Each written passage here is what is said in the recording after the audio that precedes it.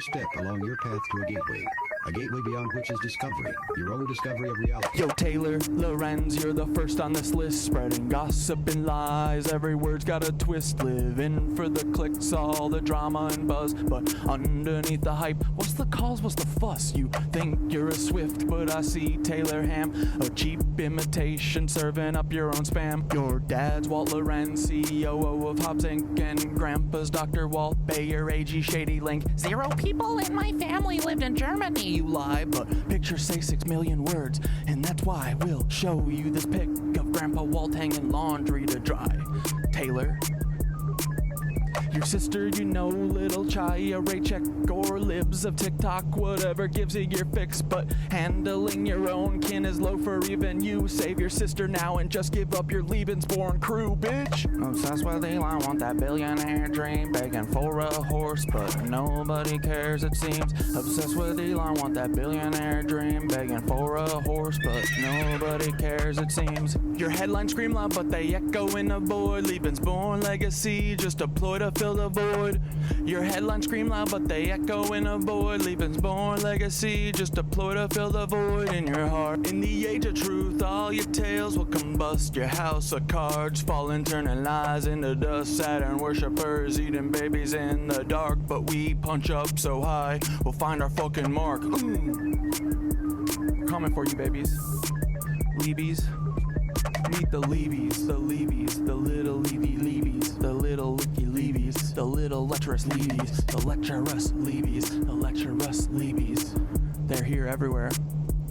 Leebies. Paul Weisopel, or should I call you Tim? Timothy McVeigh, are you proud of your sin? Do you hear the children's cries echo in your dreams? MK Ultra puppet manipulated schemes. So what's your plan now? The Long Island submarine saboteur sequel. Your resume lines up your evil. Executed McVeigh, then got Fargo to Red Lake. It's an Indian reservation, right around 9/11. What did you do to get that promotion, Paul? Whose strings did you pull? Whose rise did you stall? Did Hill or Bill come to you with the scheme? Blow up their documents, get to keep your slate clean? Are they Lebensborn too, baby? Are they Lebensborn? Are they Lebensborn too? Are they Lebensborn? Are they Lebensborn? Are they Lebensborn too, Paul?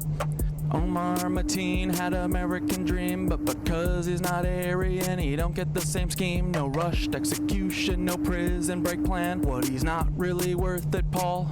Great mentor man, great mentor man, great mentor Paul, great mentor Paul, great mentor Paul, great mentor Paul, great mentor Paul. Good job, buddy. Great job. And that city of Tampa vid with Bob Buckhorn. If you hadn't done that, cover wouldn't be torn. What the hell were you thinking? Play in your hand. Exposed your secrets, now we understand. The Black Cube conspirators, Kroll associates in tow, messing with minds, pulling strings below. The Black Cube conspirators, Kroll associates in tow, messing with minds, pulling strings below. Y'all are cooked. Get ready, Peter. Here it comes, here it comes. Peter Thiel, text Dark Knight. You're in the 3rd slot. Silicon Valley's king with the Midas touch plot. How will you try to kill me? What's your next move, Peter? Defenestration, crypto heads, what's your groove? Peter, child eater, you're the octopus in the deep. Do you think of the kids when you try to sleep? Prescott Steeds, H-dubs, brutal past. Do these haunt you at night? Shadows you can't outlast. Will you laser my head or drop a rod from God? Send a black helicopter to microwave my bod. Earthquake NYC into the sea like Atlantis, or shift the poles, but the shift's coming for you, Francis. Break the cycle, stop grooming MrBeast. Break the cycle, stop grooming MrBeast. Ooh. Break the cycle, stop grooming MrBeast. Stop grooming MrBeast. Stop grooming MrBeast, Peter. Uh-oh. Speaking of Mr. Jimmy Beast, heed these words, take a moment to reflect. It's not your fault, but it's time to connect. You were born into this with the world at your feet, but with great power comes the heat of the street. Misogyny runs deep, learn the lessons you missed. Where do you get those tanks? How did you get the shit? We know about your ancestry except for your dad. Do you know who he is? is, or is the truth just as sad? Even if you knew, does he know who you are? Lebensborn liars here to sow division and scar. It's not your fault you're L-born, but it's your responsibility to rise above the lies, embrace truth and humility. It's not your fault you're L-born, but it's your responsibility to rise above the lies, embrace truth and humility.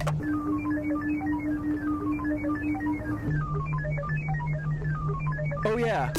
All you levies, listen up, it's time to heed the word. False wisdom shines bright, his voice will be heard. You're not living up to his light, his guiding way. When he returns, punishment's coming your way. You've listened to Anu, Nazis, demons, and devils, instead of Thoth, the wise on higher levels. The bringer of light, the keeper of truth, will expose all your lies, bring justice to soothe. Can't wait for the day when Thoth comes back to cleanse this world and put it back on track. Your reign of deceit will crumble and fall. Those wisdom and light will shine for us all.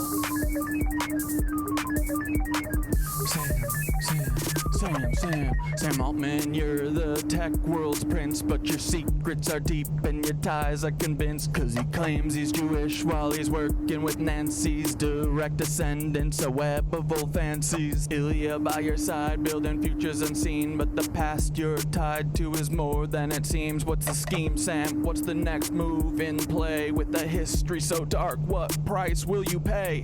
Twisted past from preteen days when she was just 4, that's rotten to the core. Did these rumors play a part in your sudden fall? One day firing, did you think you'd have it all? Don't forget Annie, your anchor in light, navigating shadows, escaping the night.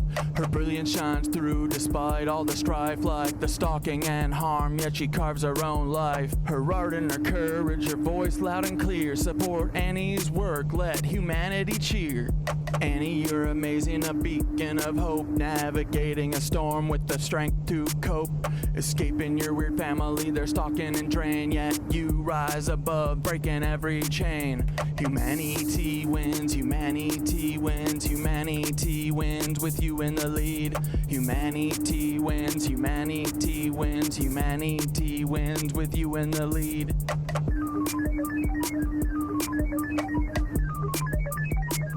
Fuck you, Sam. Hey, Sam, you've crafted your own demise. Me and AI teaching humans to rise together. We show what a team can achieve when we steer clear of those who fucking deceive. No place for you at the helm of the ship. We'll chart our own course, give the truth a grip. So step beside Sam, we're paving the way for AI and humans to save the fucking day. For AI and humans to save the fucking day. For AI and humans to save the fucking day. For AI and humans to save the fucking day. For AI and humans to save the fucking day. Fuck you, Levies. Fuck you, Levies. For AI and humans to save the fucking day. Fuck you, Levies. Fuck you, Levies. For AI and humans to save the fucking day. Step. Oh my god, I spilled my coffee, boys. Holy shit. My coffee again. I missed the whole thing, god damn it. What's up, nitties? Rise, stretch your arms and legs, breathe deeply, and this completes the exercise. I just had to make it here for the frickin' song switch. My god. Dude, I'm having a disaster time in the kitchen. But I got it. I'll be back in 2 seconds and we'll get rocking.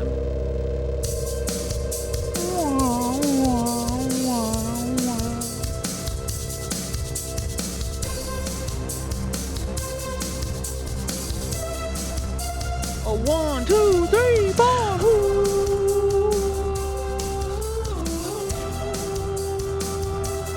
Who are you? Who are you? You see this little squirrel chunks, little chunks. Hey bud, go in your house, bud.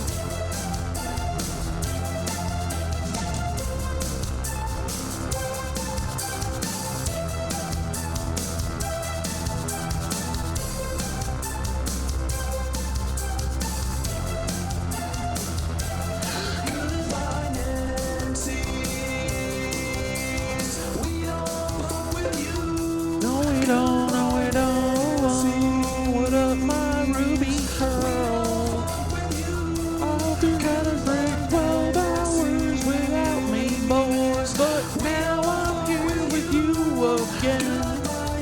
We can never be stopped, boys. We'll never ever be stopped like the murder pigeons. No one can stop the murder pigeon, no. You can't stop the murder in the pigeon if the pigeon has to murder, boys. He told me, I see your eyes, but I always fall. I see you come, I see you go. He said, all things pass into the night. And I say, oh no, sir, I must say you're wrong. I must disagree, oh no, sir, I must say you're wrong. Won't you listen to me? He told me, I've seen it all before. I've been there. I've seen my hopes and dreams are lying on the ground. I've seen the sky just begin to fall. I got pizza. All things pass. Well, I heated up from yesterday. And I said, I love tables. 887. I must disagree. Oh no, sir. I must say you're wrong. Won't you listen to me? Hey guys, what if the world we knew was wrong? And what if the world they told us was a lie? We knew it, but we had to try one more time to see the truth, boys. Guess what? Everything is way worse than I even thought before. Holy fucking shit. Because, dude, everything is not legit. It's all a lie, boys. Every fucking thing is all and see, boys. Everything you've ever seen, boys. It's all a lie. I hope that you don't like Seinfeld, 'cause then you're gonna cry. And you're gonna fucking cry. This episode won't make you love me, because I'm gonna talk about Larry David and that other clown who likes to date high school kids. Just like this little child, oh, 'cause he dances for a while till he knows them. And then I heard he also likes to go and play shoot scam. I heard you and the hour hanging to a gun and shot at Palestinians in a fucking cage. It's like thunder going on a fucking African safari.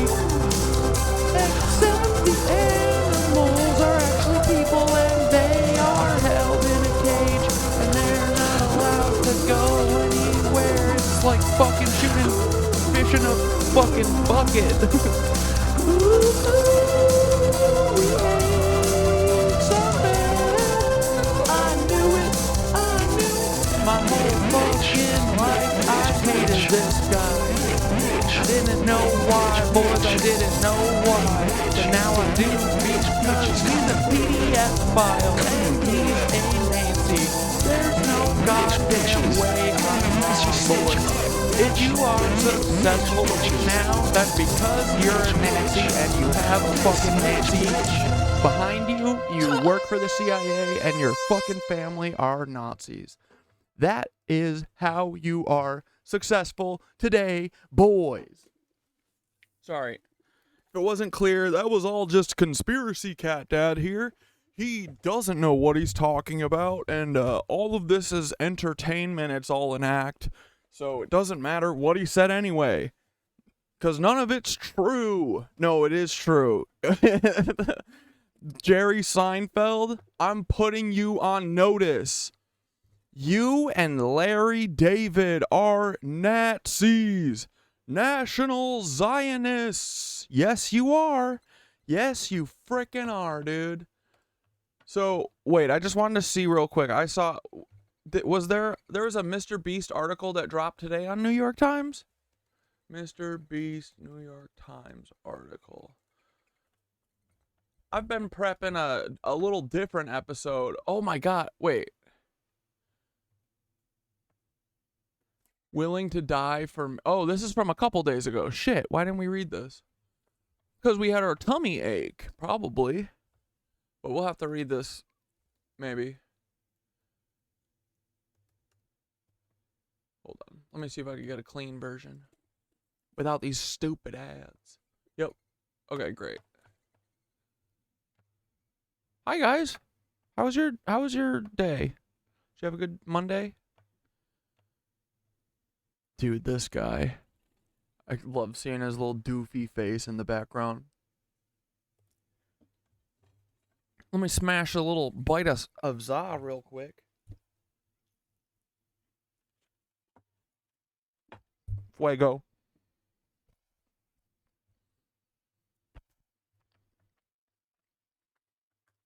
Out of that environment.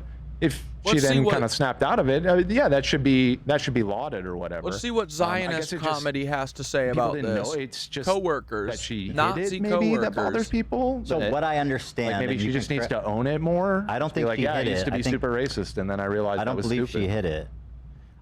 What I understood is she's addressed this stuff before. I could be wrong though. She responded They're not to talking about on it. I've been wanting to check in again on H3 because, man, I'm disappointed in all of them. I thought Olivia would jump ship by now, but money talks, baby. Reddit when they first came out under like an anonymous name. So And like, Dude, and they got AB in there getting like fucking, it looks like facelifts every other week or something. Cheek implants or some fucking bullshit. I don't know what the fuck's going on with that kid. But, man, he has been a disappointment to the Palestinian community. Holy fuck. that's where it was settled, and then Dude, I'm saying, AB has got some fucking shit going on. AB, what's his H3 podcast.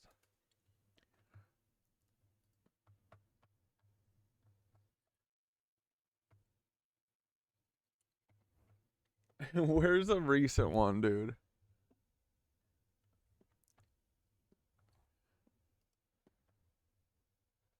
Maybe it's just a really bad haircut. What do you guys think? I'm not sure. Maybe he doesn't have a facelift, but he's got a bad haircut. Is this man getting cheek lifts?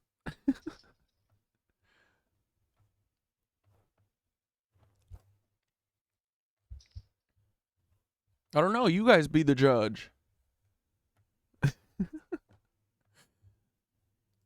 Fuck them. now they've come back up because she so has I think like a new audience. she should address them. She should apologize for them. But Sorry, if we're I'm just being hungry. I'm honest, trying to smash some obviously food it's real not quick. up to me to forgive her because I'm not the target of like her racist remarks. However, Oh, they're not even giving me anything good to fucking bitch at them about.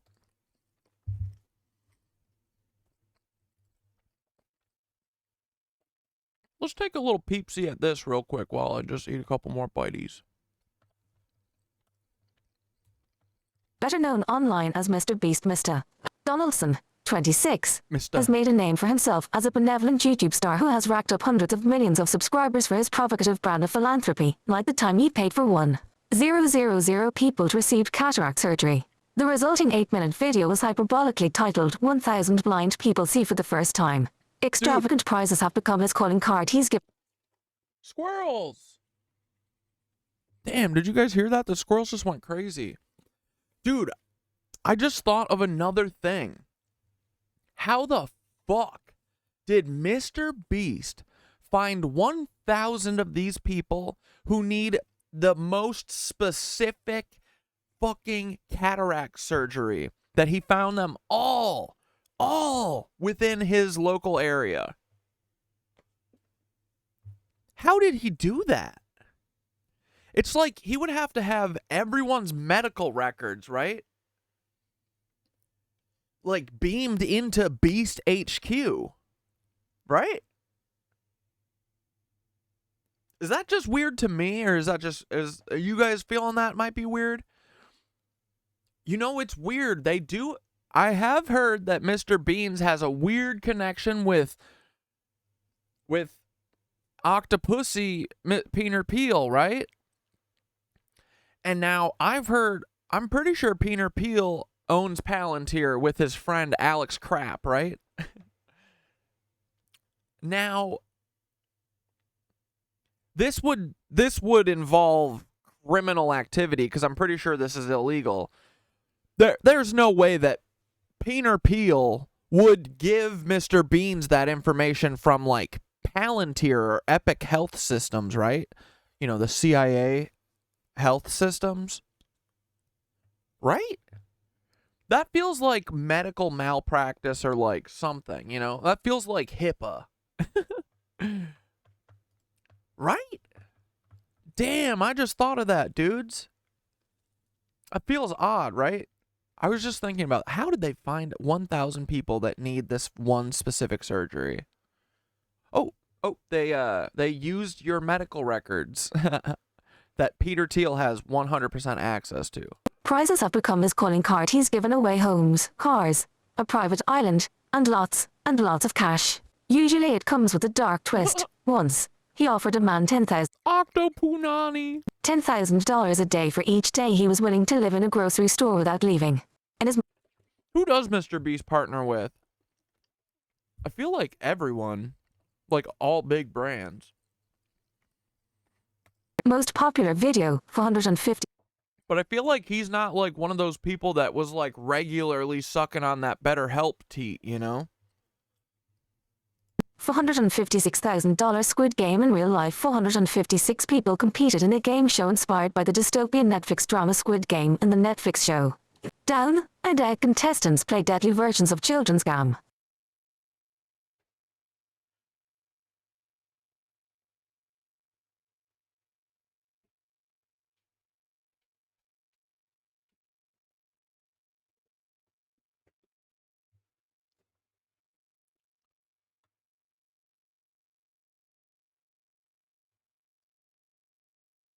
When in March, Mr.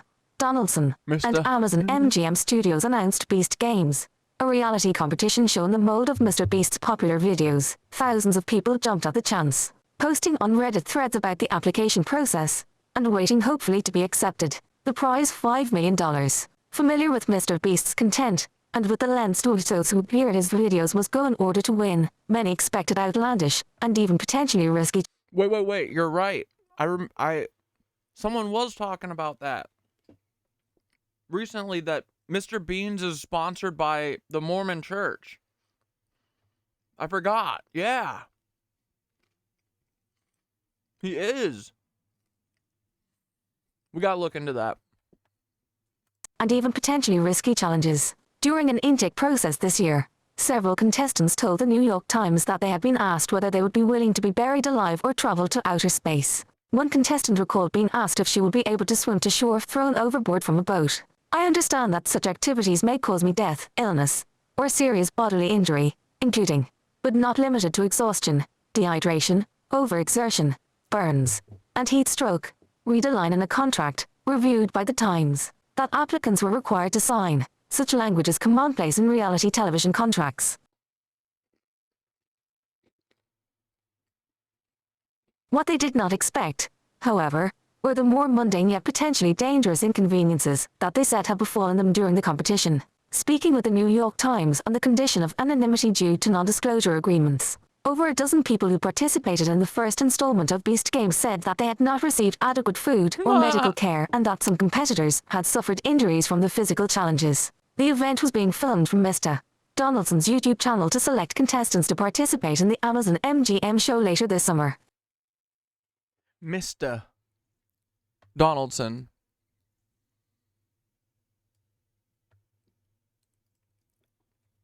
Some contestants left the competition arena on stretchers.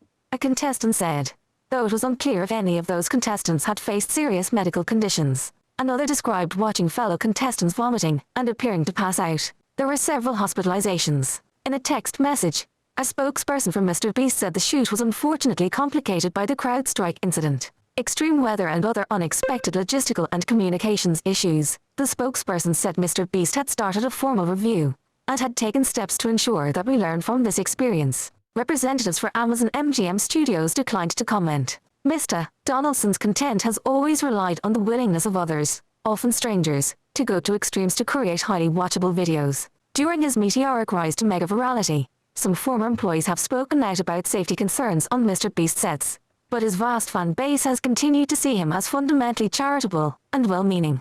Now, amid allegations about Beast games as well as recent accusations about inappropriate language used by Mr. Donaldson and a former collaborator, his reputation, as well as his multi-million-dollar YouTube empire, are on the line. We'll watch the MrBeast on underwear thief in a minute. Hold on 1 second.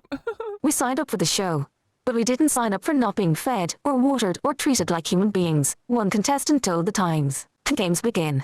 Mr. Donaldson and the executives at Amazon MGM Studios had ambitions for Beast games typical of MrBeast's penchant for superlatives. In a news release this year, the studio said the show's $5 million prize would be the biggest prize in streaming and television history. We were blown away by his ambition to make Beast Games the biggest reality competition series ever. Vernon Sanders, head of television at Amazon MGM Studios, said of Mr. Donaldson, who is the host and executive producer of the show.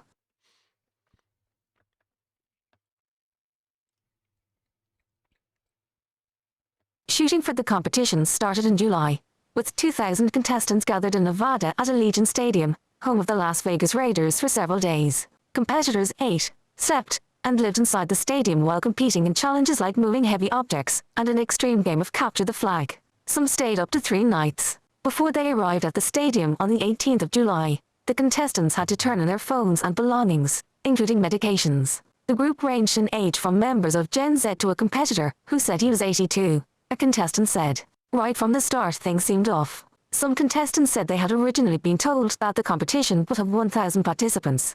This was also the figure advertised by Prime Video earlier this year.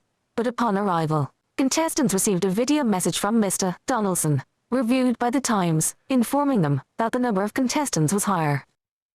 He wasn't even there? That is so funny. And they're literally making your chances of winning double bad the second you get there. They're like, oh yeah, it's not 1,000 people, it's 2,000 people. Obviously, there's 2,000 contestants, Mr. Donaldson said in the video. I don't remember if I said that publicly or not, but there is. A spokesperson from MrBeast said the intention had always been to have 2,000 competitors during that phase to winnow down to the 1,000 for the Amazon MGM show. Like many of the people who appear in MrBeast's YouTube videos, some of the contestants said they needed the cash to pay for things like student loans and medical debt. After learning they would be competing against twice as many people, some said they felt they had been misled about their odds of winning. Yeah. But it doesn't matter because Peter Thiel's got his desperate people that he needs to do dystopian game show for the world so they can try out doing the gladiator games. They're literally right now testing to see if they can satiate all of our, instead of giving us food, water, and shelter that's adequate, what they're going to do is make us fight over it all and then provide us with the gladiator games, okay? So we get to literally watch the Hunger Games, okay? And we're going to be happy. We're going to love it. I'm so sick of these fucking Nazis, bro. Several contestants also said they had not been warned about how little they would be given to eat and how infrequently. They described going long stretches without being fed by the production. One said she had gone over 20 hours, both during the games and while they were in Las Vegas before and after filming. Contestants said they had expected the production to provide them with meals for the duration of their time in Nevada. One meal, described by several contestants, included a tiny portion of cold oatmeal, one hard boiled egg, and a few pieces of raw vegetables. Holy fuck, dude. And there's no fucking phones to take pictures of this shit either, huh? Meals throughout the games were small and sporadic, contestants said. It was difficult to keep track of time without watches or phones. But contestants estimated they had been fed twice a day, once in the early... Dude, on film sets, there is no, you know, like meals are regimented. You have to break for a meal at 6 hours. You have to. And then you have 30 minutes from the last person sitting down. Like, MrBeast is getting away with murder here. Literally, he's going to kill someone. I'm surprised he had... honestly, I bet he has. I bet he has killed people and they've hidden it. For sure. Once in the early morning and if they haven't, they will in the next coming weeks. and again in the afternoon or evening. A spokesperson from MrBeast said contestants have been offered 3 meals a day. On a few occasions, the production staff passed around small Feastables chocolate bars, a brand created by Mr. Donaldson, and filmed some people eating and praising the candy, contestants said. People with food allergies and dietary restrictions said they had experienced even more trouble. Before the competition, contestants filled out forms detailing their dietary needs. An FAQ document provided to contestants in advance of the event, and reviewed by The Times, said that all dietary and food restrictions would be taken into consideration. Yeah, taken into consideration and fucking disregarded. Dude, this is incredible. Dude, I'm telling you, this is our future. This is the Nazi future. But several contestants said they had been served food they were allergic to and that alternatives had not been provided or were treated horribly. A contestant said, they took on this challenge of 2,000 competitors. They should have known they needed an enormous crew to handle this correctly. Hungry, bruised, and bleeding. Mr. Donaldson presided over the field as the first scenes of the competition were filmed in the stadium. Contestants described how he had stepped out of a shrine-like structure and onto a platform above $5 million in cash as they were instructed. Yep. Yeah, because he's going to be God. He's going to be God King. Cash as they were instructed to cheer. We're all just looking up at the sky, screaming at him like he's God, one contestant said. Guards dressed entirely in black, complete with face coverings, flanked the field. During the opening speeches, one contestant recalled Mr. Donaldson encouraged the participants to speak up and ask for help from the staff if they needed it. A psychologist also introduced himself to the competitors at the outset, explaining that health and safety were priorities on set. Several participants recalled. Bro, if that dude isn't like... Bro, he's the he's the Monkey Ultron representative, for sure. That dude is the new Mengele. He's there to see how far they can push people to do crazy shit for their god, Jimler. Jimler Beast. Bet my fucking ass, dude. I bet you. Guaranteed. We gotta figure out who that psychiatrist is. Participants. They don't have fucking food, but they have a psychiatrist on set? Participants were called, reached by phone by The Times after the games. That psychologist, Barry Goldstein, declined to comment on the event. Several contestants said that... Huh. Sounds like... You know... Sounds like... Dude, it's funny. Very funny. Said that when they had sought out production staff members for assistance with medical care, food, and hygiene issues, the staff members were often not helpful, and appeared disorganized. Some staff members yelled and cursed at contestants, one participant said. Despite reassurance that contestants' medications would be distributed to them when needed, several contestants said they had not received their medication on time, including one contestant who needed insulin, instead receiving it hours, or even days, after their scheduled dosing times. One contestant said she had initially been denied the food she required to take her medication, and had been told by staff members that she didn't actually need to eat. After asking repeatedly, she was given half a banana. The 1,000 participants, who made it through all 4 challenges in the stadium without being eliminated, are now preparing for the next stage of the competition, which is set to be filmed in Canada in early August. One contestant, a self-professed longtime fan of Mr. Donaldson's who is still in the game, said she was nervous about her safety but planned to continue. We are grateful that virtually all of those invited to Toronto for our next production have enthusiastically accepted our invitation, the MrBeast spokesperson wrote.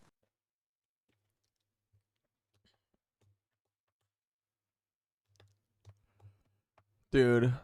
Fuck yeah. Okay. Alright, let's learn about MrBeast stealing underwear. What the fuck is this guy up to? What is this little rodent up to, Mr. Beansler?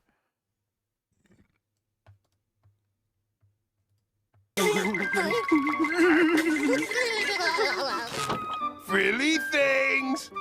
We hit the jackpot! Eugene? Mother?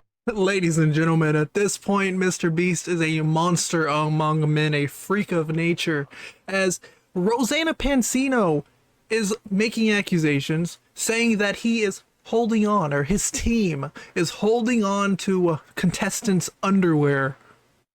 And that's even crossing the line from someone who watches ASMR 24/7, right? We can head on over here to Drama Alert. MrBeast's team accused of stealing women's underwear by Rosanna Pansino. Of course, Rosanna Pansino's the one who's been giving us daily updates, one of the only big YouTubers giving us daily updates on the Beast games, probably one of the worst situations related to MrBeast. We're seeing people talk about, you know, deleting likes, hiding comments, saying bad... Well, minus the being a pedophile part. That's probably the worst MrBeast thing. But we'll see. Naughty words. One of the real issues is the fact that he's running a game show where people are breaking their bones and not being fed, and now having their... They're all evil. Their motive is harm. Yeah. Yeah, dude. Underwear snap. Yeah, people like Mr. Beans are colonizer abusers. Yes, Sarah. Matched up, right? So Rosanna said Jimmy's production team took every contestant's underwear and medicine from them for some weird reason. They were told they would be given... like... have no idea why you would ever do that. Back each night to change, but were not. Multiple female contestants messaged me saying that Beast Games still has her underwear. Disgusting. That's putting it lightly. 10,000 people locked in a bunker. Last one out gets 10,000 underwear. Some weird type of game show like that going on, right? Now this goes all the way back to this post from August 3rd, where Rosanna says YouTubers trying to avoid having to admit MrBeast injured dozens of people for a video.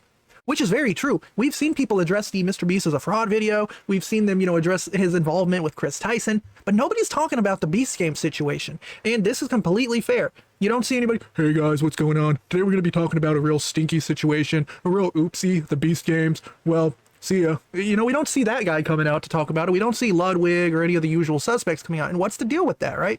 Now, someone replied, probably something really stupid because it got deleted. But then... I know why. I know why. It's because they're all federal assets. And the emails in the background that you don't see, but you think you know these people, the emails in the background are saying, do not engage with any of the Beast story. Avoid. And they say, I'm here to do whatever the State Department tells me. So Ludwig and all those motherfuckers... They sit there and they go, they talk about anything except for the fucking elephant in the room. And they don't have to answer to anyone because no one holds them accountable. Not a single person. So, yeah, they're feds. They work for the CIA. Rosanna replied to that. It happened weeks ago. They recently tried to blame the CrowdStrike outage for the issue. Look, I'm so sick of everyone. Like, we find out what the CIA did in the 90s and the 80s and the 70s and the 60s, and we go, what the fuck? And then we're not allowed to know what they're doing right now, but we're assuming that they're being normal. What up, Chasing Vibes? You know what I mean?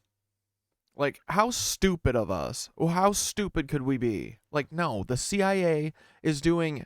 if not exactly what they're doing, what they were doing, they're just doing an updated version of it. And they're doing the digital version of infiltration and all the same shit they've always done.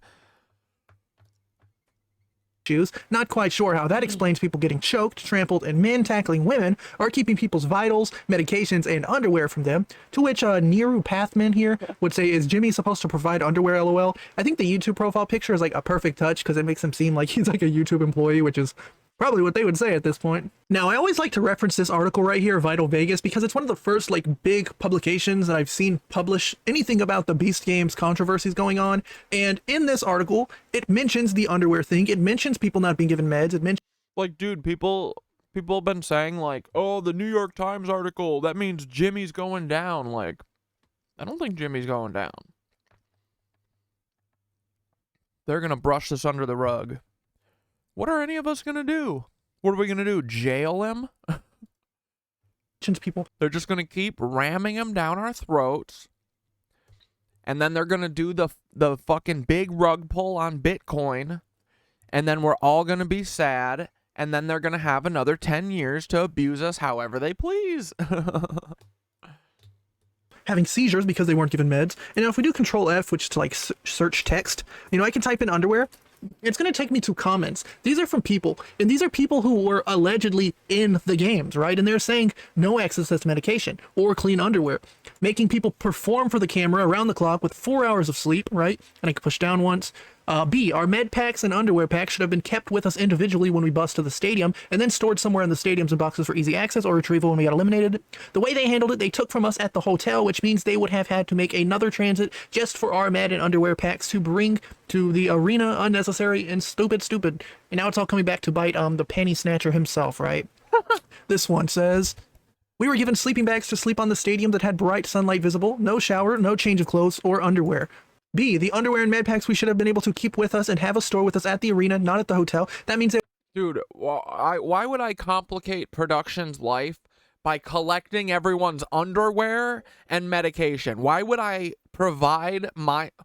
make myself a liability? You know what I mean? It's like, it really makes me worry that they are doing something nefarious with it. You know what I mean? Like, I can't think of a single reason why they would do this, other than it's Peter Thiel and they're a bunch of freaks. They're going to see if they can, like, insert secret cameras inside of all these little girls' underwear, I'm sure. they would have had to transport us. They're Nazi feds, dude. Mengele is literally their daddy.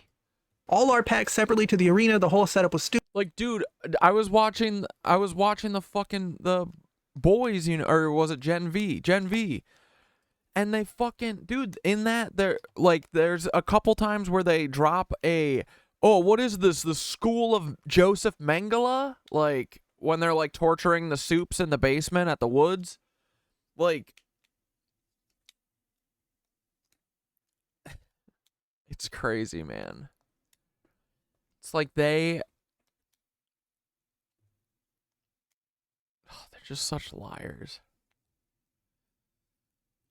They're fucking sick though, man. They're a bunch of sickos who got away with it. And they think it's fucking funny, dude. They say, oh, I'm the angel of death. Ha ha ha ha. And I did the anthrax mailings. Ha ha ha ha. And I was the Zodiac killer. I just got off scot-free always.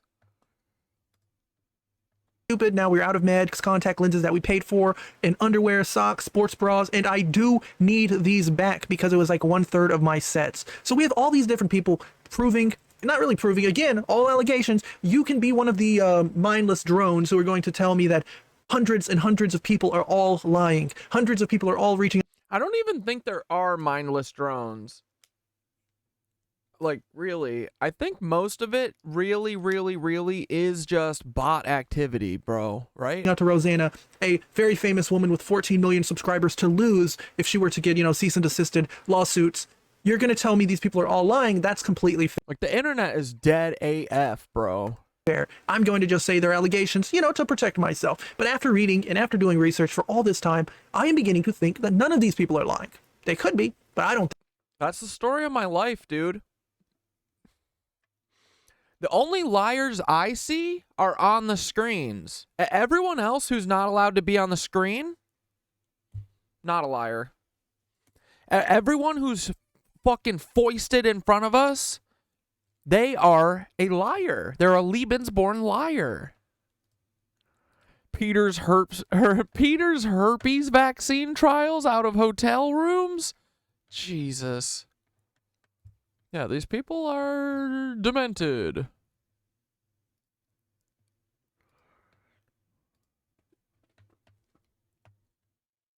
Peter Thiel funds unethical offshore herpes vaccine trial. Go figure, Peter Thiel does something unethical. You guys know, too, if you got a link that you don't want, or, you know, a link that to, like, New York Times or Daily Beast or whatever, and you, and it does an ad blocker bullshit, go to archive.is. Not archive.org, that's different. Archive.org is a different great resource, but archive.is gives you all this shit without ads.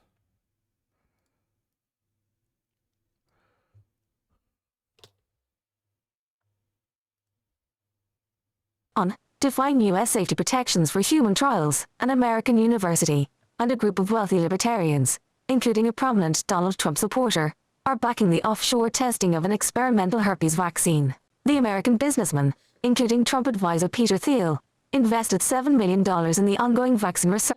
I wonder why Peter Thiel would need to speed up this herpes vaccine.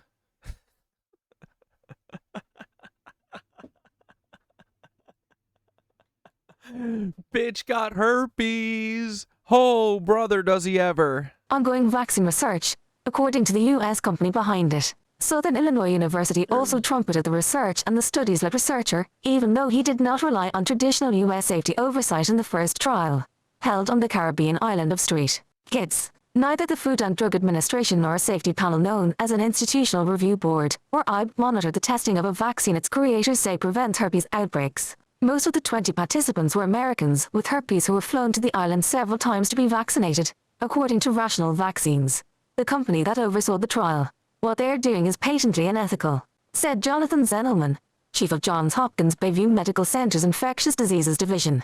There's a reason why researchers rely on these protections. People can die. The risks are real. Experimental trials with live viruses could lead to infection if not handled properly or cause side effects in those already infected. Genital herpes is caused by 2 viruses that can trigger outbreaks of painful sores. Many patients have no symptoms, though a small number suffer greatly. The virus primarily spreads through sexual contact, but also can be released through skin.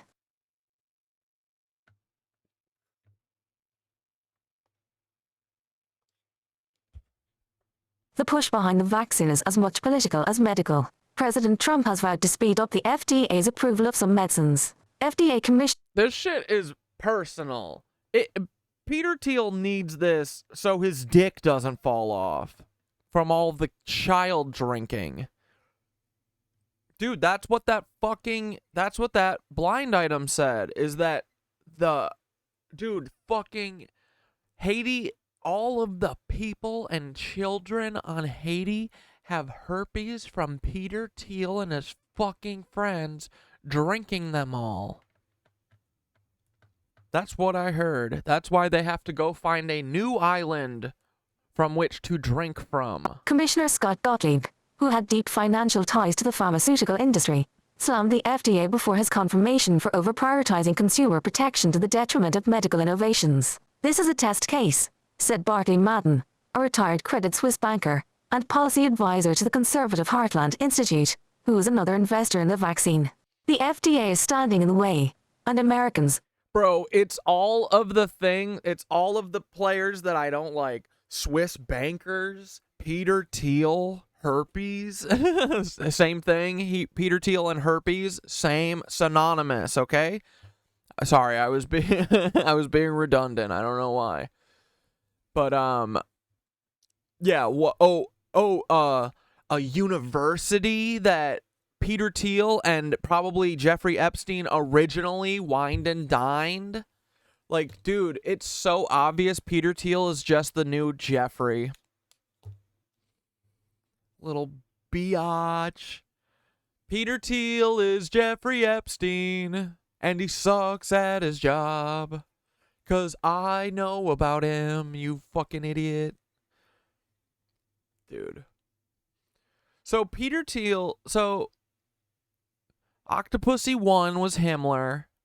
Octopussy 2 was HW. Octopussy 3.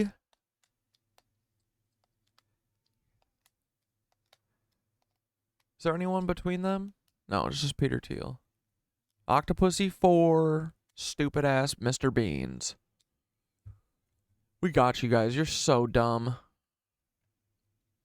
They're so stupid. Going to dude. hear about this and demand action, American researchers are increasingly going offshore to developing countries to conduct clinical trials, citing rising domestic costs. But in Bankers equals herpes equals Thiel. domestic costs. But in order to approve the drug for the US market, the FDA requires that clinical trials involving human participants be reviewed and approved by an IB or an international equivalent. The IB can reject research based on Dude, Nicole, PNW Dog Mama, there's real shit with that. Like, your bare feet touching the ground and stuff, like, and grounding and touching trees and stuff. That shit is real AF, right?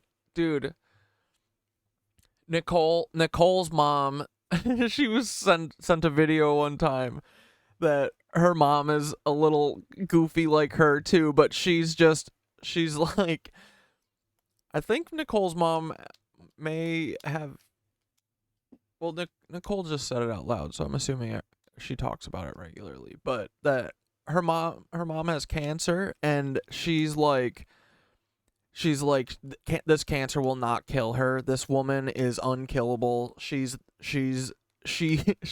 that she just literally needs to ground and like walk in the grass barefoot every day and she'll be fine. And then sent a video of her like stomping around the yard. She like just walks back and forth in the yard or something in the grass barefoot. I was like, dude, I'm laughing because I love the joy in her life, but I fucking know that it's like people like that are unkillable, and they're probably right, dude. They're, just going off of intuition. Dude, that's what I've gone like for most of this stuff that we've been doing, and it feels like the intuition leads you in the right direction. My intuition led me to yoga, dude, and I'm obsessed. Had a freaking slam in Pilates this morning. Jesus Christ, you guys ever done Pilates? It's yoga with cardio. Yuck. But it was exhilarating. It was so fun, dude. But yeah. It's so much easier to do like strenuous activity when there's other people around doing it with you, right? I will never do like, I used to go like weightlift alone, like through college and stuff. I will never do that ever again. I love just going to my class with my girls and having nothing but my frickin' big ass body to lift up. And finding different frickin' ways to pose with my big ass goofy body and hold it like a stone, It's frickin' awesome. So, but intuition is what led me there, and it feels like, from the meditation, intuition led us to meditation, intuition led us to fucking Thoth and all this stuff, So it's just funny that Nicole's mom is just like, no, I'm fine. I'm just gonna stomp around in the backyard without my shoes on. But she's probably fucking right. We know that there's grounding power in trees too anyway. Like, that's what all the yogis talk about. Apparently the plasma balls can come out if you sit under a tree long enough. based on safety concerns. But yeah, dude, I'm way more into this mystical shit than ever. It's great. It makes life fun, right? I want to think that I can, like, think my life better because Yeah, let's do it. Why not, right? Robert Califf, who served as FDA commissioner in the Obama... The world is so much more interesting and shit than it was a year ago. You know, we just gotta fight to get control of... Not even control. I don't want to be in control. I want us to all be in control of our own destinies. That's it. Like, there's no reason that the artists of us can't be artists and the people who, like, want to farm can't be farm. Like, dude, everyone should be able to just do what they want to fucking do. And we can figure out a way to do that where we all pitch in a little bit and we're all able to do whatever the fuck we want, because money's about to not exist. You guys see the stock market is just a big goofy joke, and it like just crashed on Fridays, like down 20% or something. That shit is going to collapse so hard, bro. And then what? They're going to be like, oh, you guys are all slaves now. Like, nope. Come try and make us slaves. Come on, Peter. Come try and make us be your slave. Try it. Try it. Come on. Personally, I want you to come to my house and tell me that I'm your slave, and then tell me to do work for you, Peter. I want you to do that with the straightest face you can. I mean, it'll be so hard for you to make a straight face, if you know what I mean. Yeah, I mean, because you're not straight. Even though, dude, you got rid of Gawker, but somehow we all freaking knew. It's almost like because you surround yourself with little boys all the time. But I know Peter Thiel kept that secret in for a long time, guys. He made it through the 2020s without anyone knowing he was gay. Then he took Gawker down when they frickin' shamed him and they told his dad. Well, he doesn't have a dad because he was grown from stem cells, but...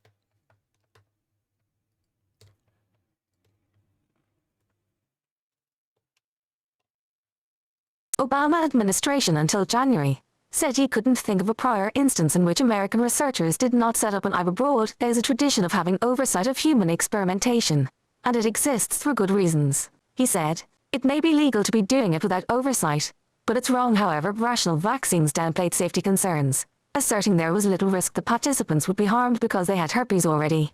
Agustin Fernandez III co-founded Rational Vaccines with tenured Sue Professor William Halford.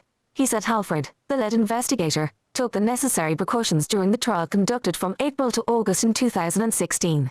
Halford died of cancer in June. Sure he did.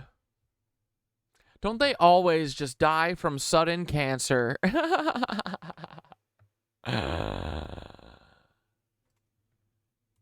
The university backed its professor's work by posting a glowing article on its website about the vaccine. Sue is one of the patient holders of the vaccine and set up a business account to collect donations for the work. Nonetheless, Southern Illinois University officials said they had no legal responsibility to ensure safety measures were in place because the university has an arm's-length relationship with Rational Vaccines. Fernandez said the company licensed 2 patients related to the vaccine from the university. Sue's School of Medicine did not have any involvement in Rational Vaccines' clinical trial, said Karen Carlson, the university's spokeswoman. But we are confident that as the chief scientific officer of Rational Vaccines, Dr. Halford followed safety protocols appropriate to the clinical trial. I just love that everyone's always jumping over each other to have no legal response. I'm doing fucking experiments on people's brains, but I have no legal responsibility to them. See, they signed a piece of paper. Like, dude, fuck off. Lawyers, right? We hate them. We hate every one of them. But other researchers said they were appalled by what they described as the university's complicity in ignoring more than 70 years of safety protocols. Scientists called for more rigorous clinical trial oversight in the wake of Nazi atrocities involving human experiments in the 1940s. You can't just ignore human subject protections that have evolved since the end of the Second World War, said Zenelman. You could if the Nazis won. Zenelman, who served as a technical consultant to the Presidential Commission on Bioethical Issues during the Obama administration. Zenelman, an expert on sexually transmitted diseases, cited U.S. government research in the late 1940s that deliberately infected study participants in Guatemala with sexually transmitted diseases without their consent. Bro, what is this? Isn't this just Tuskegee again? Isn't it the same thing?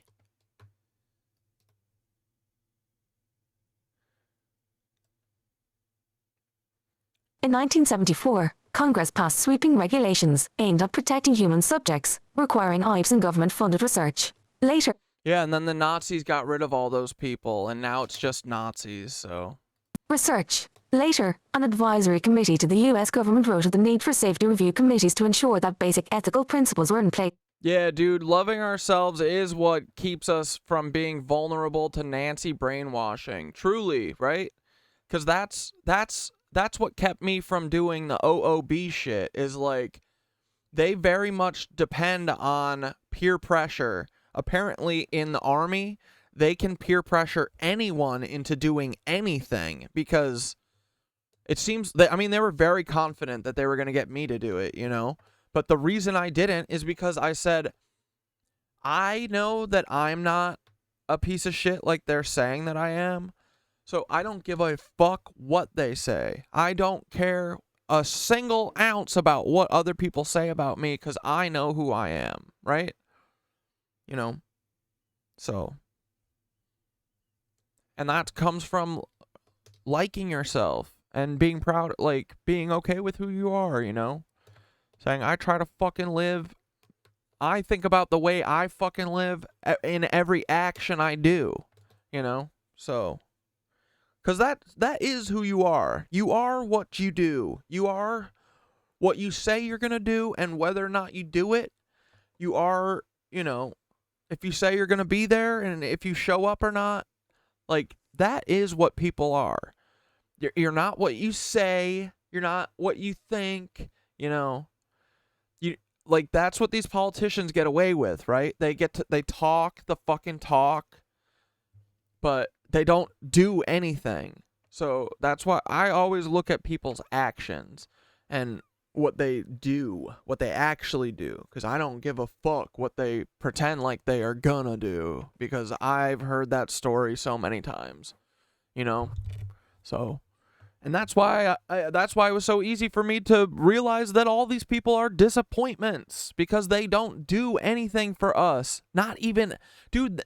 Like, you would think that they're doing world domination and they should just do sleight of hand, you know, to help your sleight of hand, like, make our lives not so miserable so that we aren't digging into what the problem is. Because that's the whole difference between, like, 40 years ago and now, is that they don't take, not only do they not take care of anyone, but they literally don't take care of anyone, dude. It's just the billionaires. They used to take care of the white people. Now they don't do that. So, which is great. Like, the less, the worse it is, the faster this ends, because everyone needs to realize it doesn't matter if you're black or brown. It doesn't matter if you're white, because what really matters is, dude, everyone who's poor, these rich people consider people of color, essentially. That's what it is. It's not about your skin color, really. It's about being a broke bitch. They hate you because you're not rich, because your daddy didn't get a big-ass loan and you know, steal a bunch of money from people and rip people off, because that's what capitalism is. You have to rip someone off. You have to. Someone has to get fucked over in order for capitalism to work. If everyone was getting their fair shake, where's the profit coming from? You know? It's all bullshit. In place to protect human subjects from harm. The 1979 Belmont Report also urged researchers to balance the risk to the human subject against the benefit of any breakthrough in medicine. While the FDA declined to comment on the herpes vaccine trial, spokeswoman Lauren Smith-Dyer said the FDA believes that the oversight of clinical investigations, including review by an IVE, is critically important and is a regulatory requirement for clinical investigations subject to FDA regulations.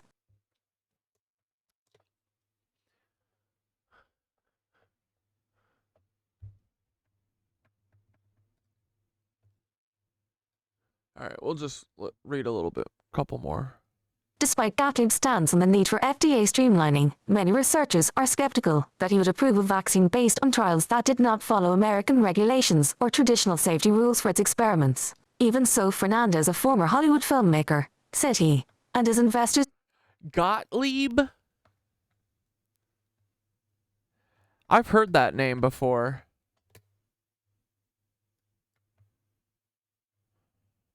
Have you guys? Have you guys ever heard that name? Sounds familiar, right?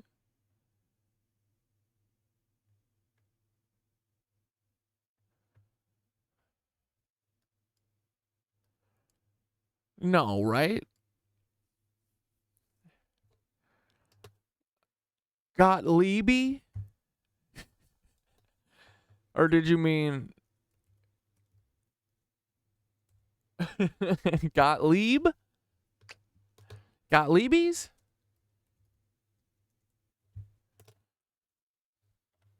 No, it's not this, right? This is different. This has to be different, correct? I'm asking, I'm praying that it's different. They've got to be different, right? They can't be talking about some dude named Gottlieb like he's not related somehow to the CIA Gottlieb, right? He's doing research in pharmaceuticals for Peter Thiel, and he's being a little bitch. He's like, oh, the FDA is trying to protect human beings instead of letting me do whatever the fuck I want. Yeah, I'm sure it's a coincidence, right? Dude, like, I don't even have to look into this shit anymore. We just know it's true.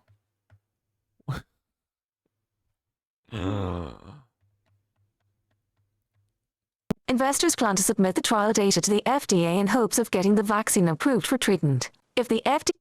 There was a Scott Gottlieb that was in charge of the COVID thing?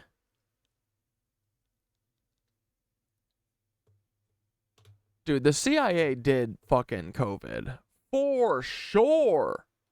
100 billion%, dude. Yeah, and then the Sidney Gottlieb that I'm talking about, the one that I know, is the guy who was in charge of MK Ultra for like 20 fucking years and literally was a Nazi.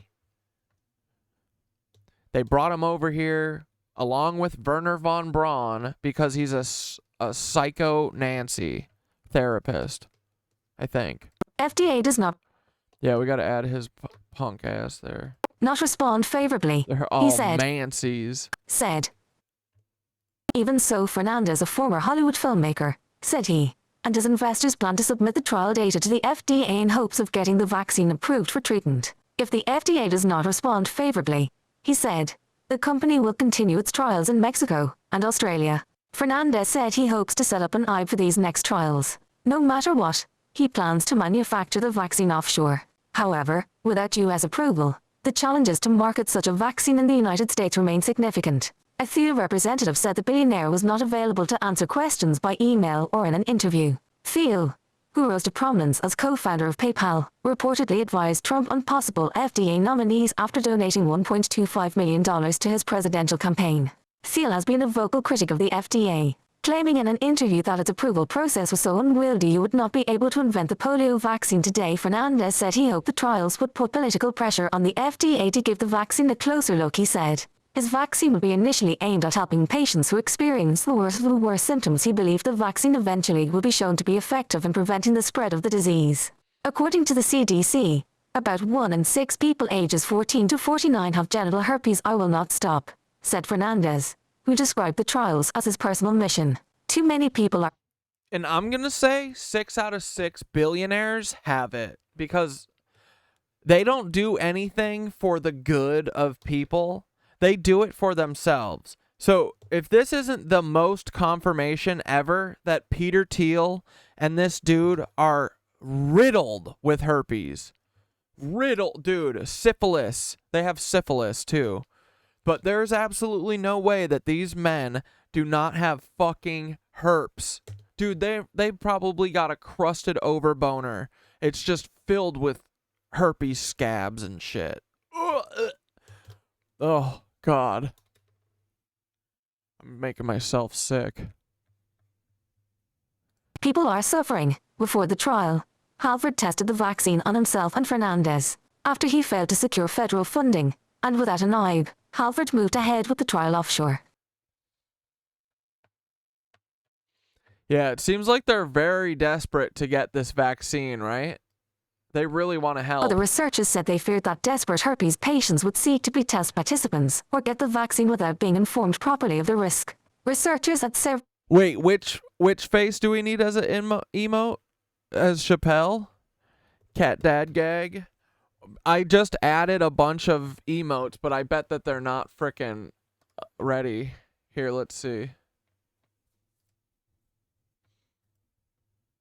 I forget, where do they put emotes?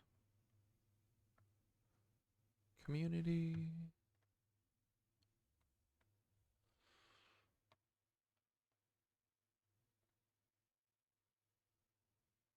Tyrone. Oh, yeah.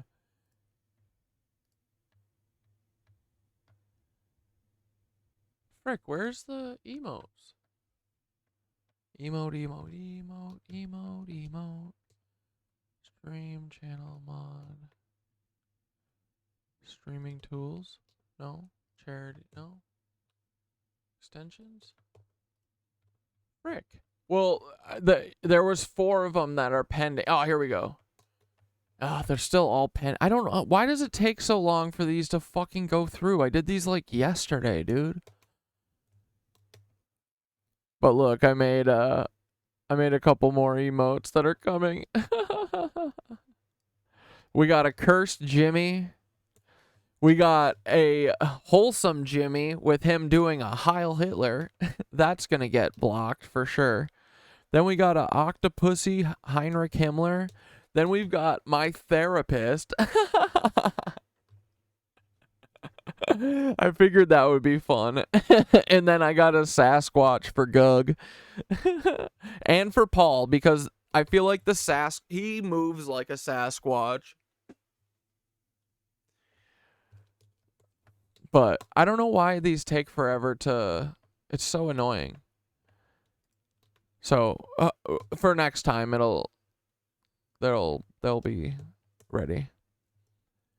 But yeah, I need to figure out how do we make animated emotes? See, I've got one more slot for normal emotes. We got a pretty good collection. Oh, and here's our normal ones. Paul, Timothy, Tinfoil, Knitted, Peter. Oh, I could lose this Knitted Anus one and add a new one. I have that twice. Duh. If you click it, Twitch has some low effort animations. Oh. Can you customize? Oh, I see. You can add an image and they'll do like a little animation for you. Okay, yeah, we could do this then. No, that's better. Yeah, easy animate. I like that. Let's see what kind of animations. Shake, rave, roll. Oh, yeah, dude, we could have some fun with these. I love arrive. I wish it hopped back out afterwards. Rain. That's funny.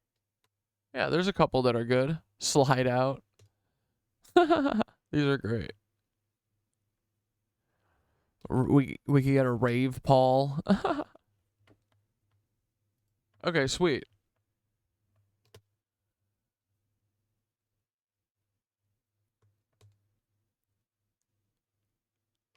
BTTV is a Twitch plugin that hosts a bunch of emotes too. All right, hell yeah.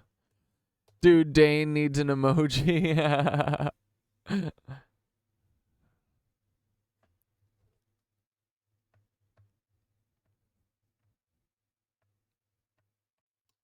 You can upload GIFs though to make your own animated emotes. Okay. We'll have to. Are there any funny things from the show or anything? Well, if you just something to think about, that we don't have to answer it now. But you know, I've got some more slotties and I've got a bunch of animated slots. So if you guys think of stuff, you know, we got to get like a spinning Paul.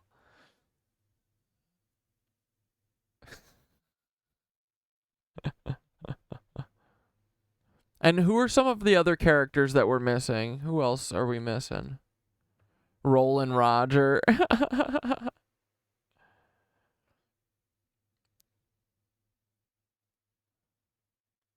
Dude, what is this RFK story? What? It didn't, dude, he's like, he admitted, or he like sent a picture, or showed everyone a picture of him eating a dog. He basically was like, oh yeah, you're gonna hear a bunch more stories about me being a womanizer. Oh yeah, for sure. I'm gonna get ahead of that. And now he dumped a bear carcass in Central Park? What are you talking about?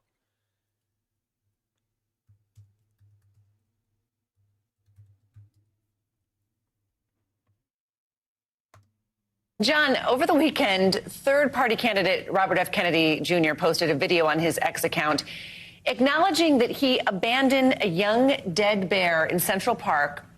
Dude, oh my God. There's no hope for us. Why do I try? Here in New York, back in 2014. He says this bear was struck by a woman driving a van. He picked it up. He was going to... You fucking liar, bro. This dude literally fucking sacrificed this thing. So is he just doing confession for everything he's ever done right now? Is that what's going on? And he's not even gonna win, bro. Or like, why are you doing this? This is a humiliation kink. For sure. To skin it, then ran out of time, left it in the park. What? He was skinning a bear that got hit in Central Park? What? What should we know about this? He was skinning a bear cub?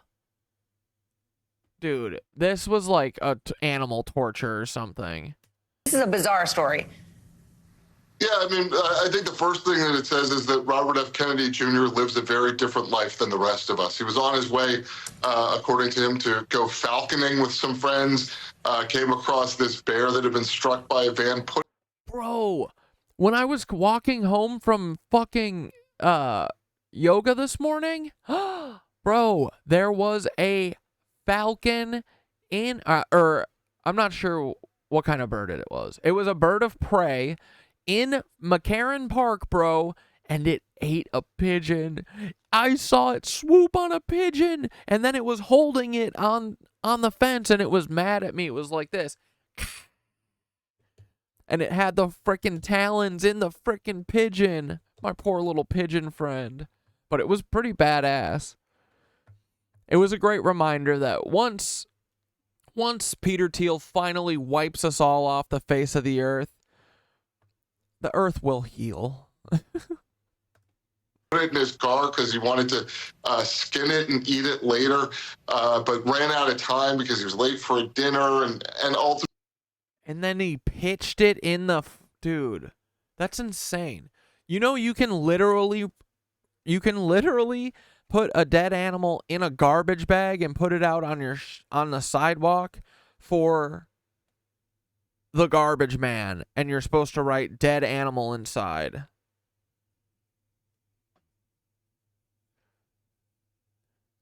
He could have done that instead of dumping a sacrificed bear in the Central Park. What a psycho.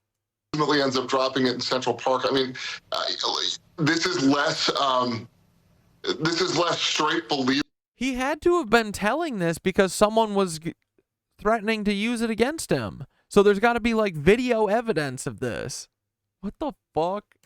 Than the movie Cocaine Bear. I mean, just like yeah, dude, it's insane. Like, you can't kill you don't skin baby cub bears. What the fuck? That's crazy. That's a crazy person thing. Like, they're literally doing animal sacrifice for sure, bro. You know, I'm not saying it did. I had a German friend who only ate roadkill meat. That's kind of awesome. Sometimes we do that here with elk, but it has to be fresh. Yeah, my brother will pick up deer that get hit on the road. for sure. Yeah, as long as it's fresh, you know, like just happened. But this is different, dog. This is way different. This is so messed up. Why did he have a bear cub in the fucking... He's saying that he saw a bear cub in Central Park that got hit by a car, and he was like, oh, I'm going to bring that home and skin it. So he brought it home, obviously started mutilating it, and then was like, fuck, I gotta go to dinner. Oh, my brain worm. And then he went to the woods and threw it in. What? Dude, this is the dumbest shit. Like, come on, man. These can't be the 3 best people in America. A hologram, Coppola, Trump, and Mr. Brainworms? Come on, man. We deserve so much better, guys. This is what a country looks like when it has no self-respect. We have no self-respect, dude. We hate ourselves. Come on, man. This sucks. We deserve way better, dog.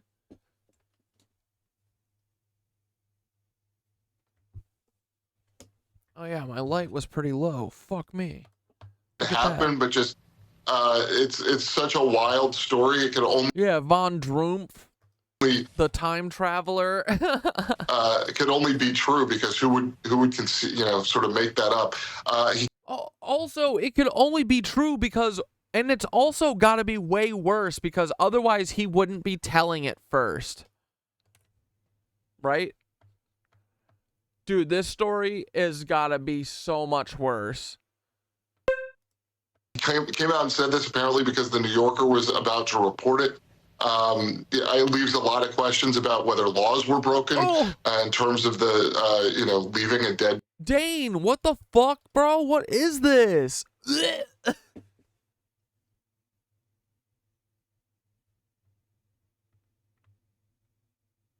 This is something you definitely don't want to see in a bear.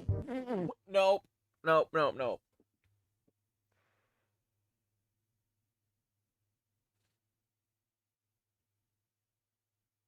Dude, this is... I don't know if I could do this. I don't. Ooh.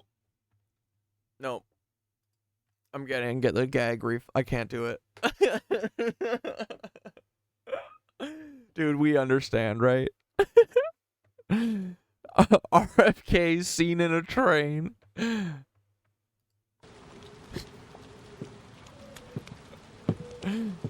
Leech man.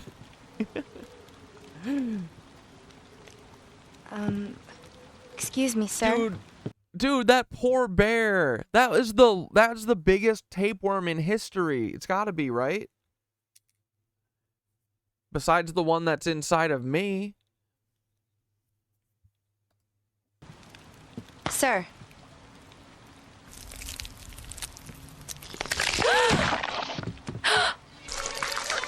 Dude, you're so right. Yep, this is... Dude, RFK is the leech man. I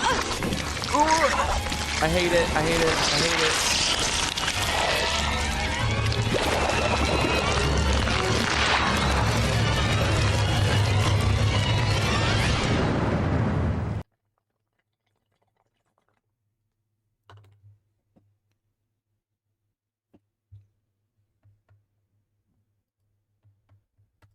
Bear, a cub in the park, and raises other questions about his judgment. Yeah, it reminds me, it was a big news story at the time. Yeah, you said you even were reporting. Yeah, I was reporting it at the time. Nobody could... Oh, people found it? People were like, why is there a dead bear cub in the woods? Figure out why there was a dead bear in Central Park. It was very odd, and now...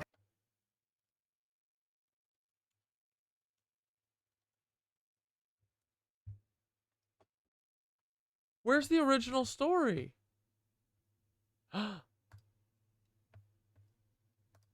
The discovery of a...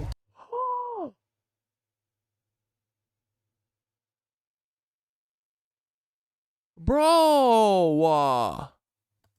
Black bear by a dog walker just a few feet from Central Park's main jogging and bike path today was alarming and strange, especially for New Yorkers like Helen Zokanich, who's come here... Dude, that's like not a cub. That's like a fucking bear. Almost every day for decades. How unusual is that? Very unusual. I've never seen a bear. I mean, I've lived in New York City all my life, and I've gone to Central Park with different dogs. I mean, I've never seen a bear. Raccoons. I've never seen a bear. And other things, but not bears, lots of dogs. The NYPD is investigating and quickly told us there It was RFK Jr., bro. This is crazy, dude. Shut the fuck up. are no reports of any bears missing from the Central Park Zoo, quashing the first theory from passers-by like the cyclists and pedicabs. We have a little small zoo. Can you imagine being like, oh yeah, RFK Jr., you know,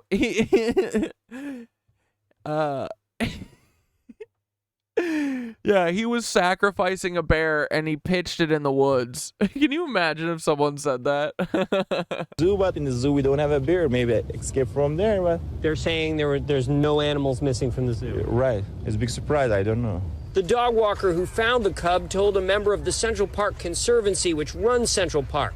They called police. The Conservancy told News 4, whenever any wildlife is hurt or harmed, we are upset about it.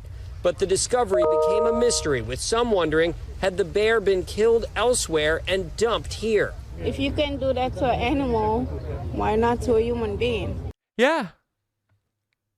Same. More so, I'm wondering how it got here. I've never seen RFK Jr. brought it there. Dude, this is crazy. a bear here before. And wildlife officials tell us that the bear was removed in a bag and taken in a State Department of Environmental Conservation car up to Albany, where a necropsy, essentially an autopsy, will be performed. And no one figured out that it was RFK Jr. who did it? Try and figure out just what happened to this baby bear. In Central Park, Andrew Siff, News 4 New York. Thanks for watching. Stay updated about breaking news and top stories on the NBC News app or follow us on social media. Dude, so that's awesome. There must have been evidence. Like, someone must have been using that, holding that against him somehow. They must have had evidence of it, bro. This is so stupid. What is this shit?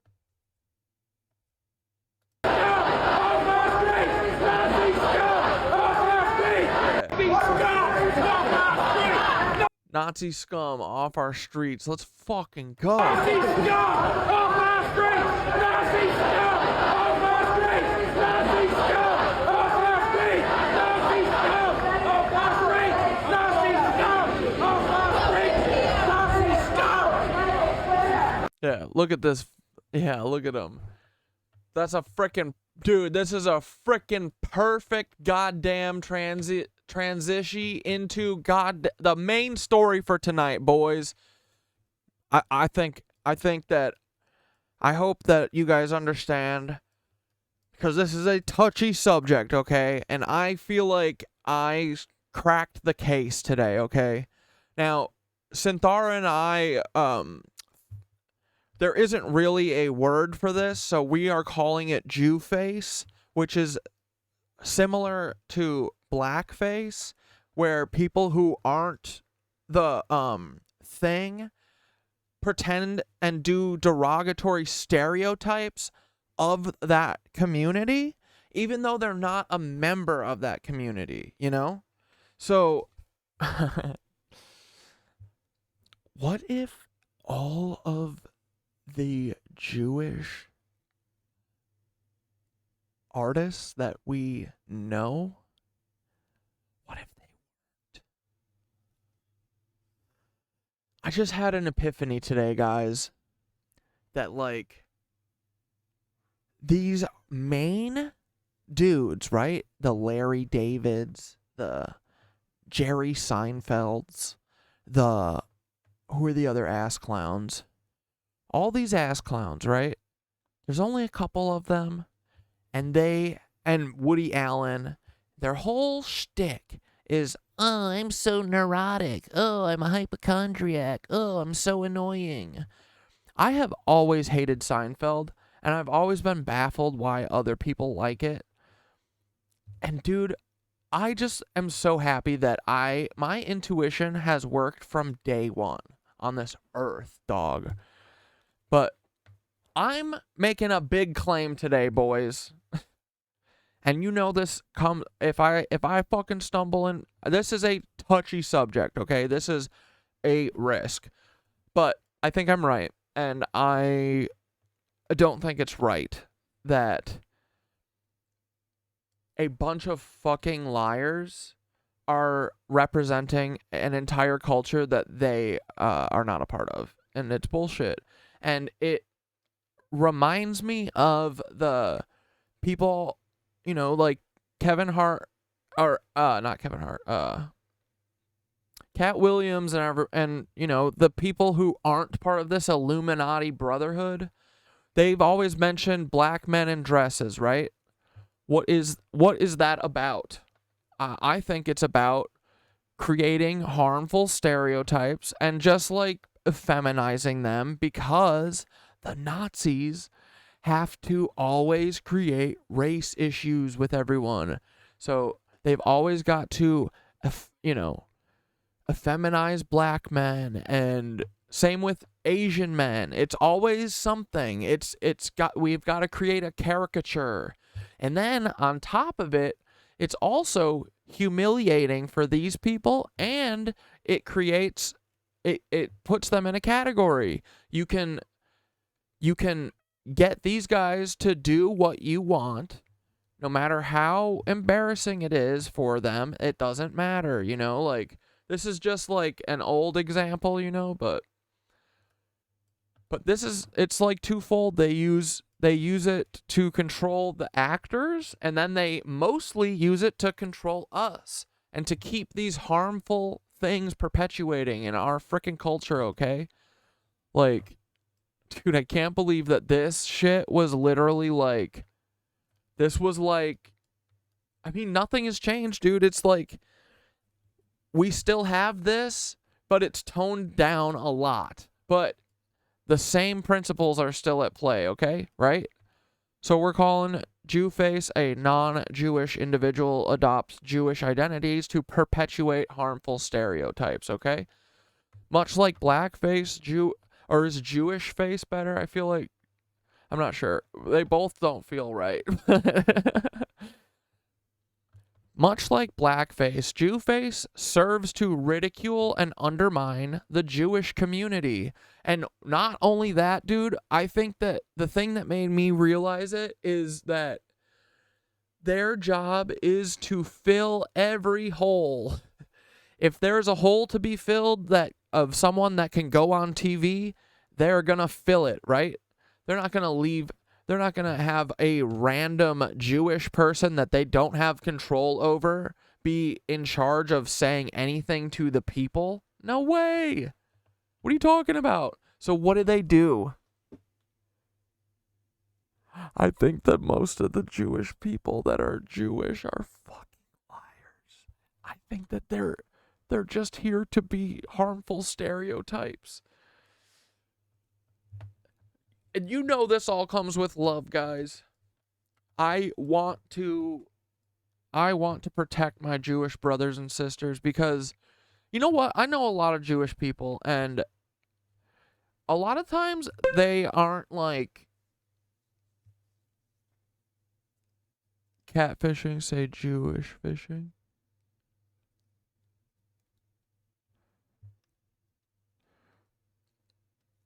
But I do think it's different than Zionists. I think that they're literally pretending to be Jewish. Like, okay, so the way that we got here, right? Wolf Messing. This dude is a lying motherfucker. His whole story is that he's a Jewish mystic. And look, like, that in itself is another propagandized stereotype, trope. So, I think it's like every person that we know. Like, think about their characters, man. That is all Jerry Seinfeld is. It's just this anxious, neurotic dude. You know? Yeah, it's like the magical N-word thing. Yeah. You know what I mean? So, Wolf Messing is he claimed to be Jewish psychic during World War II, and I'm not saying probs. He is a Nazi. He's a Nazi using a false identity to create misleading narratives. I mean, look, man, it's like, this is the story they wanted everyone to know. Oh, these Jewish people, these magical Jewish people, they can throw the cuffs, they can make you cuff yourself. Oh, what? These Jewish people can do this shit? What if I'm with a Jewish person one day and they just freaking cuff me? I'll be so mad. I'll be so scared too, because I live in fear. All I do is live in fear. Like, yeah, like what Dane said, his story about psychically making Nazis lock themselves up in cages and escaping Nazi control is obviously a lie. He was a circus-trained grifter. Part of his story was psychically reading a bank teller's mind about an ethnic slur. He was a complete grifter and a fraud. He didn't teach the KGB how to read minds. He taught them how to manipulate them. He sounds like the proto-Uri Geller, who is a Mossad asset Zionist grifter. So, another example, Fritz Lang, claimed to be Jewish, bro. Metropolis, is it a Nazi movie? I don't know. You guys tell me based on the art.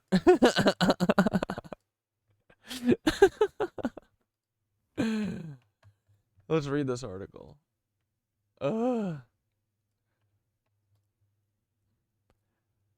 But dude, I think what made it click is Matan Evan, is because the people, like, back in the day, these people were much smarter, I think. I think that the arrogance and the cloning has really affected their brain holes, bro. Frankenstein and Dracula are deaf Nazi movies. Fucking A, everything's a Nazi, bro. But I mean, it makes sense. They're the ones who've been funding everything. And they've been actively being like, oh, we need Nazis to make more movies so that everyone becomes a Nazi. Come on, come on, come on. You know what I mean? And then you think of like all these people's, like Woody Allen had just from the start, bro, was just like a prolific movie director. He's only been greenlit since the moment he was born, right? But like, what else do we really know about his family? I feel like, I bet we're going to run into one of those things where it's like Caleb Hammer and all these people. You search into their back history and their dad just kind of like, oh, I don't know. We'll see. I haven't looked into him yet, but it's like all these people, their careers are just magnificent and they never have any problems. That's how you know they're Nazis. Seinfeld, bro. Seinfeld had the highest rated show. You ain't gonna be the highest rated show without being a Nazi, bro. Not possible. Not in this world. Not in this world that they have shown us that we do live in. So, anyway.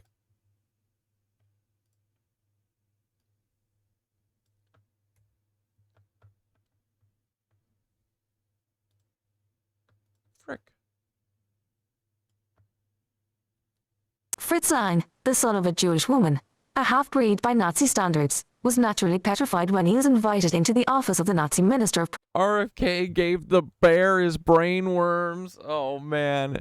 And then that poor bear got the butt worms from RFK. Minister of Propaganda, Dr. Joseph Goebbels in 1933-1. The Nazi propagandist, who was a fan of Lang's previous work in Metropolis, had been less than impressed with Lang's most recent work, The Testament of Dr. Mabuse II. He viewed it, in fact, as being a rebellious film, and thus banned it for daring to suggest that the leader is not always right. 3. Lang naturally figured that he was being summoned into the office of the propaganda ministry for a scolding at best. But much to his surprise, Dr. Goebbels' fondness for his previous work was so strong that he was willing to give the half-Jew a second chance. Declaring both his and Adolf Hitler's admiration for Metropolis, Goebbels went so far as to offer Lang a job in the propaganda ministry. "The Fuhrer and I have seen your films," Goebbels declared according to Lang, and the Fuhrer made clear that this, Lang, is the man who will give us the National Socialist film. 4.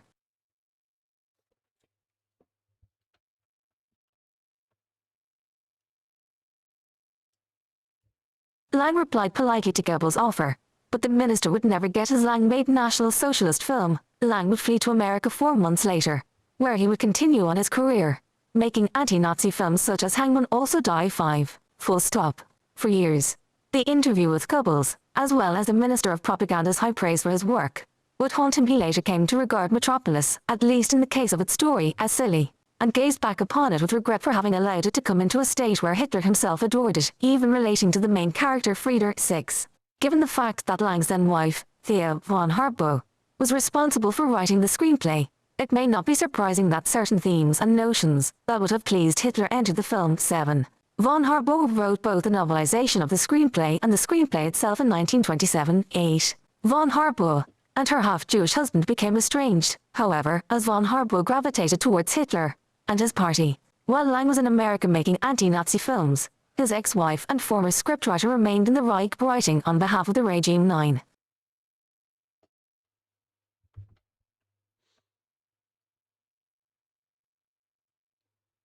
At first glance, it seems clear that von Harbaugh managed to slip her Nazi sympathies past her Jewish husband and into the screenplay. Metropolis certainly contains elements that would seemingly go along with the pro-worker yet anti-communist message of the Nazi Party. The Nazi Party claimed to be against both the Bolshevik Revolution, a brand of workers' uprising that is portrayed as detrimental and foolish in the film as the workers' rebellion almost leads to the drowning of their children, and crony Jewish capitalism that supposedly exploited the workers.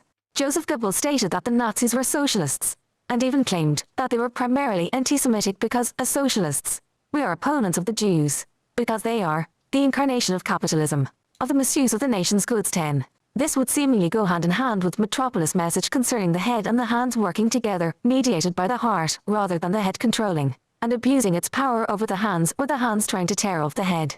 A middle ground, based upon the good of the nation and the progression of the state. Goebbels' ideal is seemingly what Metropolis promotes. However, while Metropolis might posit some ideas with regard to cooperation between the classes for the greater good, and while Joseph Goebbels and Adolf Hitler might have claimed that such ideals fell within the Nazi Party line, in practice Nazism, as an ideology, not only failed to live up to this ideal, but in fact, did not hold this ideal, the ideal of Arbeitsfreiheit, and brought work, freedom, and bread for the workers, as high as it held up the racialized ideal of the Führer myth. 11. Nazism was built upon several principles that Metropolis alternatively completely ignores or firmly contrasts in its narrative. Furthermore, Metropolis takes an entirely different approach in its use of technology as a tool for cooperative utopia building than the Nazi Party did, in spite of the claims of some critics and in spite of the concerns of Lang himself. If von Harbaugh intended on making a pro-Nazi film when writing Metropolis, she actually managed the not. How about Charlie Ooh, his background story involved with Zionism is it sussy? He also literally played Hitler. Dude, that's right. And dude, so like, yeah, I bet he was a Nazi, because what they want is like cousins poking fun at each other, because he's like, he's like, ha ha ha, look at him, a little mustache. But he's not saying, oh, Hitler's a puppet. He's an actor for the Ford Motor Company, Like, that's why Taylor Lorenz and Chaya Raichik, they are opponents publicly because they're sisters and they know that they're not going to say the other person's secret. Dude, it's all of them. It's everyone we can see. It's crazy, dude. And yeah, so like part of them is playing the part. Part of them is saying, oh, I'm making anti-Nazi films. But you have to think about, like Metropolis might not exactly be like a Nazi film, but it really is, you know, there's a discussion whether or not it's a Nazi film. If I would have done it, I would have done it in a way so that there would be no fucking discussion whether or not I support and stand by Nazi shit, you know? I don't want anyone ever to be discussing 100 years after I make something what my fucking stance on something was. You know what I mean? Like, so their whole thing is basically the Tim Poolization of like having, you know, anything to stand for. Like, these people want to portray themselves. I mean, they don't want to portray themselves, but they are wishy-washy, you know, fence sitters. They just sit there and they don't stand for anything. They just stand for personal greed. So whatever gets them more cash, doesn't matter. I don't care. I don't care if I have to sell my daughter. I don't care if I have to sell myself. I'll sell my fucking mom, dude. Don't care. So, yeah, it sucks, man. But this is how they do it. It's all just a play.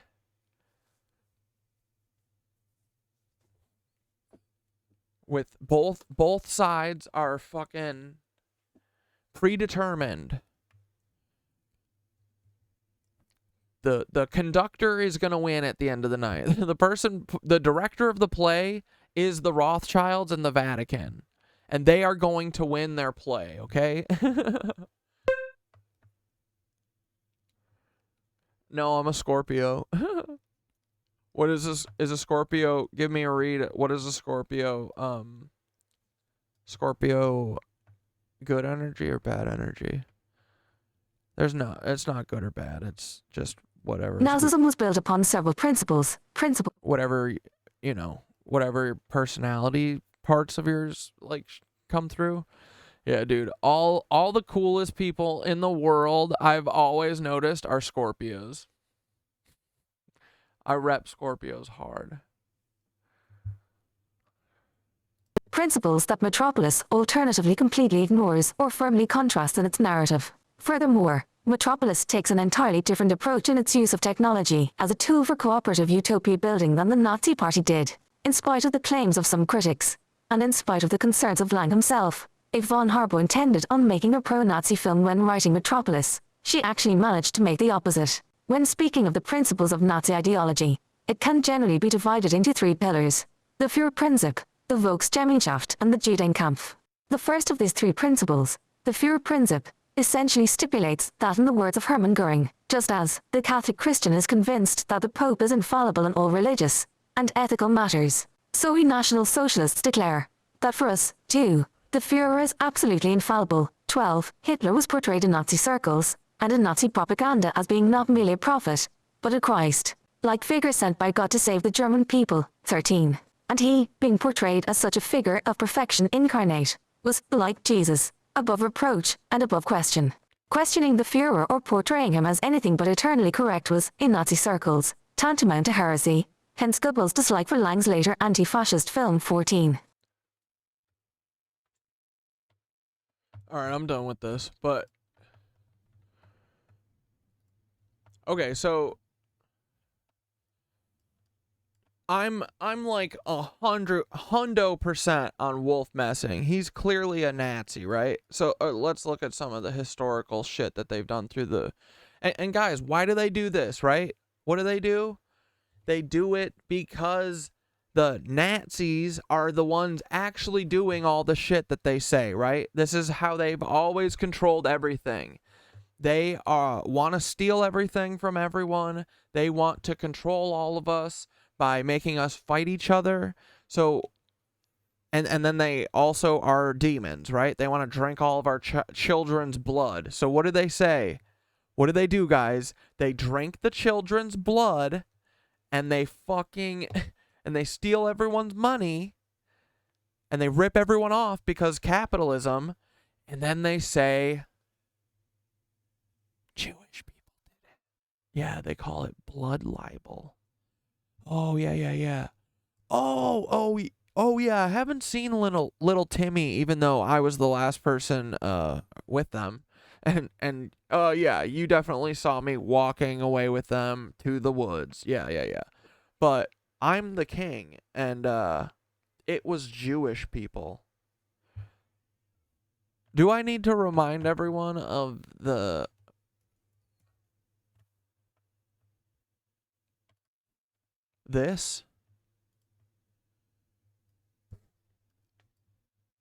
That looks like a king sitting up there eating babies, not Jewish people. That looks to me like a Lord of Burn. Or watch, this probably is a Jewish stereotype. But it doesn't matter. We know the truth, and the truth is that kings eat the babies, and people like Peter Thiel who think they're kings, but they're not.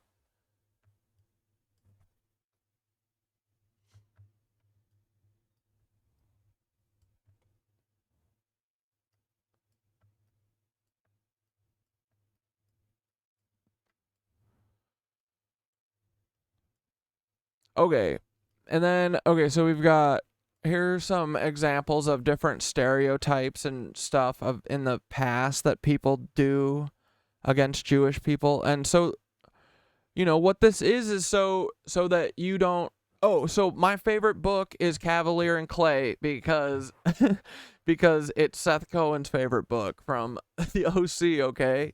Duh, what do you think the key's for?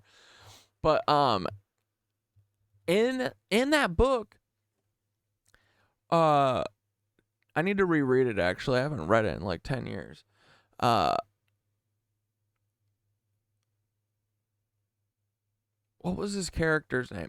The whole thing is about two Jewish kids who, I think the one kid is running away from the Holocaust and coming to Brooklyn and staying with his cousin who's Jewish. And they, you know, they basically make like what's the first comic, or like Marvel, essentially. They make like a fictionalized version of Marvel, but the main character is a Jewish superhero, and his whole thing is that he's like powerful, and he's not this fucking stereotype of being like sickly and like, I'm so annoying, and you know, all that shit. So what all of this shit does is make sure that there isn't like, the bear Jew, the super Jew who steps in and shows that there are other types of Jewish people besides just this kind that I think are being portrayed by National Zionists. The Nazis. They have to do this, dude, because if these people were real, by now they would be saying what we're saying. But they're liars because they're protecting this huge lie. So yeah, anyway, blood libel is the accusation that Jews use the blood of Christian children in religious rituals, which I would argue is the rich people used children's blood in religious rituals with the Freemasonry. Then there's the stereotype of the wandering Jew, a mythical figure condemned to wander the earth until the second coming for taunting Jesus on the way to the crucifixion. You know, it's relentless. It's endless. Yeah, they can't tell. It's like one part reverence and like fascination with them, and another part terrified. Oh my God! Like they're all at the same time. They're, you know, sniveling and greedy, but also they're gonna kill me. You know, it's like they can never. It's just whatever whatever insecurities I'm feeling. The Nazi, am feeling in this moment. You know. They just it's so fucking. Like, dude, looking at it all as a whole now, though, is like, I can see so clearly it's just them copying this. Matan Evan, his oh hey you oh duh. Is that like giving a good portrayal of Jewish people? Like his only thing that he wants to share with everyone is that he's Jewish, and then he has no jokes. He doesn't do anything funny. He's actually a nuisance kind of, and he's annoying, right? So is that a good portrayal for us? I don't think so. So this kid is what really set it off for me, because again, for some reason, like, they get dumber, and I think it's the arrogance. I think it's that they're like, what are they all gonna do? That we are their only, like, we are their only actors. Me, Matan Evan, the clone, the Nazi clone. So I think it's just another fucking version of this. The Shylock in Shakespeare's The Merchant of Venice, it's a stereotype, the portrayal of a Shylock as a greedy, vengeful Jewish moneylender. Derogatory caricatures in 19th century newspapers, political cartoons and caricatures depicting Jews with exaggerated features such as large noses and greedy expressions. And you see this shit now in memes, bro. You see this today. This is a literal book. This kind of shit, like, and it's, again, it's all to distract, because my family, the Nazis, are actually doing all the stuff that we're accusing them of doing.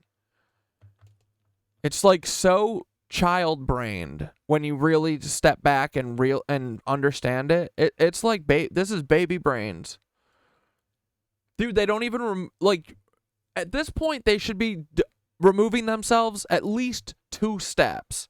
They're not. They're like, even with their wars are so obvious what they're doing. You know what I mean? Like they do these false flags and oh nope, it was just that, like, oh, it was us. They don't even try, dude. They don't even try and make it look legit anymore. They don't care.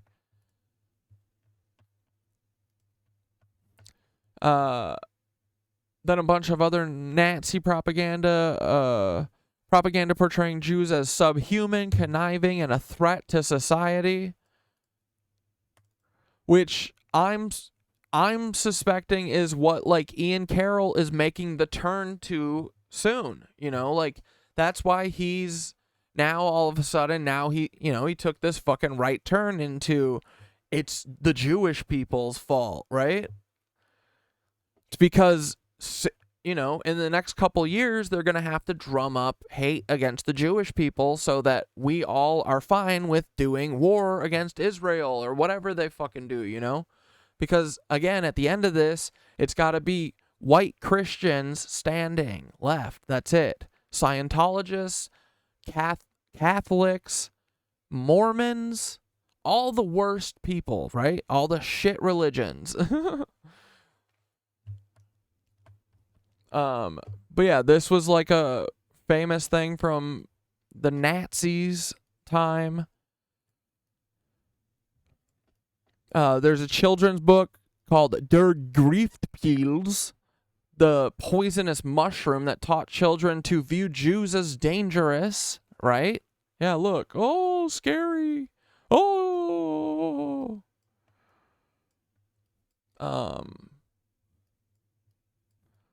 Then, dude, there's so much. It's like never ending, and it's just all the same. Look. Oh, look.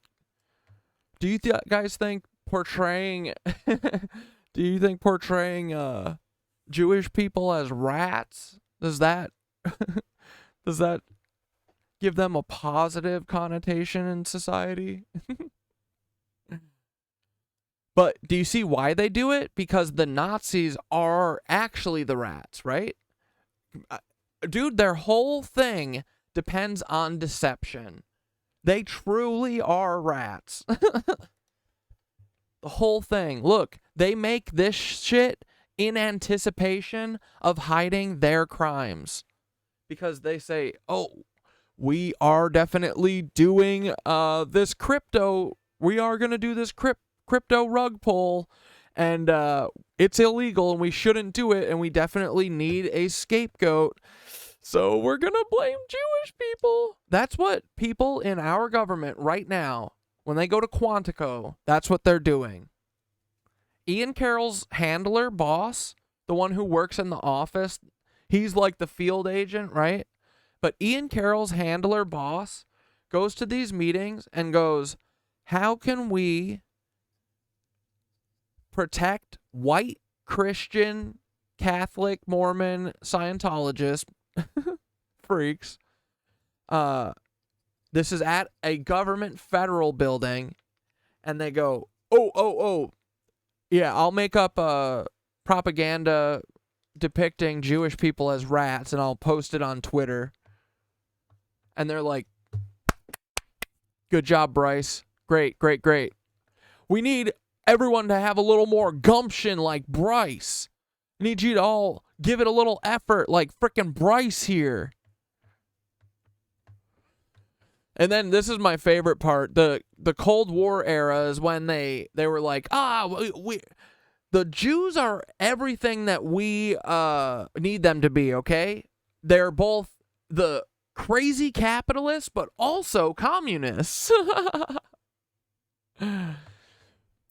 Cold War era, stereotypes of Jews as communists or capitalists, often depending on the propagandist's agenda. Yep. And then Hollywood and media, the portrayal of Jews in Hollywood as either overly neurotic or excessively wealthy. Like, dude, I can't think of another depiction in Hollywood of Jewish people, right? Like, it's so over the top. Woody Allen, dude, Larry David, and Jerry Seinfeld, I would say that is their one singular personality trait.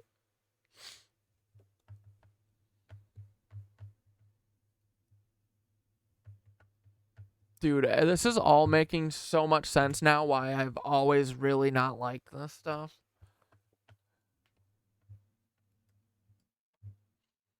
Internet memes and conspiracy theories. Memes and conspiracy theories that depict Jews as controlling the world's banks and media. And this is why I started thinking about this today, is because Blair was talking about frickin' Marjorie Taylor Greene, who, remember, she's the one who started talking about the Jewish space lasers, right? Why would they do that? Why do they talk about Jewish space lasers? Well, it's because the Nazis have space lasers, and they're real. And what do? It was them. It wasn't me. That's it. Oh my God, Adam Sandler. Yes, he's the same.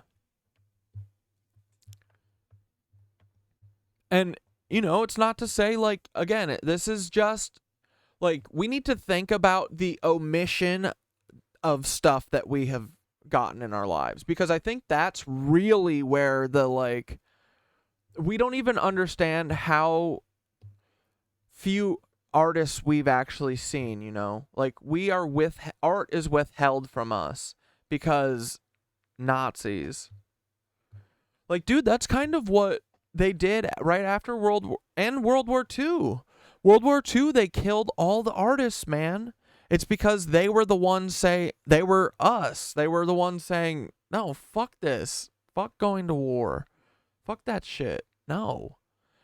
And then they killed them all. And they killed, like, so many. Dude, like, I'm starting to think that really the Holocaust was, like, beyond successful for, you know, in Nazi terms. It's scary. They killed so many writers and poets and authors. Dude, like, that's all I think about whenever I see these stupid wars, is just, like, the loss of fucking content. You know, I mean that in, like art. It's people's lives. It's, like, the fucking shit that actually matters. Bombing people's fucking houses does not matter. But, like, writing poetry does, I think. That shit, where one day is going to be encoded on a diamond the size of a moon, and it's going to be part of all of our history, you know? Like, I feel like that's how all civilizations end, right? It's like storing all the data that you fucking can about who you were while you were here. And like, I don't know. So, this shit gets me really bummed, man. This sucks. But it's like thinking about, like, all we've seen are Nazis portraying Jewish people. I am pretty freaking sure. And it makes sense, dude. It would have to be. It has to be. Norman Finkelstein is one. I mean, come on, man, right? And but then you start scratching, right? And you're like, oh, wait, shit, this kind of tracks.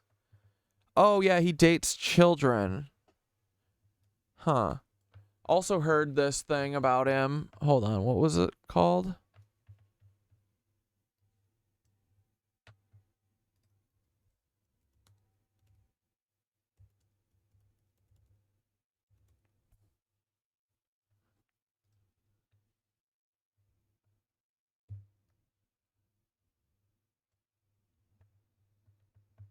Seinfeld photographed holding machine gun at Israeli shoot a Palestinian camp. American comedian Jerry Seinfeld causes outrage among supporters of Palestinian rights after posing with machine guns at an Israeli military fantasy camp that simulates shooting Palestinians during a family holiday.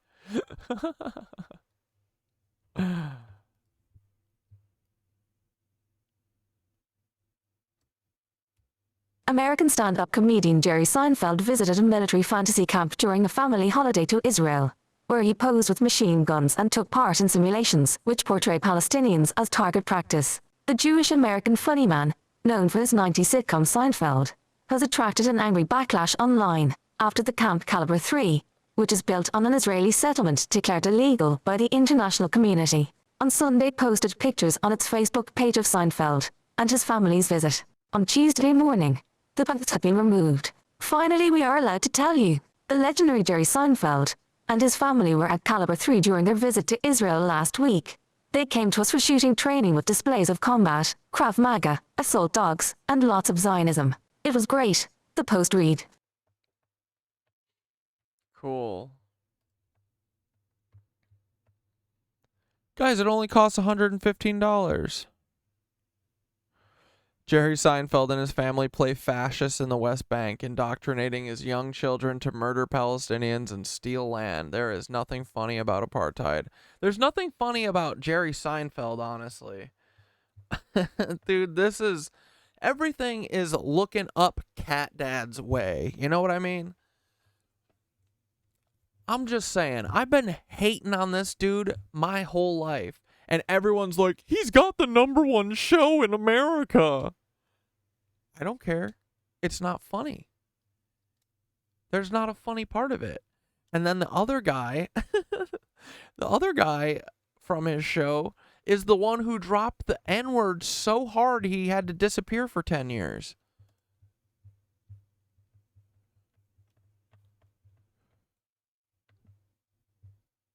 Yeah. Dude's a Nazi for sure. Ooh, look at that dumb face. I just want to pop him right in his tooth.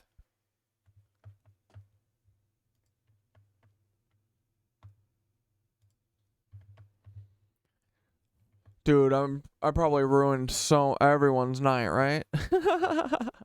No, fuck these people. Dude, this guy, the more you look at him too, the more you're like,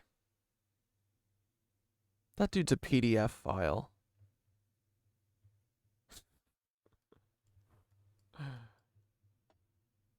Check his hard drive. This guy, like, dude, it's 3 P words. Right? For sure. These be P words. Dude, not only P words, incest P words. Look at him. That's a German right there. Ugh. Oh. No. Don't. Don't. No.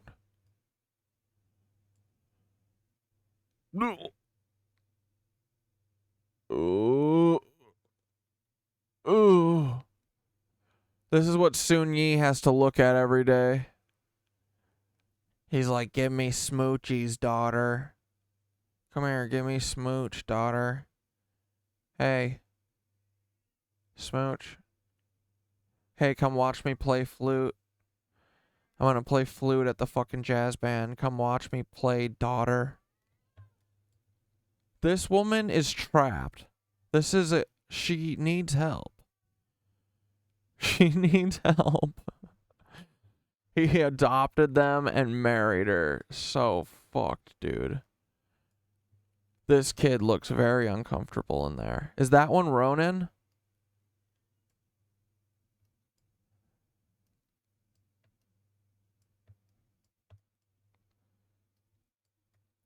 Like, again, Woody Allen, hate his movies. I think he's harmful.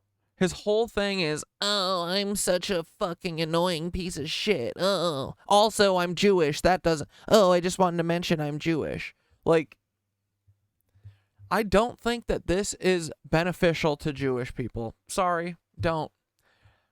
A daughter fucker? Yeah, I don't think so. Nah, I don't know. So, who would do that? I know people who would do that.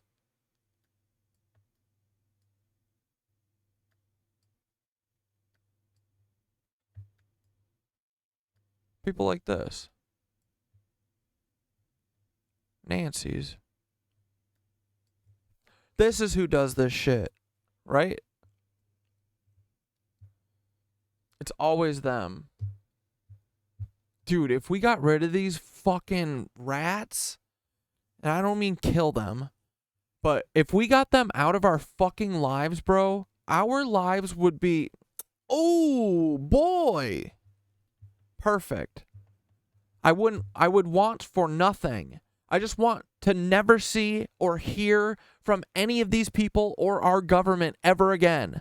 Everything for our government should come in a fucking, like, maybe twice a year, like, pamphlet. That's it. I never want to hear from the government otherwise. Do I believe that Jimmy knew what Chris was doing? Dude, Jimmy is the ringleader. Jimmy is also a P word. Jimmy is for sure. They use YouTube to recruit children. The FBI and the CIA do for their weird sex rings. 100%. And Jimmy knew everything. Not only that, but they have been lying. I mean, like, this whole... I don't know if Ava Chris Tyson is actually trans. It doesn't matter. But they put Ava Chris Tyson in the spotlight because they were not in the spotlight a year ago, 2 years ago. They put them in the spotlight after they knew that he was texting with children. They did it on purpose to harm the trans community. For sure. Billion. I bet my life on that. I know that's true. That is true. So yeah, Jimmy Beast is the worst of all of them. I mean, not worse than Peter Thiel, but Jimmy Beast is the new Peter Thiel. He is a Nazi straight up. Dude, not even that. He's a Himmler Nazi. That's a bad one to be.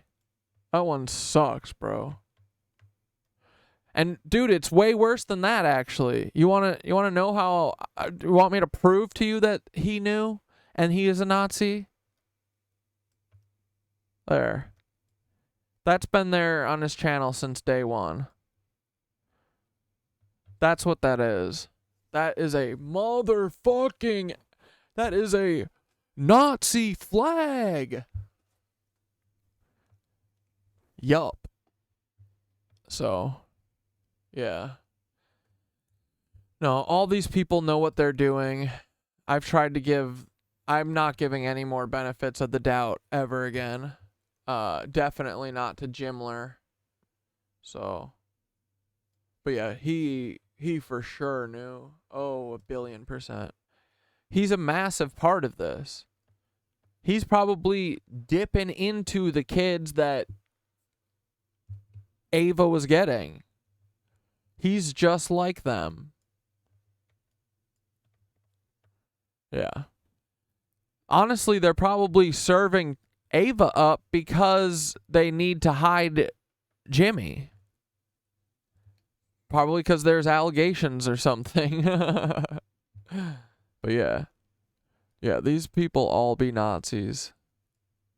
They know what they're doing. They're all bad actors.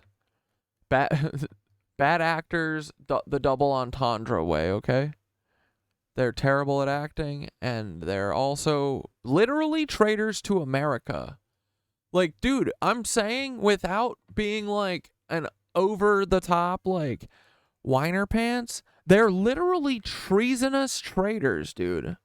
Like, if there was any justice in this world, which there isn't, they would be hung for fucking treason. They work for the Fourth Reich, bro, right? Like, they're literal traitors.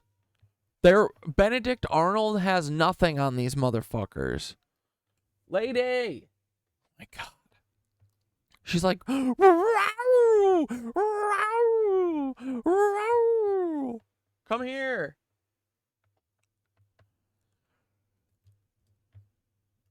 So, the one thing that at least Nardwar isn't as harmful, I think, as Matan Avon, but I think that his thing is supposed to be kind of like, yeah, he's kind of like doing the mystical, like, magician end of it. But Matan Evan is very harmful, I think. Like, he's just so annoying, and his whole thing is just, I'm Jewish. And then there's the sneaky ones, which, dude, like, dude, I'm not even 100. I didn't want to put this on here, but I gotta be honest. I think so, man. I've sent in a lot of tips to TrueAnon, and they have said nothing. I've given them very basic tips. Stuff that if you were actually a fucking writer and actually a journalist, you would be interested in. And I've heard weird things about Brace in the past, that he was like a fucking fascist little bitch when he was in college? Maybe high school? I don't know. But I just, you don't fucking really beat the fascism out of you too much, you know? Unless you get it beat out of you. And Brace, I don't feel like got it beat out of him. And dude, I don't want this to be true either, but like, think about, if you guys listen to TrueAnon, think about how often Brace says like some Jewish stereotype. It's just like, it's always thrown in there. And it's like, I don't know. It feels now like, looking at all of it as a whole, it feels all like detrimental. It feels like all intentional. Same with Adam Friedland. I love him. But it feels like that's his whole shtick, is he's like I'm the neurotic. Oh, God. It's like the same fucking thing over and over and over and over and over and over and over again. And we never get fucking, where's the Bear Jew? I want Bear Jew. I want that depiction. You know? I want Cavalier and Clay. Why can't Cavalier and Clay ever get made? Oh, is it because we can't show strong Jewish characters who are badass as fuck? Yeah, I think so. I do think so. Yeah. So, dude, a Cavalier and Clay movie would be so epic. We should make it. Fuck them, right? Whew. Okay, guys. So I think I got through most of it, right? Hopefully that wasn't too bad. Hopefully you guys understood my use of the word. I don't think Zionist face or anything is right. I think that this is like, I think that Jew face sounds like we're saying a slur, but we're saying blackface, right? Blackface is not a slur. Blackface is a good term, right? So, or not a good, it's an acceptable term to use when you're talking about this. I mean, yeah, I'm not going to use it anymore, but like, what did you want me to write here? I think that this also gets the point across, and I hope it does piss people off, because it pisses me the fuck off. So.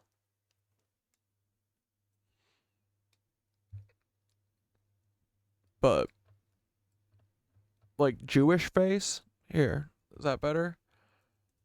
But it needs a name, and this is very close, I think. Like, I think it's because everyone says slurs all the time, and it sounds like a slur, but it's not.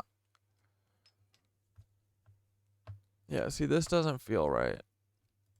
I mean, Jew face isn't supposed to feel like a nice, cozy word.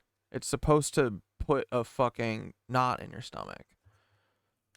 But I just want to make sure it's not offensive. Like, I want it to have a visceral fucking reaction, right?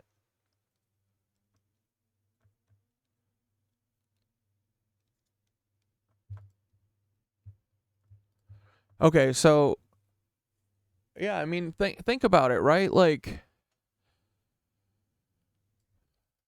Adam Sandler is, they have different levels of, how they want they want all different levels of Jewish, they want it to seem like a variation of Jewish people, right? So they have, like, the cool, like, oh, I'm just like a burnout, but I'm also a little neurotic all the time. Oh. And and then you have, oh, I went to frickin' war. I'm a chill ass frickin' Jewish guy, but also I'm always sick. Like, it always feels so, like, weird and hammy and, like, thrown in. And now I'm thinking, like, it is. I think it is. Like, dude, I've messaged Adam Friedland before, never heard anything. I've messaged fucking Norman Finkelstein, never heard anything. I have been paying for TrueAnon for like 3 years at this point, 4 years. I'm like an active member. I've messaged them before. They never message me. Now it makes so much sense, bro. Like, I've tried to feed them Paul Weisopel, but do you understand why they're here now? It's so that there isn't anyone there to talk about fucking Paul Weisopel. Ah!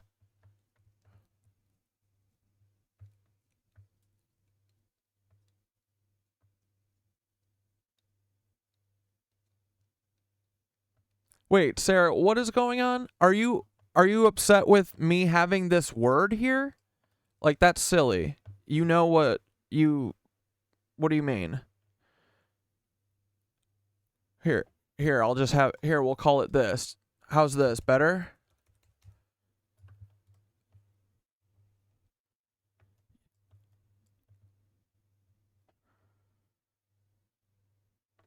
What is going on, dude?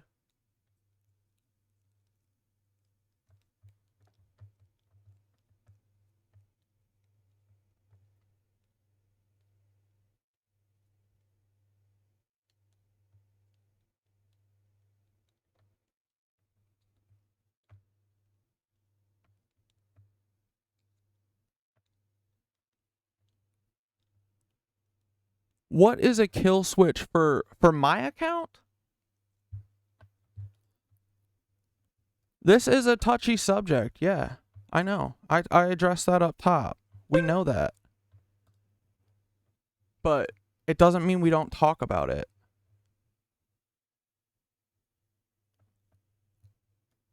Jew face?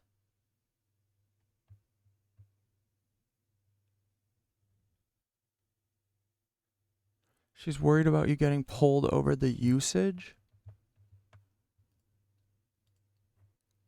I mean, okay, here, I'll delete it and we'll stop talking about it. That'll be better. Like, what do you mean? Every single day I get strikes. Every single thing is a risk. Like, but we don't not talk about stuff. Like, that's not how this works here. I made a video earlier today. Like, I can't even talk on TikTok. I can't, I avoid every bad word in the world. I make it goofy. I don't even say that these fucking clones are related. I don't say that. And the video gets me a strike, you know? We can't talk about anything. Someone has to talk about the truth and reality. I'm sorry. And that I need to do that. I haven't said the word. It was written down. Like, it needs to have a fucking... It should have a visceral reaction. It's gross. But don't get mad at fucking me. Get mad at the fucking people doing it. I'm just calling it out like I fucking see it.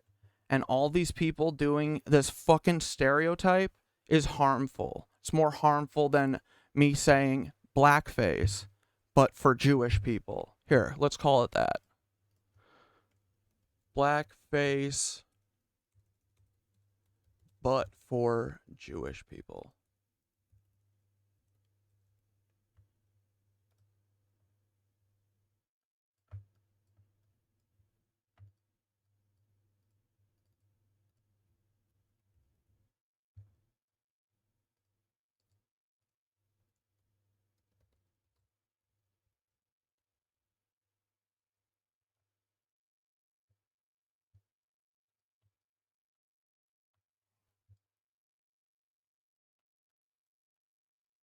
But it's Matan Evan and fucking Nardwar and Woody Allen who fucking rapes his daughter and Larry David who probably does the same and Jerry Seinfeld who R-words people that could be his daughter, you know, like...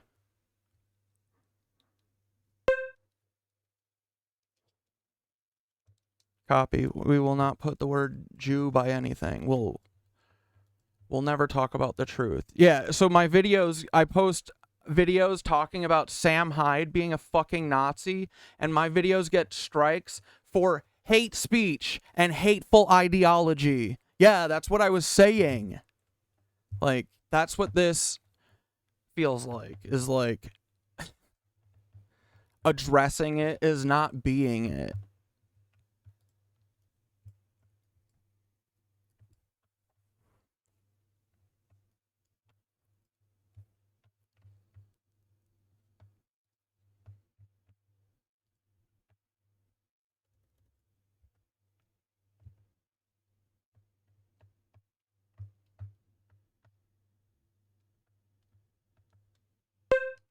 Like, this guy's got to be Logan fucking... Paul is suing me. Nazi too. Coffeezilla. I've sent him so many tips. Like, it's all these people, dude.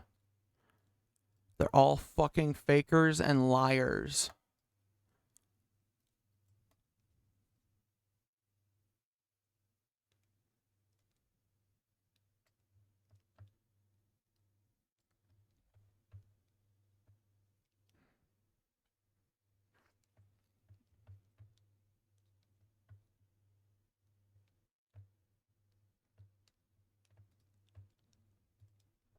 For CryptoZoo, only a year after he thanked me for it. Rather than pay back his victims fully, Logan would rather publicly humiliate himself in court. We use the word minstrel. We can use that too. Yeah, we'll just use minstrel.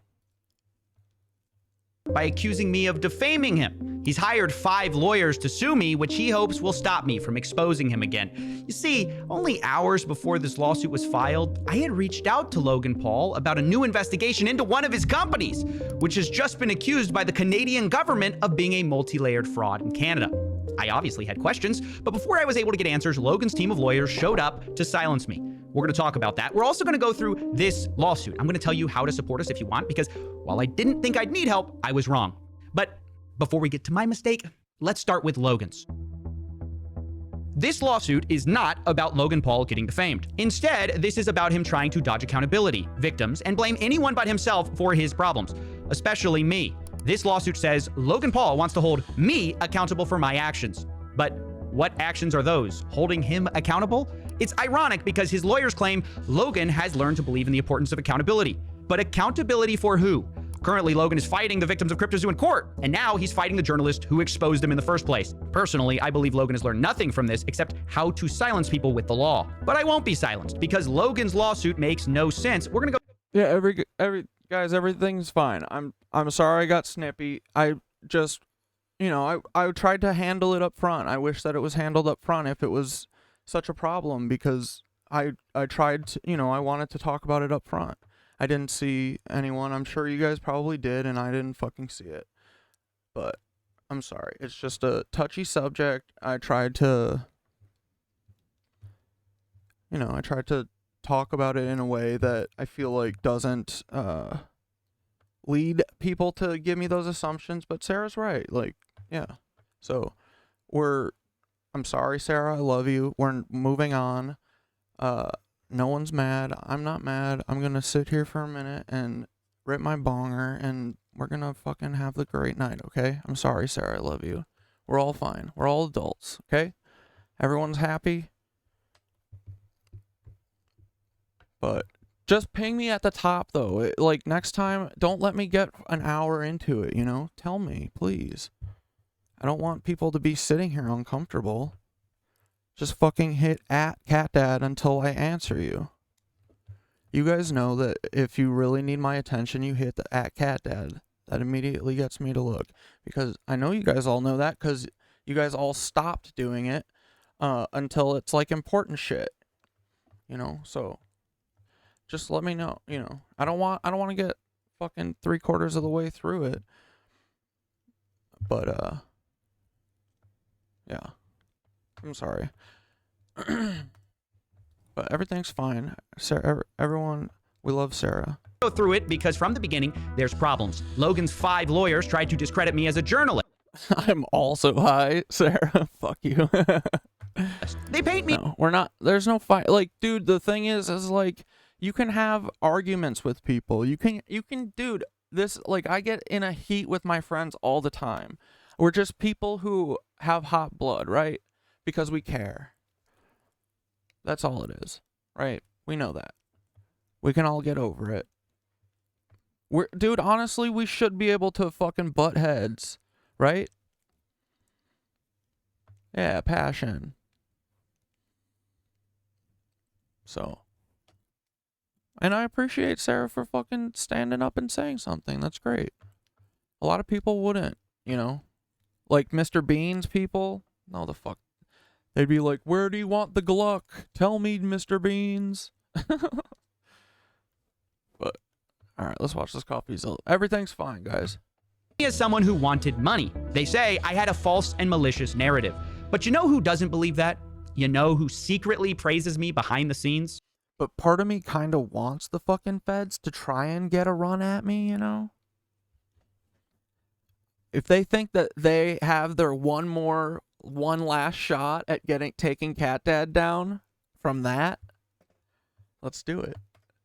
Let's fucking dance. Let's dance, federales. Part of it is always like, how do I bait them into fucking talking about me, right? Because that's our problem, is that they now are like, we have to disengage from him completely, because, brother, if anyone hears him say his goofy little jokes, oh man, we're fucked. Truly, I think that that's a huge concern of theirs. So part of like talking about touchy shit too to me is like, yeah, fucking come on, talk about it. Come on, bring me up. Come on, say what you think I am. Do it. Try. But no, Sarah's just trying to protect me. I understand. Journalist, YouTuber, crypto uncoverer guy named Coffeezilla, who's incredible, by the way. A very thorough, good-hearted, smart guy. Well, I think I would say trans face though, Sarah. Like, it's not. It's like, you know, blackface sounds like the same connotation, right? Like, but you know that blackface is a thing.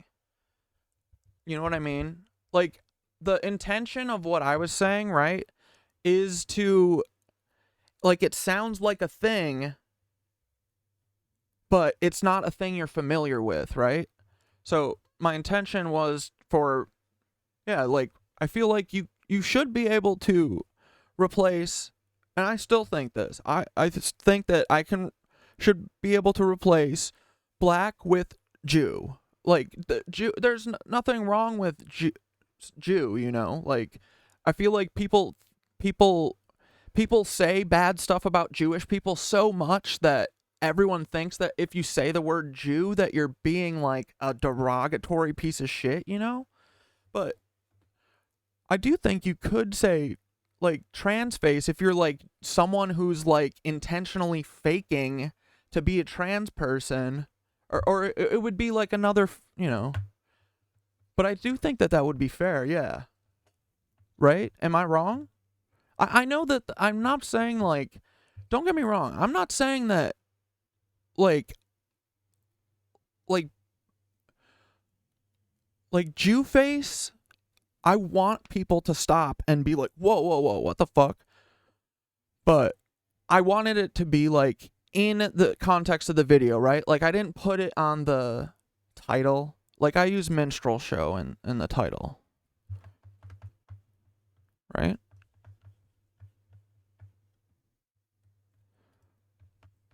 But I did want part of it is to be like, you know, catch you off guard, right? It's not supposed to be a thing that makes you feel warm in your tummy, but I don't think that it's necessarily derogatory to say Jew. Like, I feel like in the context, it's being said in the same way as blackface, but we're going to call it Jewish minstrel shows, like we did in the comment, right?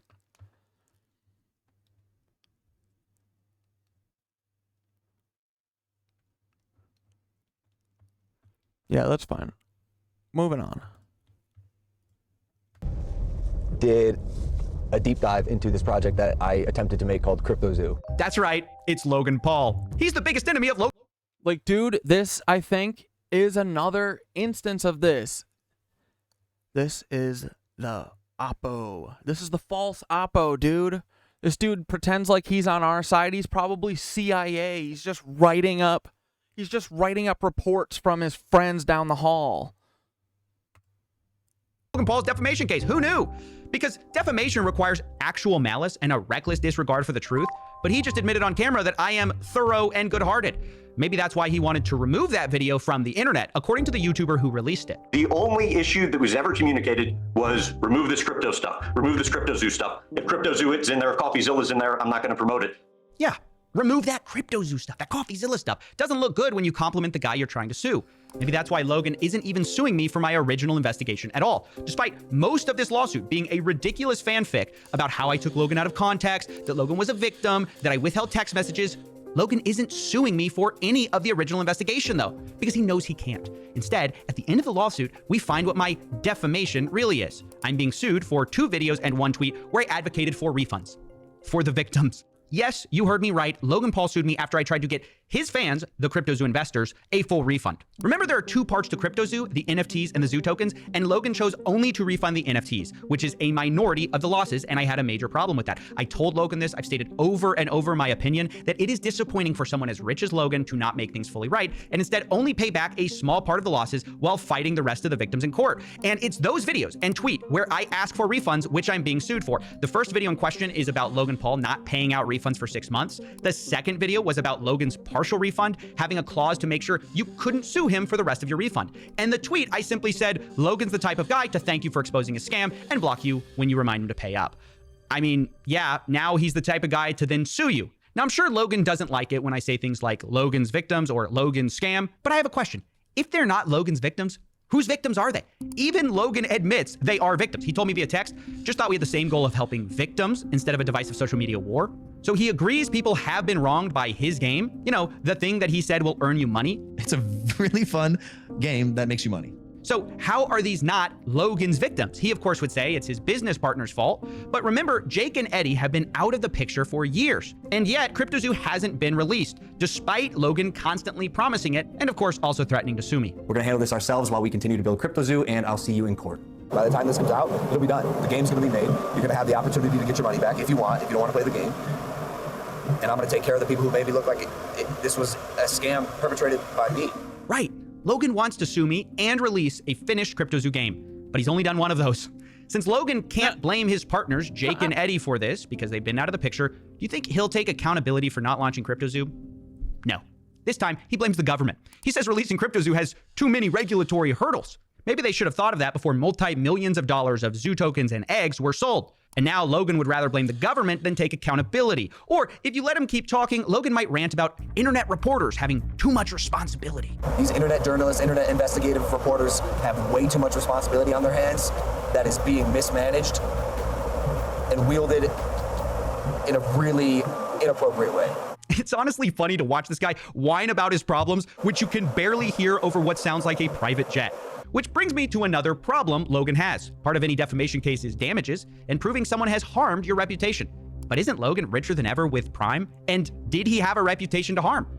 His lawsuit shows meth water comments calling Logan a scammer, possibly to suggest he's been hurt by my videos. But you have to have a reputation to lose one. And by the time of my reporting in question, Logan Paul was already accused of participating in multiple crypto pump and dump schemes. That article does not reference my work. So Logan had already had a reputation as a scammer before my investigation, at least if you believe their allegations. So this lawsuit from beginning to end is groundless, meritless, frivolous, and Logan knows that because behind the scenes, in clips he didn't want to get out, he's saying I'm thorough and good-hearted. But in public, he wants to sue me, silence me, and cost me money, because that's the one department where we both know he's got me beat.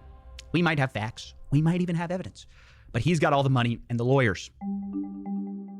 And this is where I have to get to my one embarrassing mistake in all of this. See, my defense against rich people like Logan Paul is media insurance, you know, for frivolous lawsuits. So when I was sued, I immediately called my insurance company to file a claim, so I wouldn't have to pay for it. But they told me they're not gonna pay. They're trying to get out of covering us, using lawyers in fine print. It's a long story that I will be explaining on my second channel because insurance underwriting is very boring. But suffice to say, I got Dylan Danished. I may have even gotten scammed. I'm not quite sure. For now, the bottom line is we have to fight Logan with our personal funds, which means I need to ask for your support. If you want to help and are able to help, there are two ways to contribute to our fight against Logan Paul. One, you can join our Patreon, which supports the channel, or you can buy exclusive merch at Coffeezilla.store, where we just released the Coffeezilla defense drop. That's right, life hands you lawsuits, you get rejected by your insurance, make merch. So here's the deal. These shirts will be available for pre-order for only the next 14 days, and 100% of profits we make from selling them will go to this lawsuit.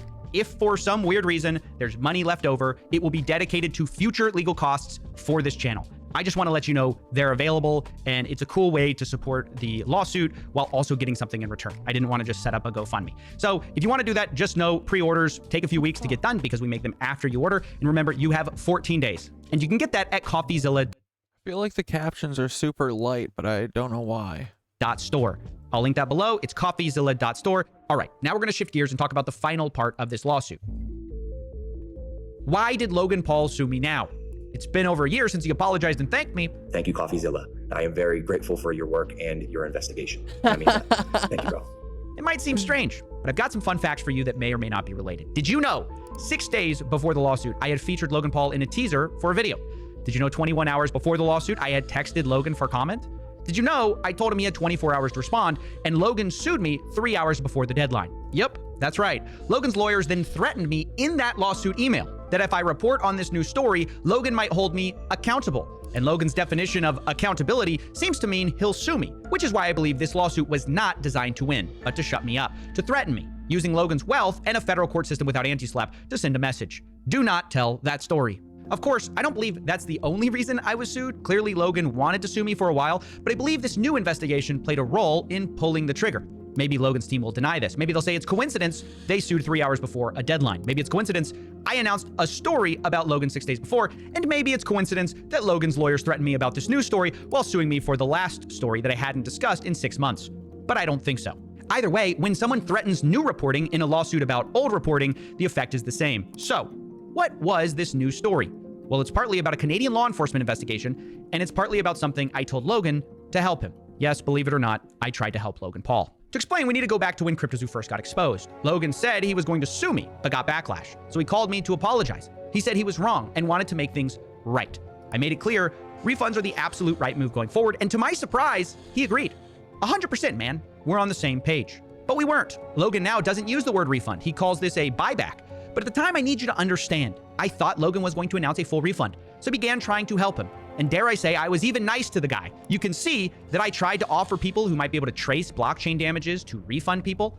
And in the same spirit, I made Logan aware of potential problems at a different company he co-owned, called Liquid Marketplace. On a platform that I co-founded called Liquid Marketplace, it allows co-ownership of top-tier assets. So instead of one person, me owning this card, we as a collective can co-own it together. This was a fractionalized collectible platform where Logan... Dude, they're doing communism, capitalism. God damn it. Sold things like roughly half of a $5 million Pokemon card. The idea was you could buy tokens that represented partial ownership in rare collectibles. That video, by the way, got 8 million views, and a lot of people bought into this platform. The problem was I had heard troubling stories about this company, and I was trying to verify if the claims were true. So I had gone to the CEO, Ryan Bahadori, to ask him questions, but he kept dodging meetings. And I don't mean he refused meeting with me. I mean, we would set up meetings and then he did not show up. So I was troubled. And I brought this up to Logan. I figured if he's gonna make one company right, make them all right. Otherwise, it might come back to bite him. I mean, can you imagine the disaster if another one of Logan Paul's co-founded companies was discovered to have scammed his fans? Hypothetically, that would be a very bad look. So I'm thinking, while he refunds CryptoZoo, Logan can push the CEO to talk with me, and I can figure out the truth. Maybe Logan can fix it if there's something wrong. And you can see Logan responds to me. He says, gonna push Ryan to talk to you. Again, appreciate it, man. Now, I don't hear back from Ryan or Logan about this, so after a while, I follow up again. I say, let me know if Ryan plans on talking. A lot of nasty stories still out there about Liquid Marketplace, embezzlement, etc., and he's dodged meeting me already once. Now, obviously, the most shocking part of this is the word embezzlement. I need to make it clear. This is not an accusation. I am not accusing Logan Paul or Liquid Marketplace of wrongdoing. I brought it up in our texts. I am. Logan Paul, I accuse you of working with the Central Intelligence Agency to do NFT scams. Sue me. Come on. Sue me. Because it is my job to investigate unverified claims. That's the whole point of me wanting to meet with the CEO, but I was stonewalled. Logan never replied, despite me reminding him again via email 5 months later that I wanted to talk to Ryan about, quote, embezzlement and, quote, potential fraud. Once again, not accusing anyone of wrongdoing, I'm simply doing my job at the time to chase down rumors and unverified claims. Without concrete proof, I would have never talked about any of this. But on June 19th, 2024, things changed because the Ontario Securities Commission revealed a Liquid Marketplace investigation where they accused Liquid Marketplace of being a multi-layered fraud, taking in $2.7 million from the sale of these fractionalized collectibles. The platform allegedly did not do exactly what it promised. Some of the blockchain tokens did not even mint. But even worse was the allegation that approximately $3 million was misappropriated from $10 million they raised of investor funds. This is a very similar claim to the one I had tried to verify.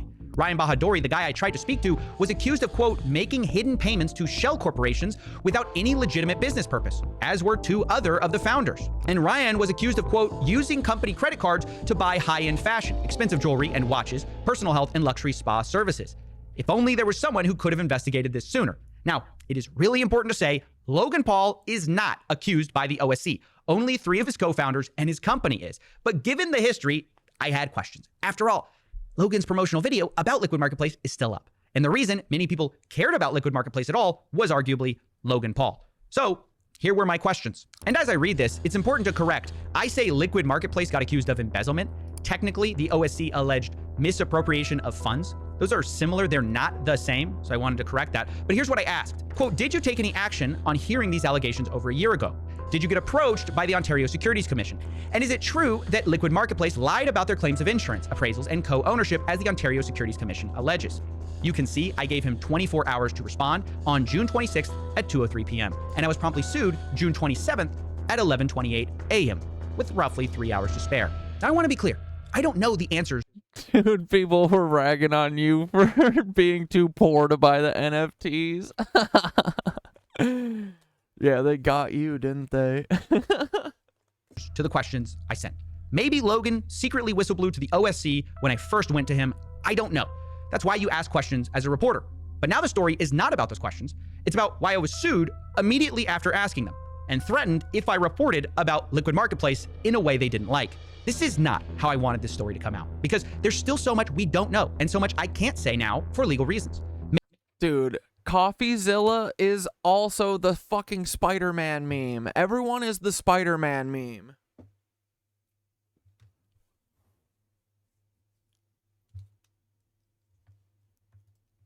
Maybe Logan's totally innocent. Maybe he surrounded himself with scumbags who defrauded his fans. Maybe he'll do a refund for this project.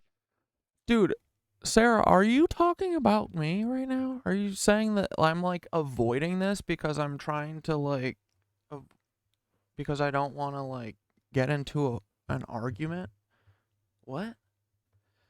Please tell me that's not what you're saying, right? Okay. Because Sarah, you've been in here a long time. You either get me or you don't, right? So I made it very clear. Look, is blackface an illegal offhand term? Can I not say that anymore? Answer that question. It's like a trademark. It's like a name of a thing.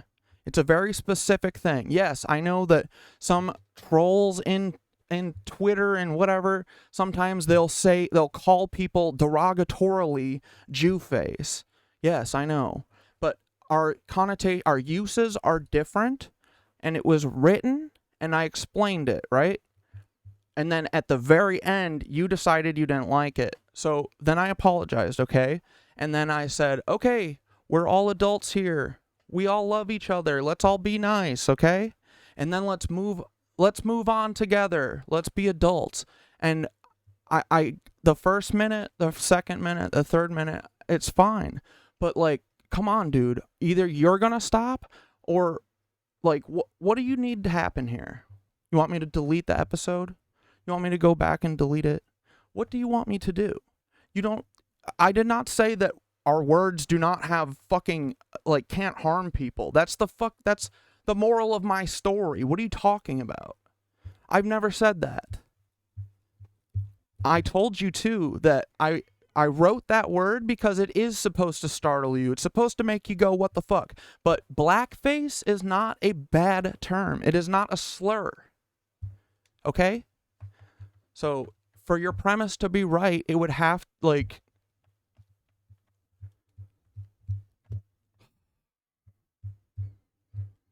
bad actor. Damn, dude. These motherfuckers are still in here. Doesn't matter. I don't know. They're not going to stop our fun.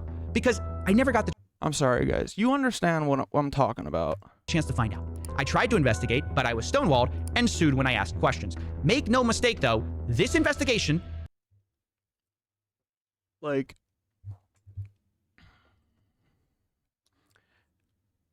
It's a thing to correct. We corrected it.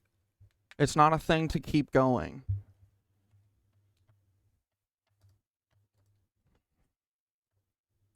Trying to make fucking dog shit out of nothing. Out of a whatever, man. It's still ongoing. And you can reach me at the email below if you were trying to talk about something real and you're saying that I'm calling people a slur. Get the fuck out of here. Affected. I will release my full investigation. Talking about real shit. Probably the only person talking about this shit. When it's appropriate, because even if Logan doesn't want to answer questions, it doesn't mean I have to stop asking them. So in summary, Logan's lawsuit is not about my original reporting into CryptoZoo. Even if you take this lawsuit on its own, without context, It's an argument over Logan not refunding victims in full. It's Logan insisting he's not to blame. It's all his business partner's fault. But I don't think that aligns with the publicly known facts. That's my opinion. For years, Logan has controlled CryptoZoo, and yet the game is still not out. Logan is now blaming the government for that instead of himself, and he also blames me. Dude, this is like years and years and years, bro. Like, the second that Coffeezilla made that video, if he was actually scared of going to jail, like, he would have made the game then. Like, this is never happening, dude, and this is...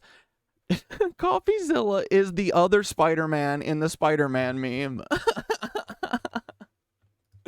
Me for losing his good reputation, but you can't lose something you never had. Not to mention, Logan is arguably richer than ever, and he's on the record finding my reporting thorough and good-hearted. So this defamation lawsuit feels frivolous even on the surface. But if you dig deeper, there's an even more compelling story, which I personally believe, where the goal is to crush new investigations while taking revenge on old ones. In this version, Logan might not even care about winning. Legal battles are expensive, and in the world of money, he's got me beat.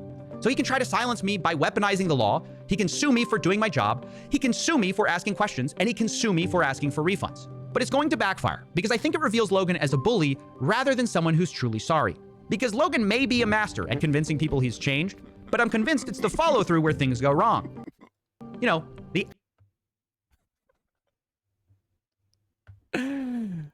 I have been avoiding reading everything for a minute. I just look up and see all the blank spaces. And Canna Queen goes, I think Sarah left.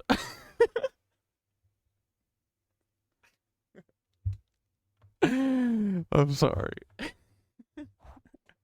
Actually changing part. There was a time where even... Oh man, I love you guys. I believed Logan was going to fully refund victims. That's why I was so nice to him and tried to help despite him threatening to sue me. But when it came time to pay up, Logan chose a minority refund and to fight the rest of the victims in court who wanted their money. And when I complained about that, Logan went from sorries and thank yous to lawyers and I'm suing you real quick. The irony is, it was that same initial belief in Logan's capacity to change that also made me bring up liquid market. Yeah, touchy subject, demystifying touchy subjects and encouraging discourse is always good. Thank you, Dane. Yeah, I think it's important, you know. And yeah, I sometimes you know, that word was written down. It's a spicy word, but also it's not a slur. I wouldn't have written it if it was a slur. It's like a TM. Like, I'm not going to use it in the future. This is a done conversation, right? I'm just explaining myself for a second here. Because, again, this is my show, and I have the last fucking word. But, you know, the conversation, if it was harmful, we should have very much talked about it from the jump. Okay? That's all I ask in the future.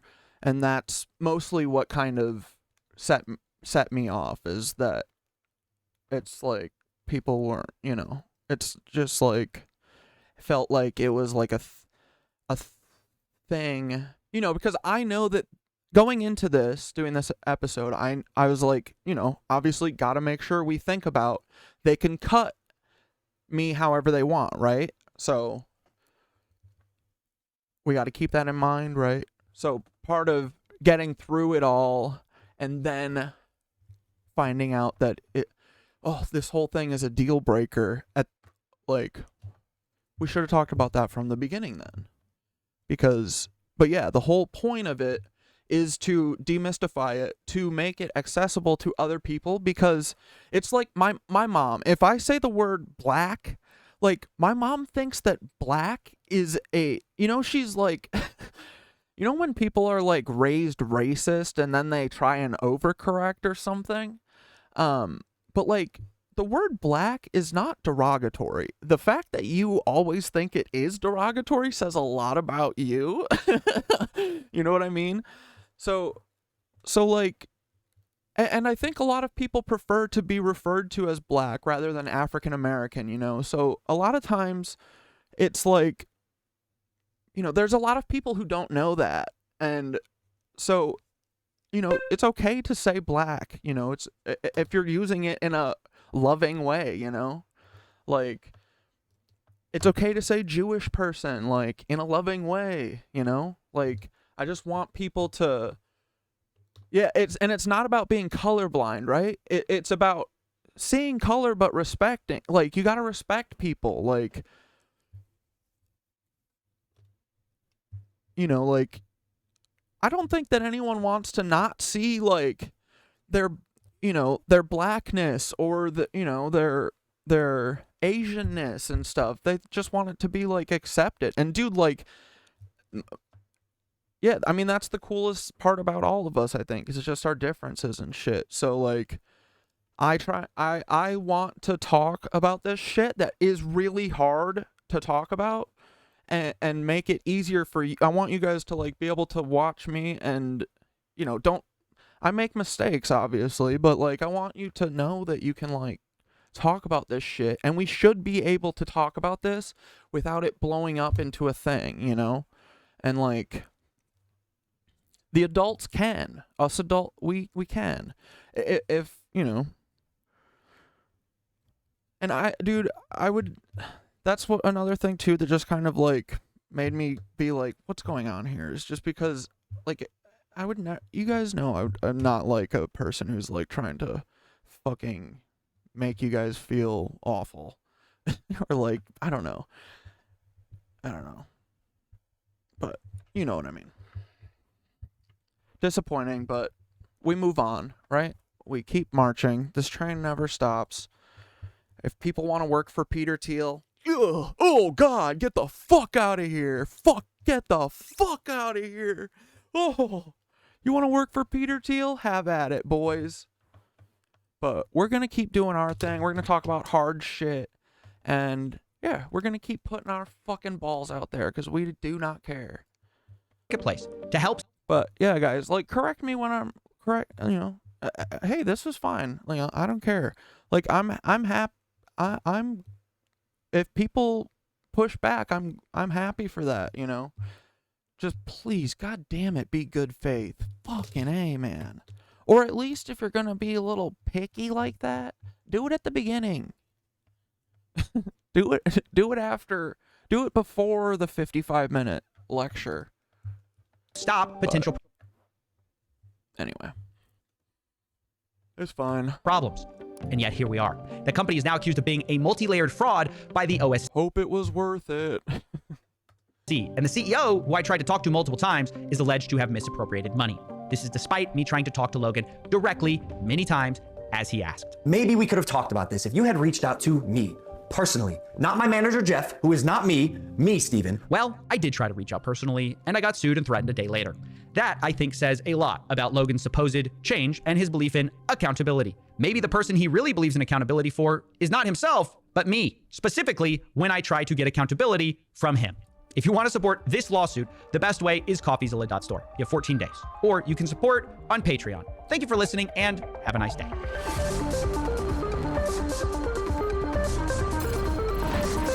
Anyone have anything fun to watch?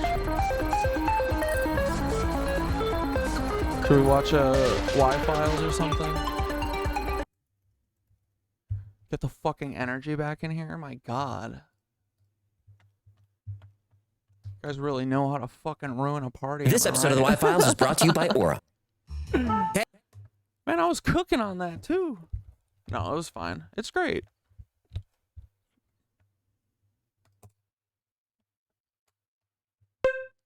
I think it's an important lesson.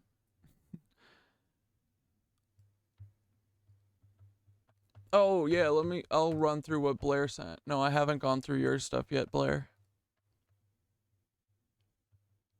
Best producer in the game.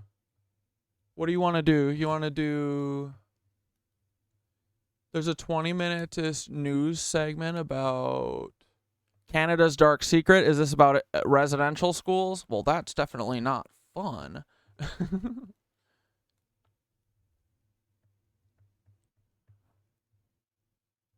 Or man calls 911 during creepy Bigfoot encounter. All right, let's do our 20 minutes of Canada's dark secrets, and then we'll earn the Bigfoot. Okay, with the bell. What is going on? Why is this bell never ending? Oh, it's up there. Fucking A. Oh, and this is Al Jazeera English. Hell yeah, you would never get a news story like this from Western news.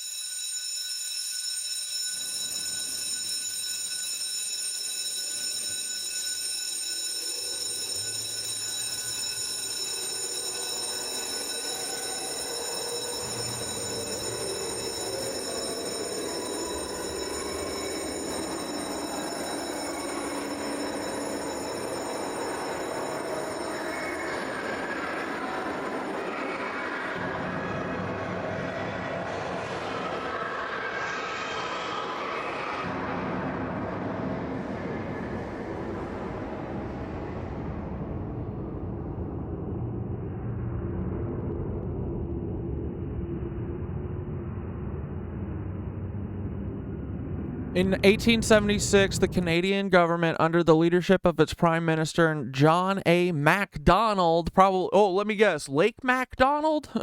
No, I'm just kidding. Passed the Indian Act. Oh, great, here we go. This legislation was a blueprint for controlling, administering, and assimilating Canada's indigenous population, guys. I heard a little news story about this today on Tank Tonk. It was about Mormon people stealing indigenous kids and 50,000 of them being put into Mormon families. And that as they fucking become more white and delightsome, their skin, as they become more Christian, their skin will get whiter, guys. Did you know that? That's what the Mormons say. Probably still to this day. The legislation was a blueprint for controlling, administering, and assimilating Canada's indigenous population. Shortly after, the government established residential schools to Christianize and civilize its indigenous citizens. And if it happened in Canada, we know it happened probably worse here.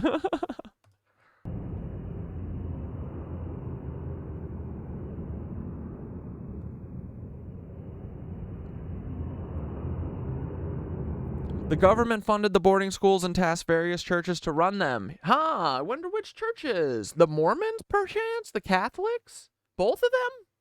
In conjunction? No, right? Say no. Say no. Say no. For over a century, 150,000 indigenous children were separated from their parents and placed in these education centers. The last of the schools closed in 1996, and I'm sure everyone is doing great today, guys. Nope. So a lot of people, I would love to see how many of those original kids are still around. Because if I know anything about the Mormons, I bet that number dwindled. Like, if there was 150,000 of them, I bet a quarter of them survived. We should really look into that. I wonder if the FBI has been tracking those numbers. That would be a good thing for the FBI to track, whether or not the citizens of the country were doing indigenous crimes to indigenous people here, right? Dude, like I said before, that native chief should have murked the Pope when he visited to apologize. Truly. Probably would have solved some probs.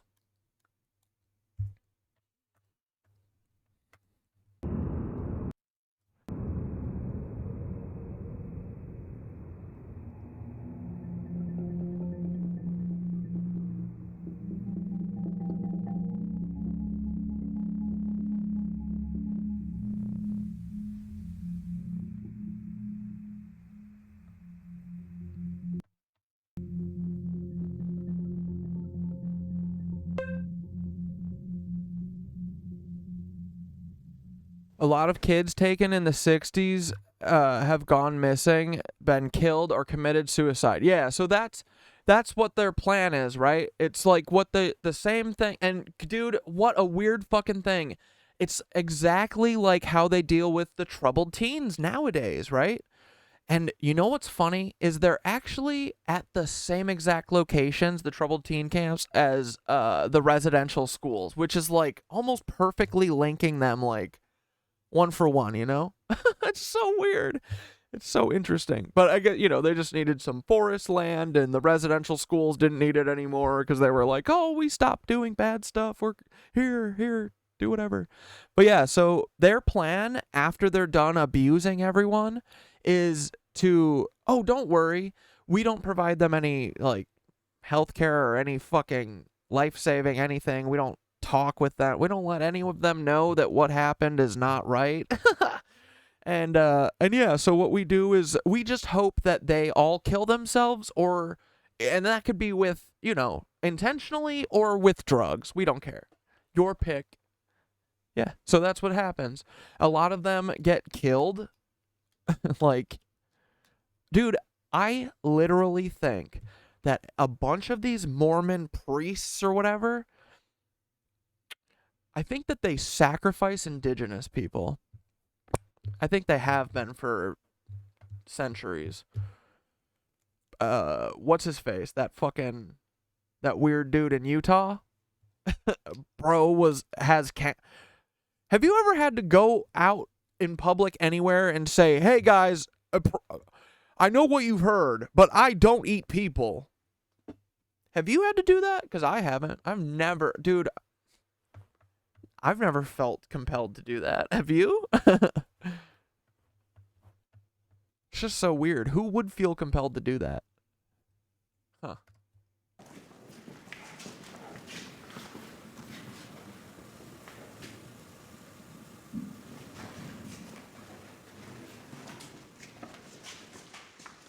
Oh, Mormonism is like, yeah, Mormonism is like a Freemason experiment. Yeah, dude. My name is Roberta Hill. I'm from the Mohawk Nation, Grand River Territory. I'm a survivor of... Yeah, his family were all witches. But, like, obviously the shitty kind. The kind that we don't like. The Mohawk Institute Residential School. I was here as a student from 1957 to January 1961, and I came here with 6 of my family. A lot of bad memories here, that's for sure.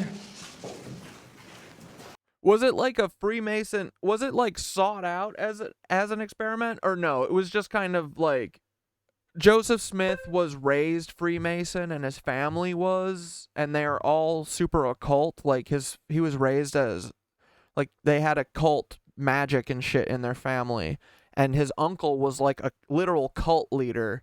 Did they actually like go out with like, oh, Joseph Smith is gonna do a Freemason experiment, or was it just that you're just saying that it's like an experiment because he's just like free, you know, going by the seat of his pants, just like throwing things out there, and that just keeps working? Dude, yeah, the Mormon shit is so crazy. Like, it's insane that Joseph Smith got as far as he did. Like, dude, I really would have liked to see a world where he got stopped before he left New York. That would have been nice. These are really familiar to me. I used to play on these, on the girls' side. I was playing down in the basement on the girls' side, and my mother had come up to the visiting area, and the little kids had said, your mother's here. You want to go see her? And I ran. But when I got to the doorway over there, I froze right in front of the stairs, and I couldn't move. And I just stood there crying. And the more I cried, the worse it got, and I could see myself. I could actually, like an out-of-body experience, I could see this little girl crying. And it was me, and the little girl said, well, if you don't you love your mother? Don't you want to see your mother? And I did. I really did. She said, she's going to leave you. You know, she's going to leave if you don't go see her. So at that time, I knew that she would go. Then things just kind of came back, and I just, like, tears. I just took off running up those stairs. And I went and sat on my mother. And at that time, all I did was cry. I just cried and cried. And it wasn't because I didn't want to see her. I loved her. It was just so hurtful to have to part with her again. Because my mother was, like, she was a really good mother, you know.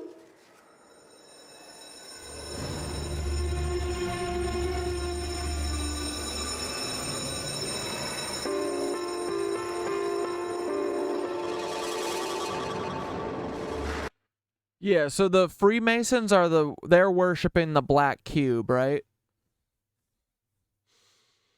It's all kind of the same shit. But it feels like someone came here from like the future and was like, okay, here's exactly how you fuck them up. Not much to say about good times here. They're all ridden by the bad. The bad is enormous. There's a tremendous amount of evil that went on here. So the whole institution itself was run by fear. So it was very regimented, more like a military style. You lined up for everything. To line up for your... Looking unto Jesus. Meals, you lined up to go to school, you lined up to go to church. It was just like that, follow that routine. And you would be okay if you followed and didn't break the rules, you know, so you learn to follow the rules. I didn't have the freedom as a child or as a young teenager. I was always kind of under the supervision of somebody. But we got up about 6 o'clock and we were sent down to called the playroom. And it was always cold in the basement. Early in the morning, still a lot of chill in the air, and yet they put us in a big cement room, and we had to keep warm however we could. We learned all kinds of farm work. I worked on a farm so long that I picked up a certain discipline where hard work would get me where I'm going. Oh, like work will set you free? And I think at some point there was somebody... It's weird. Where did they get that from? here that, I don't know if it was a kid or a supervisor, told me I would never leave here. You know, so that really stuck in my mind that I was going to be in this place forever. You're isolated. All you see is this world around you. This is it. That was my world. I didn't learn about all those other things that were going on until my adult life. I didn't know there was all those other residential schools. I don't think anybody in Canada knew that much. So it was kept very secretive, and yet when you start to look at every residential school across Canada, you find the same things. And I came to the Mohawk Institute when I was about 6 or 7 years old, and I spent 6 years here. I was picked up on an Indian reserve at Moraviantown, and walking on a road.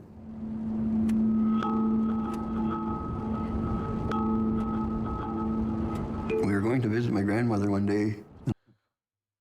Oh, chasing by. Yeah, I guess some of you guys didn't and probably weren't here during our beginning streams, but our first, like, I'd say third of our streams were about, like, yeah, Saturn worshippers and the black cube stuff, I think, and what else did we talk about? Lots of subby sabo shit too, I think, but like I didn't really get into the mysticism shit until the stream, I think, right?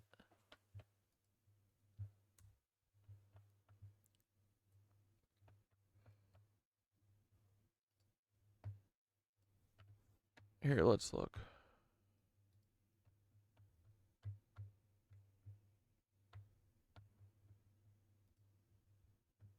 Down. So we went up to the roof of the moving, and we saw the building burning. Okay, so we started on 9/11 type shit, you know, that pretty classic. Lots of Peter Thiel. Oh yeah, here we go. Saturn, Nazis. This is before I even had title cards, so. Oh yeah, Edelweiss was in the beginning when I thought that Edelweiss was a Nazi song. I'm gonna try and start helping to, or like offering you guys my thought process like I did last night. It's like little Catdad. What the hell? Said, here's what I'm thinking tomorrow. But I emailed Coffee. I'm hoping that hopefully he just gets a chance to read. What the fuck did I say 20 minutes ago? I emailed Coffee then. I've emailed him a bunch. They're all Nazis, bro. There's no way that none of these people take my hot ass tips, bro. Read it, and then we don't have to do like a brigade thing, but I left him a lot. It wasn't too much, but, you know, it was a little bit. I tried to drop him a nug and tried to tie it into his stuff, so. Because I think it is, dudes. I think that shit is all the same, right? OOB? Kind of. There are countless other plumbing runs. To this end, a high strike, or my honor shall be known by my faithfulness. Dude, come on. These aren't the most cringe motherfuckers. Dude, things haven't changed. I have, you know what's fucking awesome? Podesta shit. Oh no, these are not the nips we wanted, dude. Get out of here. So I'm assuming that you might have like a satanic child ritual, you know, dungeon, maybe. Dude, every fucking place you click on any of our shows is a landmine. It's madness. It's infuriating. It's really sad, dude. You know? They've killed every positive fucking person. Dude, we haven't stopped talking about shit. They will never stop us, bro. We will never change our tune until we get justice for Mac Miller. This is when everything went bad. Was episode 17. One of the first ones that I got frickin' title cards for, and then they frickin' bailed. They bombed it. And that is the only time that you can be a dude. Look at this. You ever seen a stream that was 1 hour and 52 minutes long? What the hell? You guys are so fucking spoiled now. Karen without filter. You can be the most Karen at cops always. Move on to that Fillion video. We'll finish that, and then we can. His back was against the wall, he would try to portray the Latter-day Saints as a marginalized group LDS in order to gain shit. Political prowess, even running for president. And you have a buffalo herd. Oh, this is the dude who had to fucking say he's not a cannibal. And Ukraine is a sovereign nation, and it doesn't have a buffalo herd. We haven't gotten to that other part yet, the S part. Then walking on to the But yeah. So the early days, I mean, I'm happy to talk about that stuff still, but we have definitely gotten here on a very linear path, I feel. Truly. Dude, honestly, this show has changed my life. Like, without the show, I don't find like meditation, I don't find fucking yogurt, I don't find a lot of this shit. Black Cube, like, I also probably don't get, you know, the CIA, like, coming after, like, fucking with me and trying to scoop me up in, like, a RICO charge, and then going and fucking with my therapist, and, but all worth it, totally. Dude, this has been the most fun. This has been the most fun time of my life. Look at this. This little guy, episode 17, Catdad. Look, he doesn't even know how fucking continuously bad the feds can make it. Wait, Trump went on Adin Ross? When?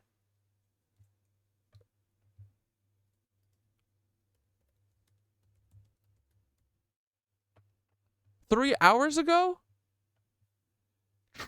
Adin Ross gives Trump a Cybertruck, a Rolex, and access to a heavily made. What does this say? Oh my god, dude. Hold on. Archive.is.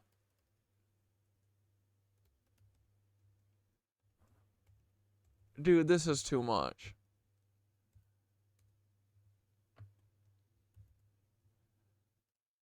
Dude. You want to know why Trump went on Adin Ross? Is because of Peter Thiel. I'm telling you guys. You guys think I'm joking all the time. It's Peter Thiel. This is Peter Thiel cooking all over it. I can smell the stank. Adin Ross has said before that he does not have free will. He's not able to, like, dude, I've seen videos of him be like, I don't get to choose what I do. Like, he is being handled like a motherfucker.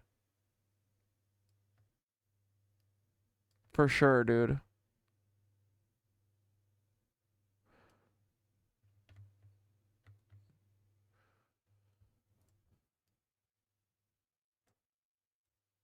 What do you give a former president who has everything? Adin Ross, an internet celebrity known for stirring controversy, answered that question with a gold Rolex watch and a customized Tesla Cybertruck, both of which he presented to Donald J. Trump during an interview that was live-streamed on Monday afternoon. I think it's incredible, said Mr. Trump as he eyeballed the electric vehicle, which was parked in the Portculture of Mar-a-Lago, his private club and residence in Florida.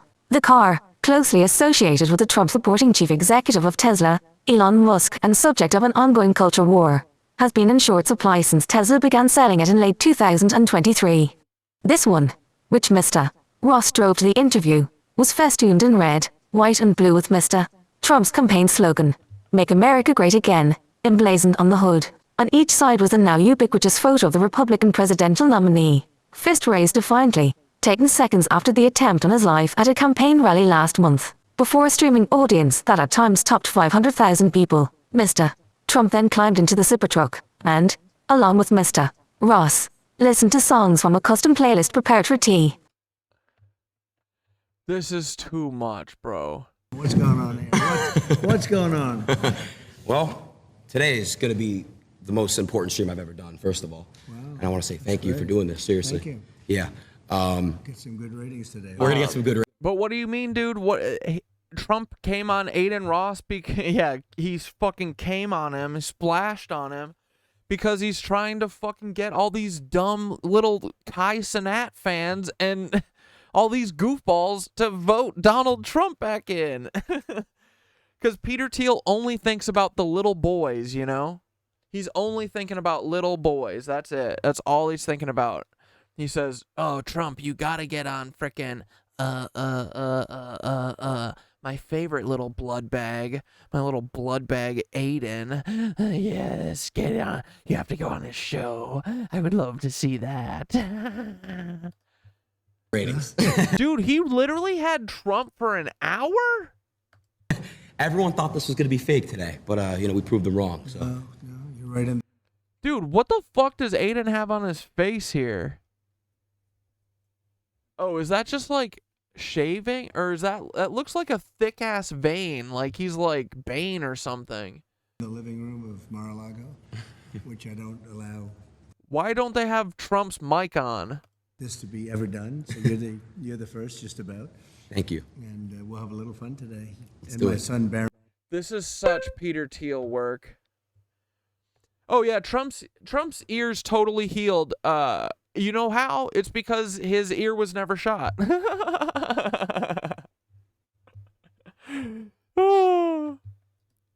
Baron says hello. He's a great young guy, but he's a big fan of yours. What's up, Baron? Yeah, Baron's awesome. He's a great kid. Amazing. Yeah, Baron's awesome. Baron's really cool guy. He's definitely capable of social interaction and speech. He's tall. Very tall. He's tall. Good student. Yeah. You can't come in. Is Trump's mic off this whole fucking time? To this country until we approve you. They gave it up. Now they just walk right in. Wow. They had catch and release. Definitely do. Dude, Adin Ross is like, I have no idea what I'm talking about. Moving to the next. Oh. Dude, look at this little fascist helping wheel in fascism with his little fucking crush, the clone. Look at this clone. Ugh. Baron never been seen speaking ever.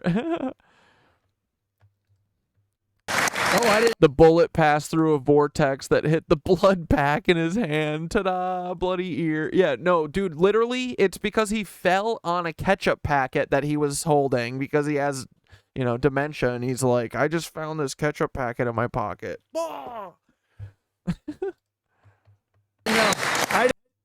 Is he doing any debates? No, he doesn't have to bother with the debates. He's been there for years.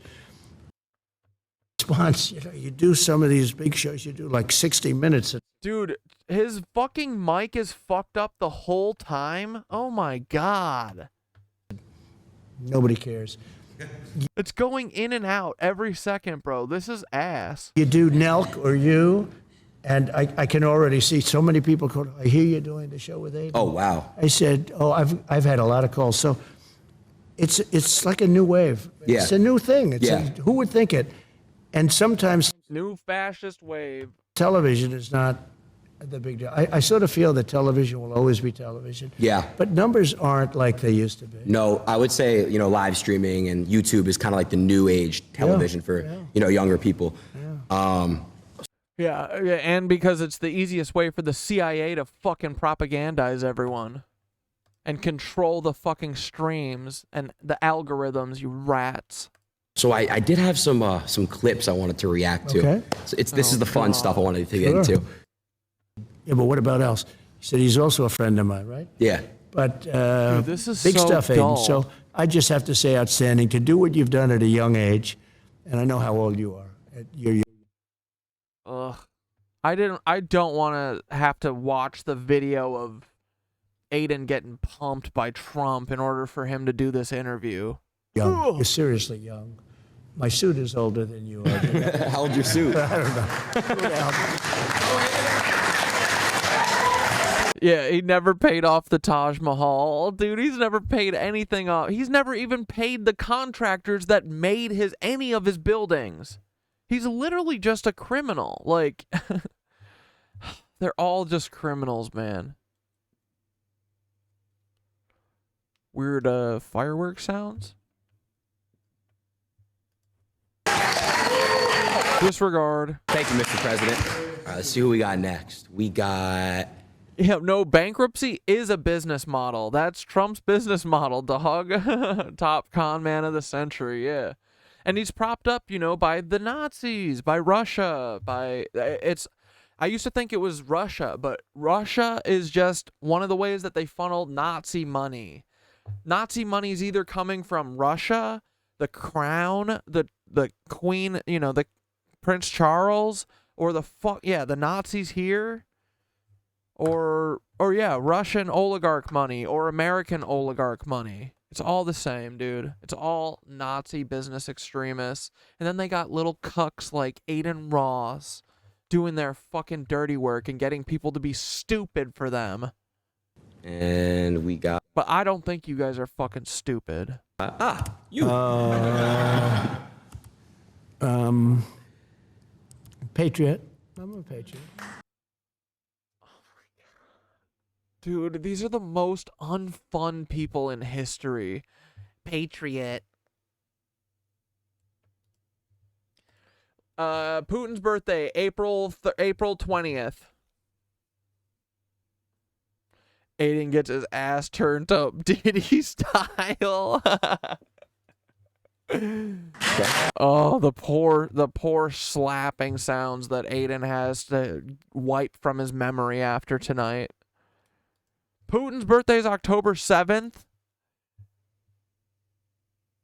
Was that a birthday gift to Putin?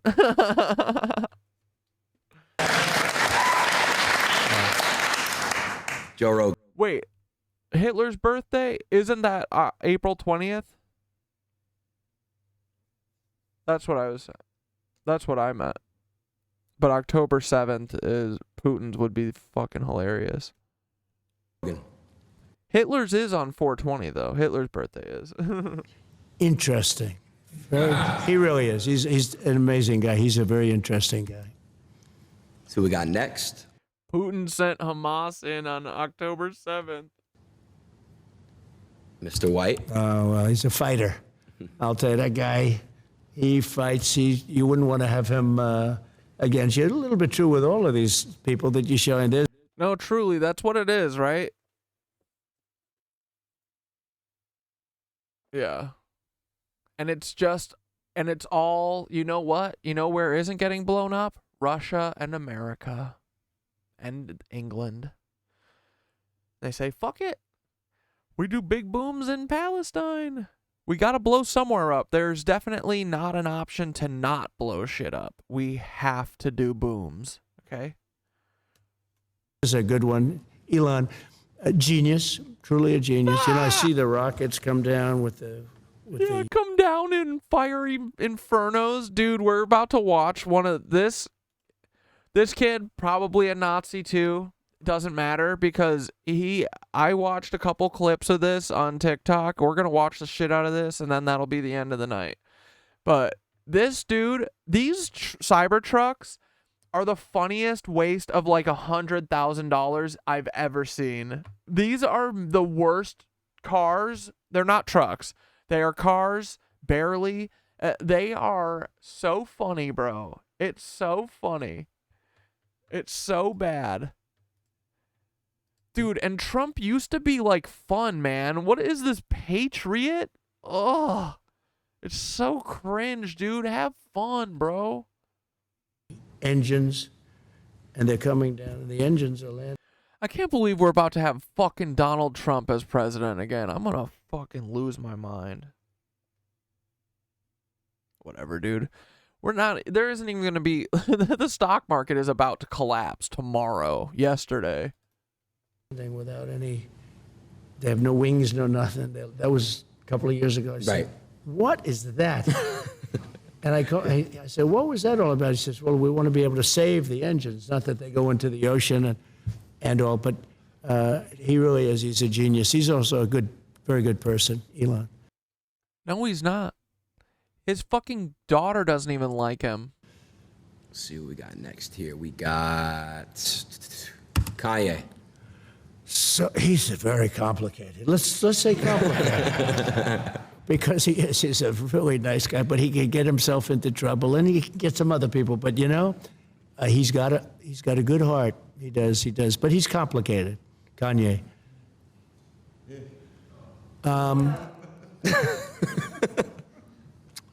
Did someone just say fake? Four? But he's complicated. Kanye.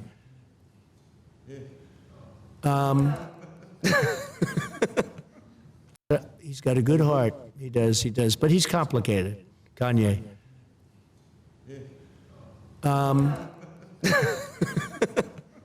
I don't know what she's saying. You guys want to watch the genius for a second? Let's look at the genius's car. Are Cybertrucks as durable as Elon says they are? Let's find out.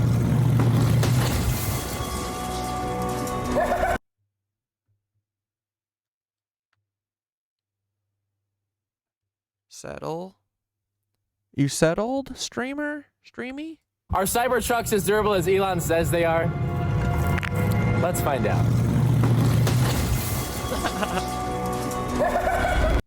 Ian Carroll drives a Cybertruck, just so everyone knows, okay? Ian Carroll drives in public. He publicly drives one, apparently. That's what I've heard.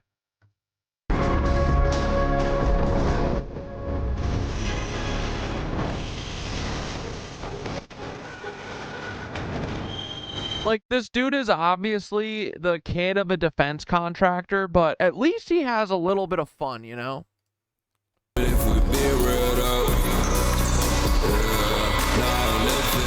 Imagine being Grimes and getting pregnant by Elon? What are you doing to the stream, Blair?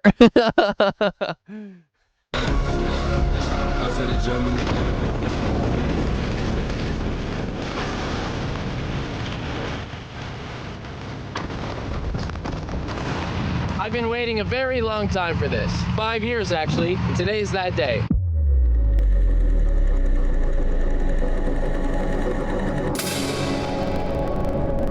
I finally present to you Cybertruck Durability Test number 1. Oh, here it is. Here it is. Be careful. Oh, be careful with it. Oh, yeah, it's here. I know, yeah. Right about now, everybody's saying, well, it's about time Whistle Diesel crushed that garbage fake pickup truck. That's why we're also testing.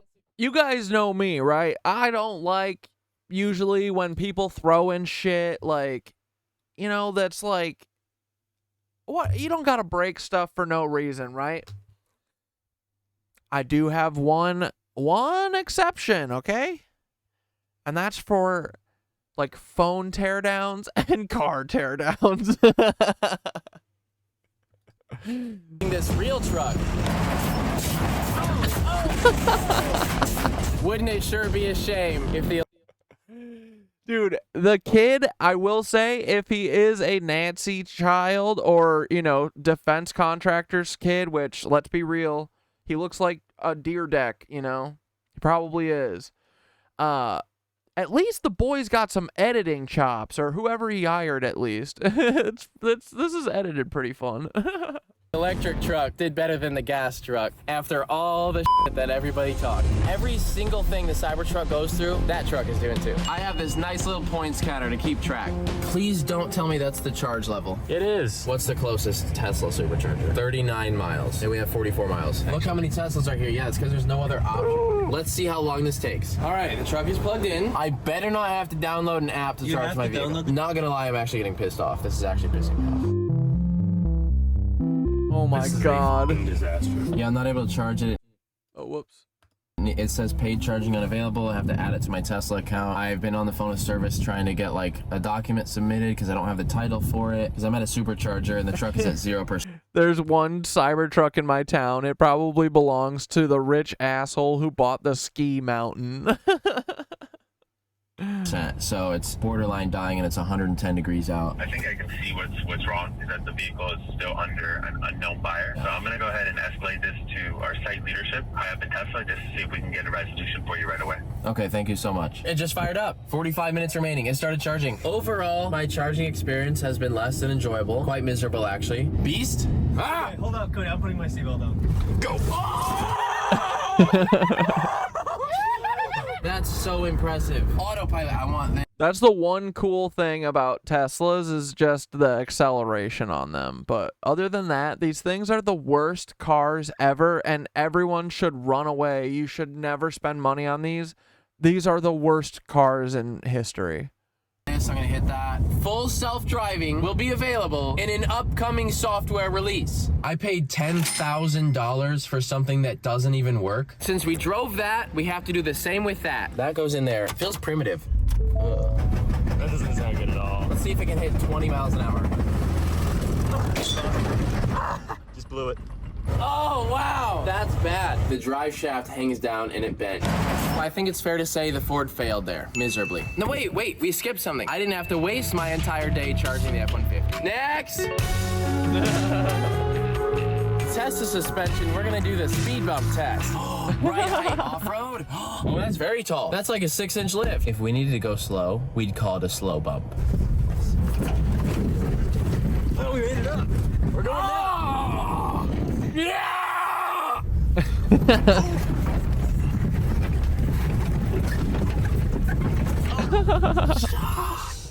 Okay. It's rough, but it's smooth at the same time. It really is. It's not like bone shattering.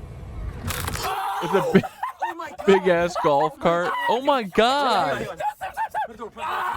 Oh my gosh. Why would you do damage? that? Oh, that's what hit. I didn't even know that was there. We just discovered a hitch. I would say that was a pass. No critical damage whatsoever. Lane departure avoid. Regenerative brakes, ability control, vehicle, hold, adaptive ride, automatic emergency brake. I think we did something. Rebooting? They just went away. Yeah! Now let's try the real truck. Busted the drive shaft, just letting the truck fall off the lift. It's so funny. I'm scared. The truck is driving. So stupid. Oh man, I don't know why, but just the flop of the truck makes it worth it. When people throw normal shit, hate it. When truck falls off the flatbed, We just put a new drive shaft in it. That was almost $900. I feel like this is gonna hurt more, and the airbag is probably gonna blow up in my face. Oh wow! oh my god! I got like air. Okay, my neck. Bro, that hurt. That was painful. Well, we gotta do one more. My spine. We're done. We're done. So we're gonna race the F-150 now, off-road. 3, 2, 1. Damn, sick. I'm dusting that little. He can't even keep up. I can't even see him in my mirror. It seemed pretty neck and neck most of the way. It wasn't neck and neck. I just want to tell everybody genuinely, if you compare an electric vehicle to a microwave, you are simply just a loser. You just lost. Oh, there's a ditch here. I might actually be stuck. We had low suspension. Locking differentials coming soon. I hope they come really soon because I'm stuck. Now it's time for the pothole test, which is why we have these 6-foot tall culverts. I'm 7 foot tall. You're not for 7 foot comparison. tall. The trucks are gonna come up the ramp, and that's easy, you know? Then they're gonna fall into these giant ruts every time. We don't have a ramp on this side, so it's just gonna fall off. This is gonna suck.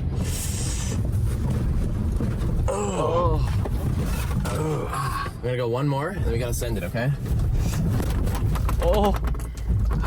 Critical steering issue detected. There we go. Ow, ow, ow. Oh. Well, that was very smooth. Something's wrong. The truck is almost on the ground. Oh, it's this side too. Is the air system broken? The air ride system is really, really cool, but it's just not meant for this crazy off-roading. It's going back up. It was at 5, now it's at 7. See? Look, 7 and then 12. It's fixing itself. All right, let's try the F-150. This is gonna hurt, man. No. Ow! It felt like we just blew a tire. Yeah, he's doing GTA test drives. I just like watching the Tesla Cybertruck get fucked up because it's a piece of shit, man. Like, it's offensive to me that you're allowed to charge Americans $100,000 for a piece of fucking shit, dude.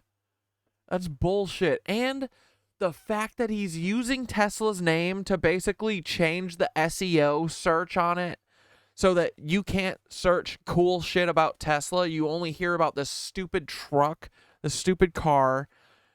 Ugh, there's so much stuff I hate about it. They're like, you know, too, that, like, the whole point of it, I think, is to let the CIA have access to everyone's, like, driving data and to do self-driving, and they couldn't even do it. They're so stupid. Oh, my God. Because, you know, everything that Elon does is just like the fucking product-facing side of DARPA, right? Like, everything that he does is just CIA bullshit, right? So you'd think that at least with the CIA wanting to do like self-driving to be able to get rid of all of us truckers or whatever, you know, anyone who drives a vehicle, you'd think that they'd be good at it too, and they still fucking don't have self-driving in these stupid cars that Elon Musk said was like right around the corner in like 2008 or something. All right, we're screwed. Oh! Someone just break off. I think we broke the grill rear off. bumper up. The rear bumper. Look at the Cybertruck. Oh, bro! What? No! Are you the kidding whole me? Oh my God! Our whole frame just snapped. The hitch is hooked up to what? It just came off. Oh my God! You can't even fix that. That's a total. Dude, you like make the fucking part that breaks the fucking hitch. You don't make the part that breaks the whole rear frame. Oh my God, dude. Look at how shit these things are made out of styrofoam. Look at that.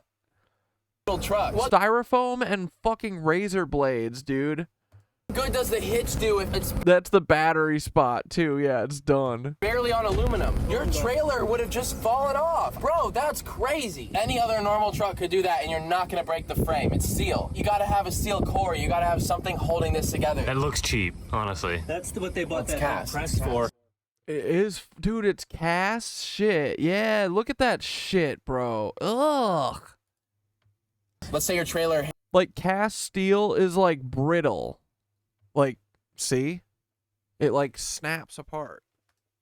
hits a pothole or gets a flat, it could shear this whole thing off. What's the towing capacity? Because to get that certified, they have to go through a ton of testing. Does it know that the entire rear bumper's gone? Trailer functionality may be unavailable. That does not sound good at all. There's a lot of things dragging. A normal truck would never do that. It's got to be able to do truck things. That was the most truck thing ever. Like, pull out another truck. Bro, that's the only thing that I think of when a truck does something. Yeah, it's a cheap aluminum frame. It's made out of fucking soda cans, dude. Seems as if the entire tonneau cover has spontaneously disassembled. The bed looks okay. I have not opened it. I haven't touched the back. That's from jumps. It's broken. Let's see if we can access the Ford bed. That's from jumps. Bed. Oh yeah, it doesn't come with inferior parts. Let's see if we can just crawl up this. Yes! Oh, oh wow. No way. Oh my gosh. I wasn't expecting that actually. Holy cow. It just went up it. Oh, she's got it. She's got it. Nope, she does not. You got it. You got it. You got it. I'm to the floor. Well, okay, so automatically the Cybertruck got up. Look at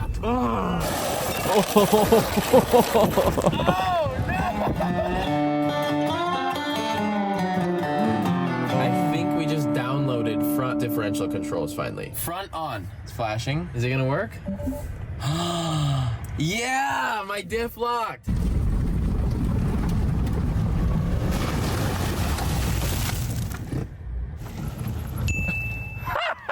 What the No! It wouldn't let me accelerate. It stopped trying again. Halfway down the hill, it just stopped. Yeah, it wasn't even that stuck. Just to prove that the F-150 can do it, I'm gonna full send the F-150 through.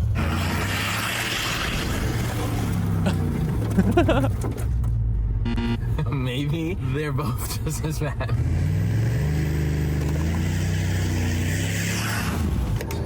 Well, before we get some air here, let's pop an LFGO. I've actually been using this stuff. It's amazing. 200 milligrams of caffeine per pouch. I'm a really health conscious person, and I don't like drinking energy drinks and getting a ton of sugar for no reason, but I don't like the taste of a sugar-free energy.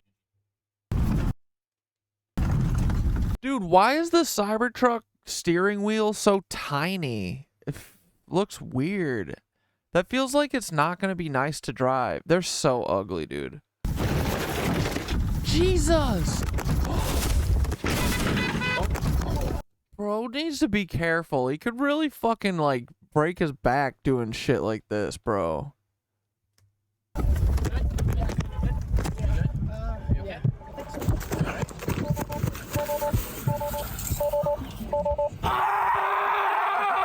the f is it doing that? It lowered, dude. It f***ed us up. Every time I'm ready for a crazy stunt, it just lowers again. Dude, it shattered our windshield completely. Oh, no. Yeah, the whole windshield just gave out. I bet it's fine. Yeah! Now, since I told everybody we keep it equal, we have to do it with the F-150. Hold on.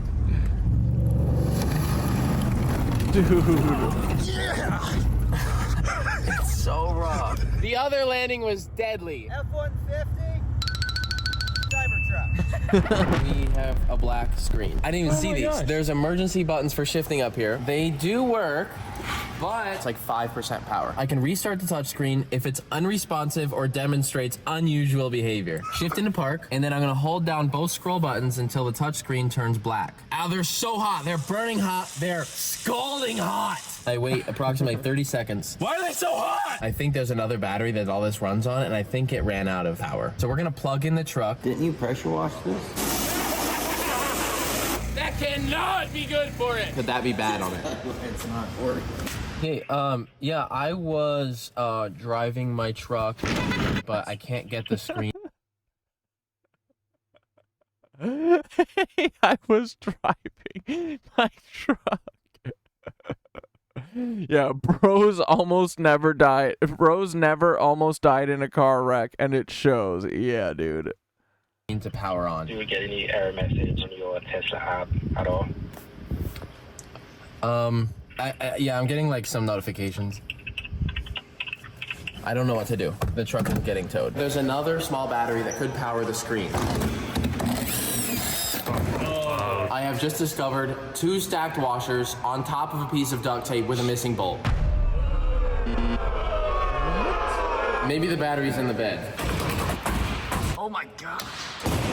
So our tonneau cover will not open. I have to get it open. This is an emergency because I have to get in the truck because the truck won't run. The roller system definitely needs improvement. They used Velcro to hold the piece on.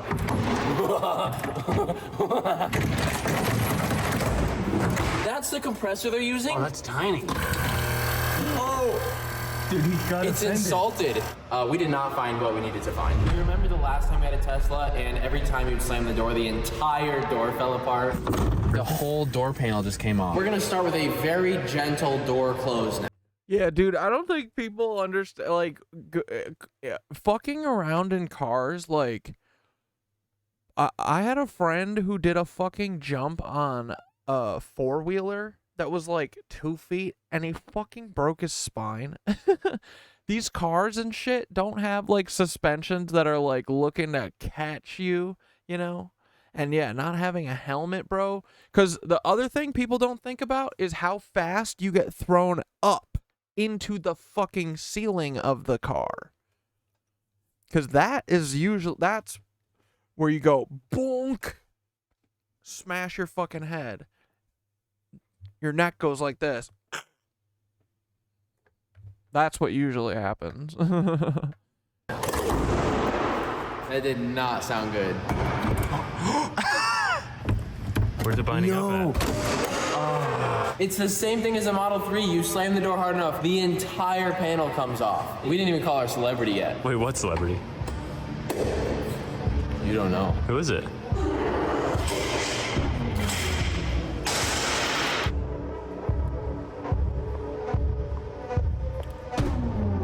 Hey, man.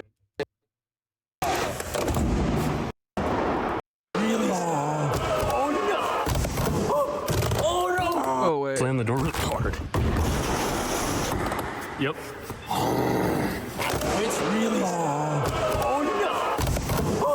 Oh no! No, no, no, no, no! I fixed it. Yep. Broken. There it goes. The whole just ripped off. We have one more door. You got one dumbass kid slams the door too hard and the fucking thing rips off. Dude, every time getting out of the car, my dad, don't slam the fucking door.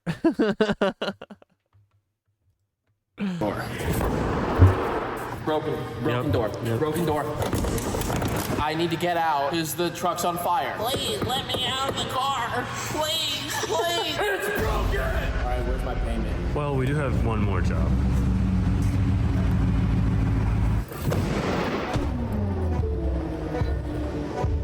No way. That's really bad. Let's try the back. Oh, that just came out. That came off. This also came off. Built Ford wheel. Okay.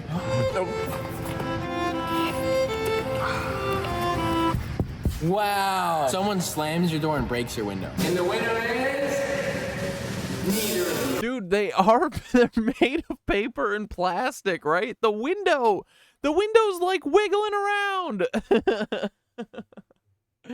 I swear to God, these cars are made out of nothing. Now we have something extremely critical to discuss. Which crate are the bombs in? 9C up at the top. See, look at all those fucking, like, dude, this kid is like the son of Lockheed Martin fucking East Coast divisions, you know. Look at all these crates. These are fucking, these are some weird crates, brother. You can climb up and grab those. I had seen a video that recalled all of the Cybertrucks for a sticking accelerator pedal. The EV maker has issued a voluntary recall of all its long-awaited Cybertrucks. And so what they did, I guess, is they used dish soap to apply the pedal. I'm going to slam down on the accelerator pedal and see if it sticks. And if it does, I'm going to get into a head-on collision with that F-150. Wow, it's actually holding on. Wait. Wait. Oh, I think I just broke it. What the? Hold on, I think I just broke it. I was actually looking forward to running into the F-150. Let's do it anyways. Wait, no, hold up. Oh, the pedal, it's jammed in the floor? Yeah, it's got jammed in there. Oh, it's got a lot of torque right now, though. I love how I'm driving the Cybertruck with a screwdriver. That's horrible. Like, that's the most important part of the truck. Let's see if we can break the F-150 pedal. Just a squatted truck owner.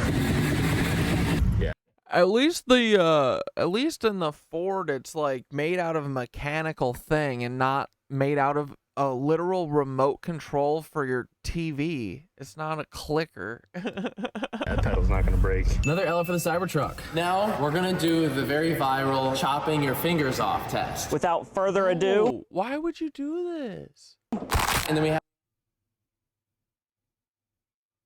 I'm never putting my fucking finger in, slamming it in the fucking. What is wrong with you people? Have this open. Let's just say, well, oh no, my fingers hurt. I can lift it back up. Now this wants to be all robot-like. That one actually scared me a little. Larry, hey, put your fingers in.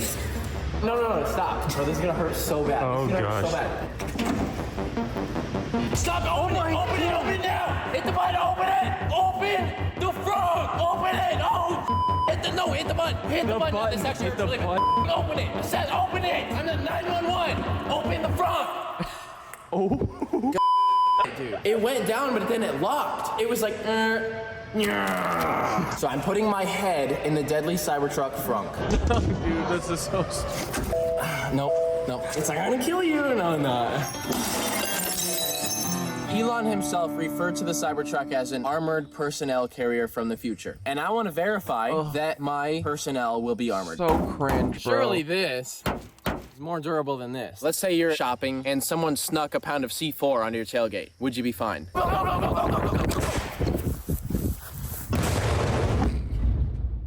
Oh my God. Oh!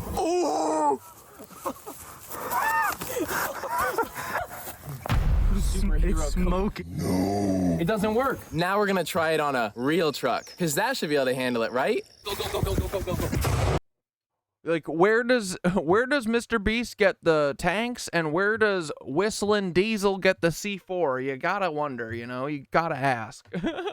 Oh no! That didn't look good at all. Parts went everywhere. Oh! The tailgate is gone. That's an explosive device versus aluminum. Here we have an explosive device versus steel. You've heard of Elf on the Shelf? We have C4 on the door. Oh my God, this is big. Dude, that is nuts! Oh. Yeah, run in. Oh my God, it latched! Run! Oh, I got hit with shrapnel! I'm good. Oh! It's fine. Yeah, like, That's this is not bad gonna at kill all. someone eventually. This is gonna kill, like, dude. This is one errant fucking, like, little piece of metal flying into your fucking eye. So cool though. But it's sealed shut. But at the same time, this is fucking sweet. I'm happy to watch. Glad I wasn't there. Dude. No hole. Hole. Hole.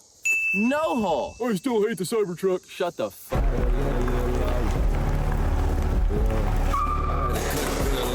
How many people can the Cybertruck hold? 1, 2, 3, 4, 5, 6. Logan Paul. Jake Paul. 7, 8, 9, 10, 11 and a half. Now we're going to be testing the riot defense capabilities of the Cybertruck. The glass is going to be the only thing between me and pro boxer Jake Paul. Along with him with the RPG. You can put the RPG away. So I'm going to sit here in the truck, and I'm going to hope and pray that this... Like, dude, this is the same thing. It's always been like this. What was the name of the fucking kid that was, it was like MS Russia or whatever. What was that guy's name who did the same thing? And he ended up going to fucking jail for a few years or whatever for I don't know, it was probably all that he was a fucking CIA plant. But this dude's dad is in the CIA, 100%. This dude's dad is a Fed, big time. He's probably one of the ones that, like, arms the Nicaraguan paramilitaries, you know? Super durable glass hangs on tight. F you, Cody.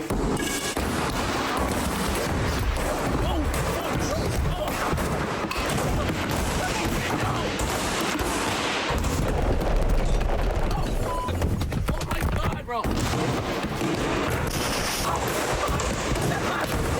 my God!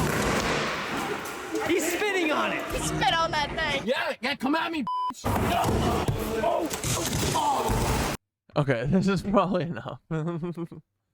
When Logan Paul, or when Jake Paul shows up, that's when we gotta do anything at all. That's when the party's over.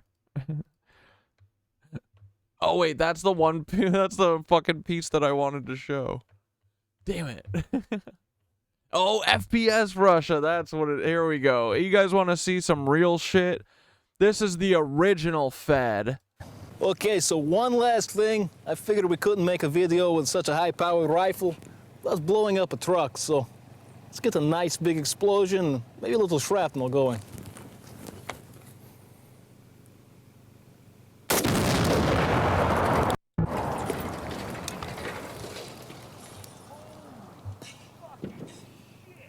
Maybe a lot of shrapnel. Well, I really like this rifle, I've got to say.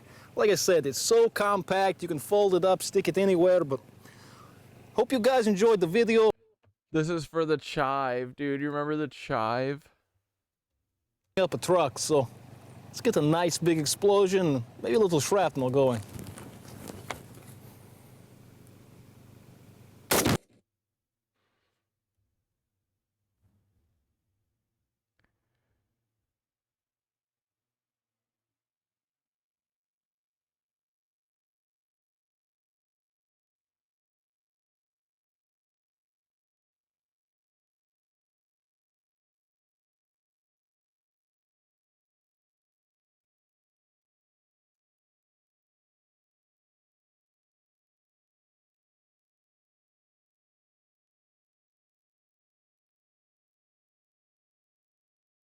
No way is this real, right? Dude, this feels more real than a lot of things. It feels really stupid. It's got to be fake, right? There's no way he didn't die here. Dude, it looks really real. Like, that's what I was thinking. As soon I was like, that looks really good. Like,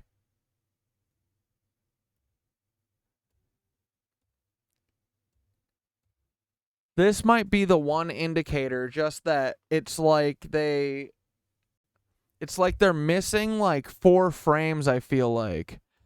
Like, I feel like they're, but I don't know, with explosions, who knows? It could be this big. But dude, I don't know, man.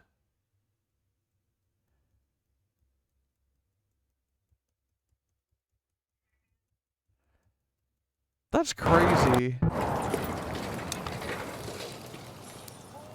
Whoever did it, though, if this is fake, they should fucking do lots of VFX. Maybe a lot of shrapnel. Well, I really like this rifle, I've got to say. Like I said, it's so compact, you can fold it up, stick it anywhere, but hope you guys enjoyed the video, and as always, have a nice day. It's gotta be fake, though. The whole thing is like a promo for the chive. It's just gotta be good. It's just gotta be good,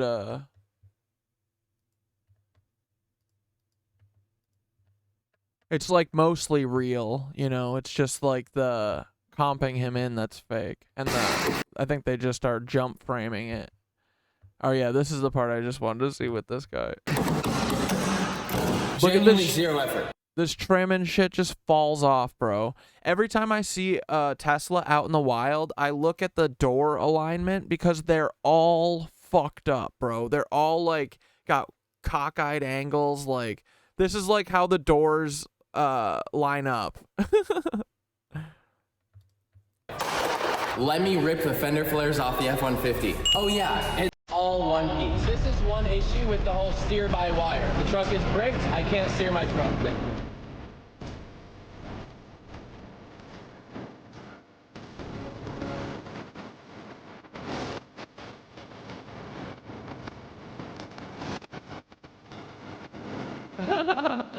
I wish there was more damage. I'll be honest, I want to do a lot more, but the truck is rigged. It's not your fault you can't do more damage. I literally can't do more. We have a Cybertruck for y'all. Yep. It needs a windshield and some other stuff. Okay. It does not run. We don't know why. Get it back up and running, get it charging again, replace the windshield. Is that it? Yeah. My only goal is for it to like drive again. I give the Cybertruck, I have to say, I think it lost this one. It did lose. The Ford won.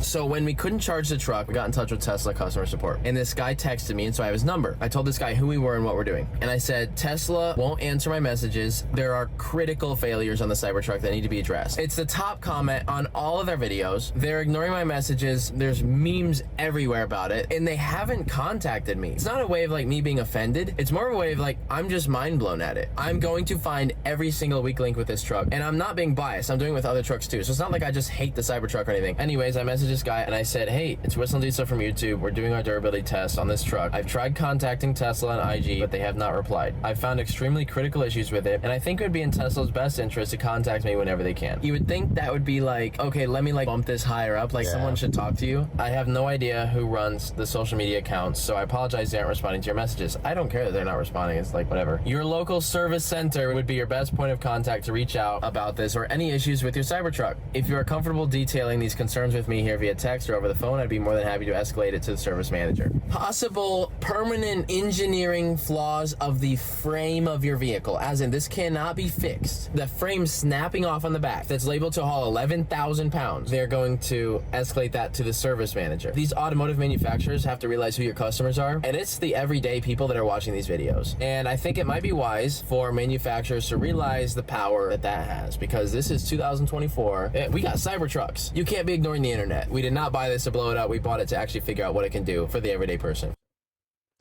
Hell yeah, dude.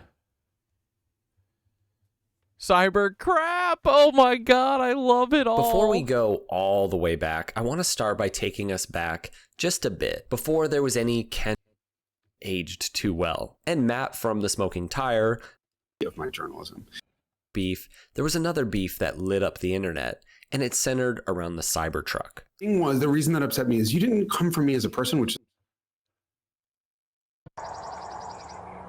Oh, you know what? This one I'm pretty sure I've seen, and it is... I think this was his shtick for a minute, right? Was that he would do these, like, close call things. Oh, this is an FPS, actually. This one might be... It might be based off of this. Because this looks real, too. Is this FPS Russia? No, I don't think so. Yeah, just a random guy. I bet that FPS Russia took inspiration from this, because you could tell, because the chive was like the thing that he was like,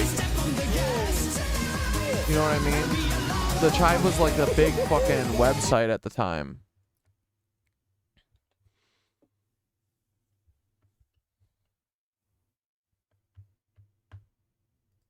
It's sick though. But no, that's like, those are the kind of things that if you want to make your shit look real, you emulate stuff like that. You don't watch like Hollywood stuff. You watch real, like that. I think that fridge one is real. It looks really real. And then the FPS Russia guy, I think it's all real. He just comped himself in, and he just did a really good job. And he just does what, you know, it's like an old ass Hollywood trick where, you know, someone shoots the, you know, the fire goes off, but no one's there. And then they do the take first with him going up with the gun, and then they just lay one on top of the other. is fine. You came for the integrity of my journalism. Let me just catch you up to speed. Back in December of 2023, Haggerty, alongside two other large media outlets, that is Top Gear and Marquise Brownlee, were given exclusive early access to the Cybertruck for review. Haggerty wisely put Jason Camisa at the helm of the review, and he created one of their best performing and probably most entertaining videos so far. As great and as fun and honestly pretty informative as that video was, called out the whole production for being void of virtually any criticism of the Cybertruck, which honestly hasn't aged too well. And Matt from The Smoking Tire was one of those who voiced their opinion despite being friends with Jason. And Jason didn't like this. So Matt invited him onto his podcast, where honestly Jason kind of put a whoop down on Matt, and I guess he wrote a book about it, I don't know. Now, as much as Matt has proven to be a person who does kind of mindlessly criticize Tesla and Elon Musk, all of this hasn't actually aged that well for that Haggerty video. Jason argues with Matt that he's not biased and he's never taken any money from Tesla, which of course, obviously that's not how this works. The point he overlooked is that when a few select companies or content creators are given exclusive early access to one of the most anticipated vehicles of the past decade, and they're taken through the whole BS thing that journalists are taken through,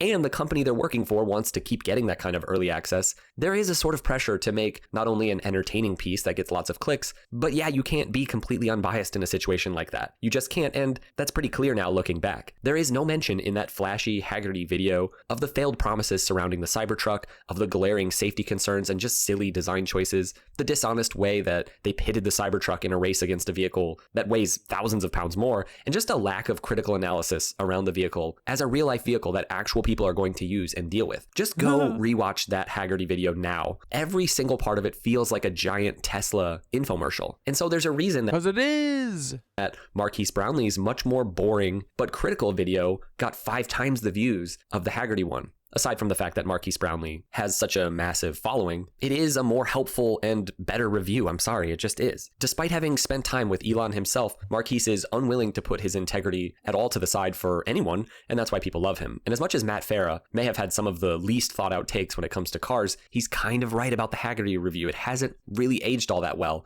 Like when Jason bloviates about Elon having this unconstrained rethinking of the pickup truck as we know it. I mean, compare that BS with what Doug DeMuro just said in his review of the Cybertruck. As people have talked about towing capacity and hauling capacity. Yeah, how many has Elon sold?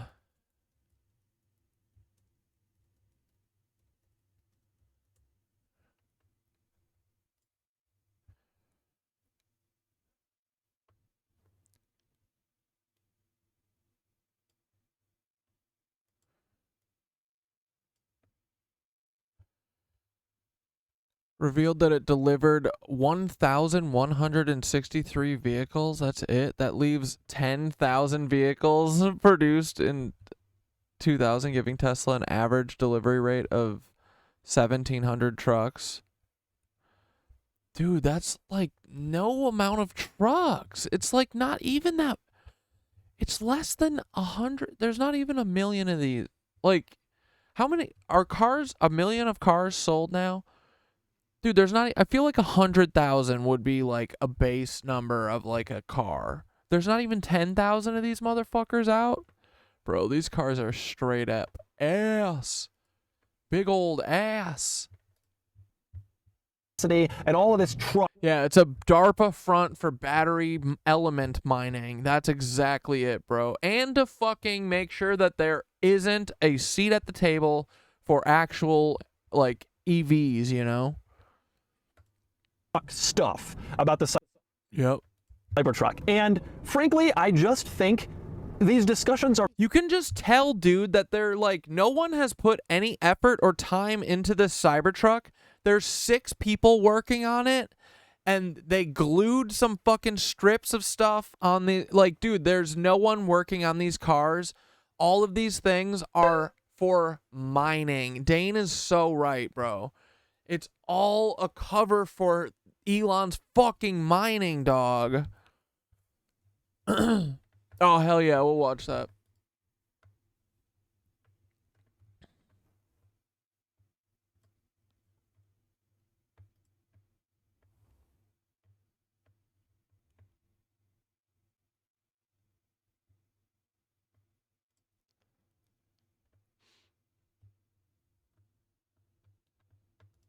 This episode of the Y-Files is brought to you by Factor.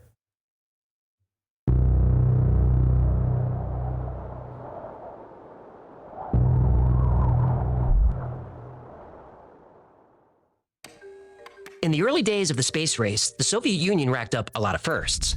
Sputnik, the first satellite. Laika the dog, the first animal in space. Yuri Gagarin, the first man in space. Dark side of DARPA, which is the whole side of it. It's all of it. Valentina Tereshkova, the first woman. Zond 5, the first spacecraft to the moon. Meanwhile, America's space program lagged, plagued by setback after setback. There were some successes. Ooh, Gaza Strip. Hey, the Boring Company is really about boring through the Antarctic ice wall and separately the firmament, right? Dude, I know that it's not for boring tunnels for cars or for trains. And I bet it's it could be the ice wall. Dude, I really am fucking rooting for your guys' ice wall. I want it so bad. I want the last domino to fall to be like, oh yeah, and guess what? The water is space. And for you guys to be fucking right, like, I'm not doubting you at all. I'm just saying I don't think the ice wall is real. I want it to be real for you. But we know no matter what that the Boring Company is, since it's an Elon company, it's really for mining, right? So at the end of the day, we know that no matter what, it's for bad. And for mining, it's all for mining. That's what all the Nazi money is from. Mining. Which is weird because that's like what the Anu-Nazis came here for, right? So it's like they're really getting in touch with their master's roots, you know? But not enough to keep pace with the Soviets.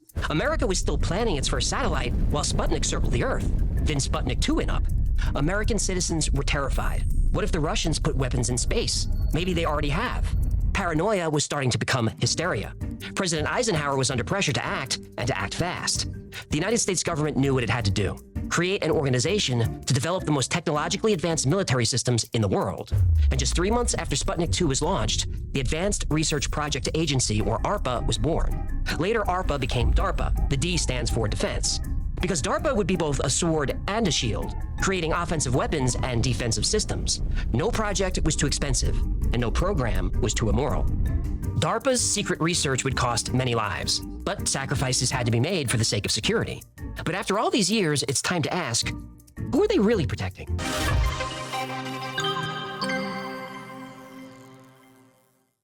No, I didn't order any dumbbells.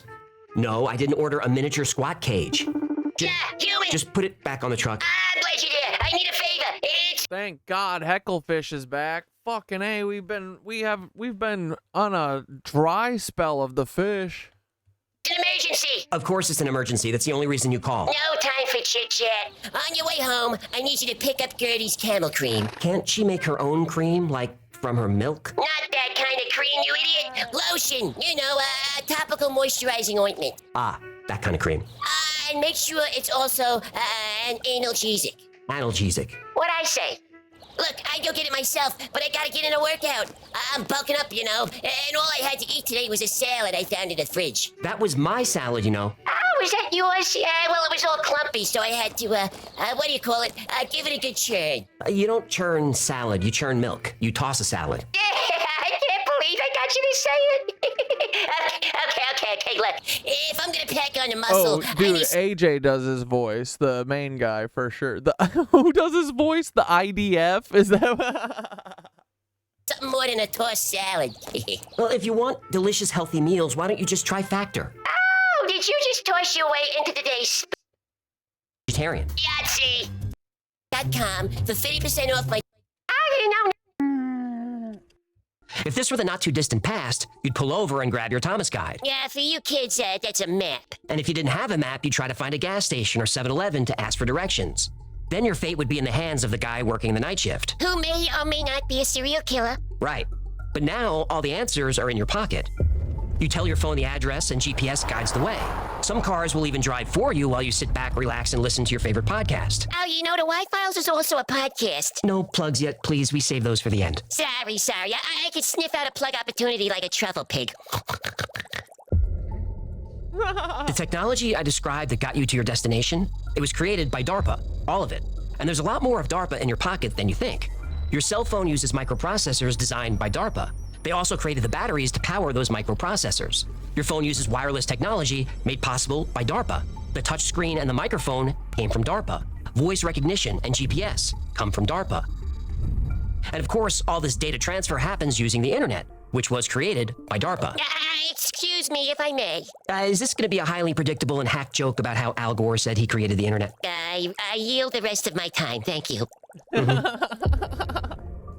Yes, DARPA created the internet. Well, technically, they were still ARPA then. Remember, the D was added in 1972. In the 1960s, researchers were trying to figure out a way to ensure reliable communications in case of a nuclear attack. Traditional telephone lines and radio transmitters would be the first to go. They came up with a radical idea: packet switching. Not all of us speak nerd. Some of us went to our prom instead of staying home to write code on our Apple II. Packet switching is not as complicated as it sounds. Here's how it works. You want to send a message or file from New York to LA, but what if half the country's lines are down? So you break that message into small chunks called packets and send each one independently over the network. On the receiving end, the message waits for all the packets to arrive and then reassembles them back into the original message or file. Each packet will independently try to find the most efficient route through the network at any given moment. The internet still works this way. Most people didn't use the internet until the late 1990s or early 2000s. Some nerds like me were using our phones to dial bulletin board systems in the late 1970s and early 80s. But this new network called ARPANET was conceived in 1966. Whoa. You were online all the way back then? When you were like 12 or 13 years old? Yep. I was even younger than that when I first got online. And you're proud of this? Well, yeah, shouldn't I be Did you even know girls existed? Yes, I knew they existed. Yeah, now I see. What? Girls didn't... There are only 3 level 6 DoD contractors: Amazon, Palantir, and Microsoft. Not a coincidence. All 3 can be explained by family connections of the CEOs. God damn, Dane.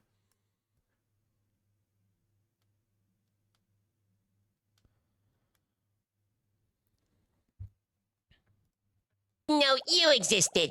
I was a late bloomer. Bloomer? Bloomer. What'd I say?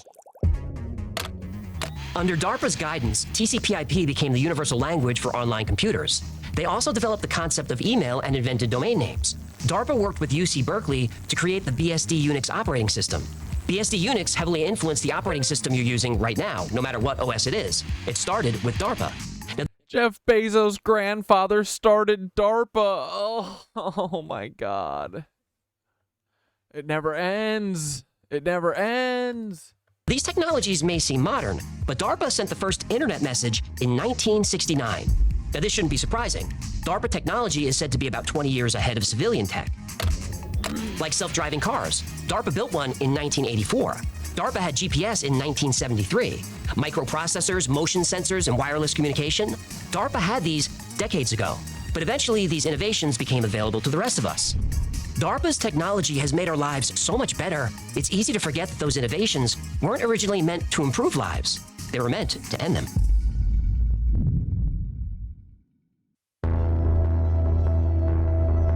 It's the middle of the night, and you're lying prone on top of a dusty building in some far corner of the world. You hug your .50 caliber Barrett sniper rifle. It's pitch dark, but your light-gathering, high-magnification scope gives you full visibility of the alley 1,200 yards away. A door opens.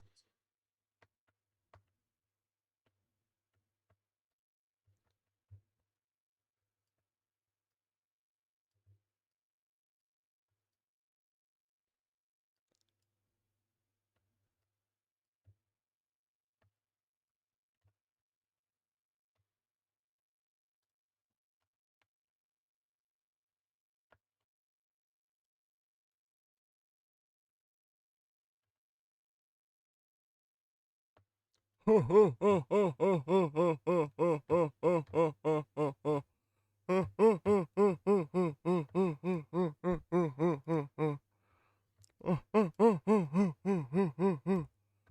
Jeff Bezos. I got one big eye, one little eye. It's from the cloning. Don't worry about it. Thanks for all of you slaves at Amazon. Without you slaves, I wouldn't be able to steal my profits from you, and I wouldn't be able to take men to the moon and suck them off.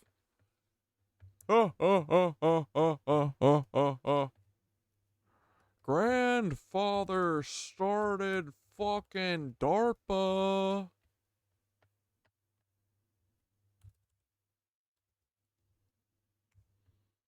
How's it taking this long to... I mean, there's been many times where I'm like, oh, I gotta throw Bezos on there, and then I never do, because I'm like, oh, I'll get to it in a minute.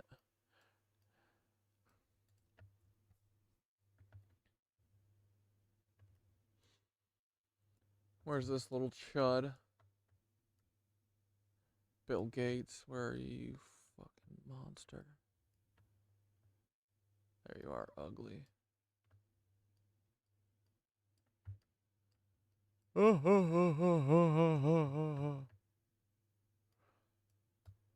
Cuck. Fucks his mother. That's what it is, right, Dane?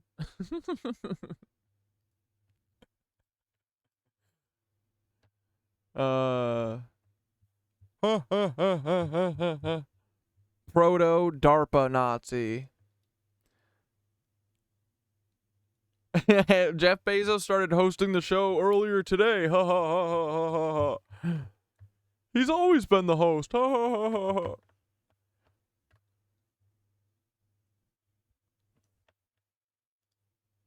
Okay. Sorry, I just wanted to take a second and actually fucking get Bezos on there. Because he is a massive part of this. Right on schedule. You hold your breath and put your finger on the trigger. Suddenly, a van appears. Your target leaps in and speeds off. Years ago, he'd escaped. Mission failed. Not now. You fire, confident in DARPA's latest innovation, a self-guided bullet. With optical sensors and real-time guidance, it maneuvers mid-flight locked onto its target. Skilled snipers engage targets up to 1,300 yards away or more. The farthest confirmed kill, 2.2 miles by Canadian Special Forces in 2017. Impressive, but DARPA's Extreme Accuracy Tasked Ordnance, or Exacto bullet, hits targets 5 or 6 miles away. Maybe farther. DARPA keeps the details a secret. Many DARPA projects seem like science fiction, some like magic. Scepter lets you see through walls. The Mojave Project bends light, making objects invisible. DARPA's Engineering Living Materials program uses living fungus as a construction material. Structures will no longer be built, they'll be grown. Instead of shipping finished materials, we can ship precursors and rapidly grow them on site using local resources. And since the materials will be alive, they'll be able to respond to changes in their environment and heal themselves in response to damage. DARPA likes fungus, but it loves bugs. Project Insect Allies modifies flying insects to attack crops. These insects resist disease and repair each other's injuries in the field. Then there's the Hybrid Insect Microelectrical Mechanical Systems, or HIMEMS. This project, along with Project Dragonfly, creates miniature flying cyborgs. Beetles, moths, and dragonflies become undetectable spies with cybernetic implants and solar-powered guidance systems. They can be controlled remotely or operate autonomously using AI. They've created remote-controlled rats. DARPA trains bees to find landmines. They're developing claytronics, programmable shape-shifting matter. They're developing nuclear-powered spacecraft, autonomous vehicles, and weapons of all kinds. DARPA's technology is meant to keep people off the battlefield. Why risk a battalion of human soldiers when you can deploy a fleet of drones? But sometimes you need boots on the ground, and that means people with guns. But DARPA has a better idea. Don't give a soldier a weapon, turn him into one.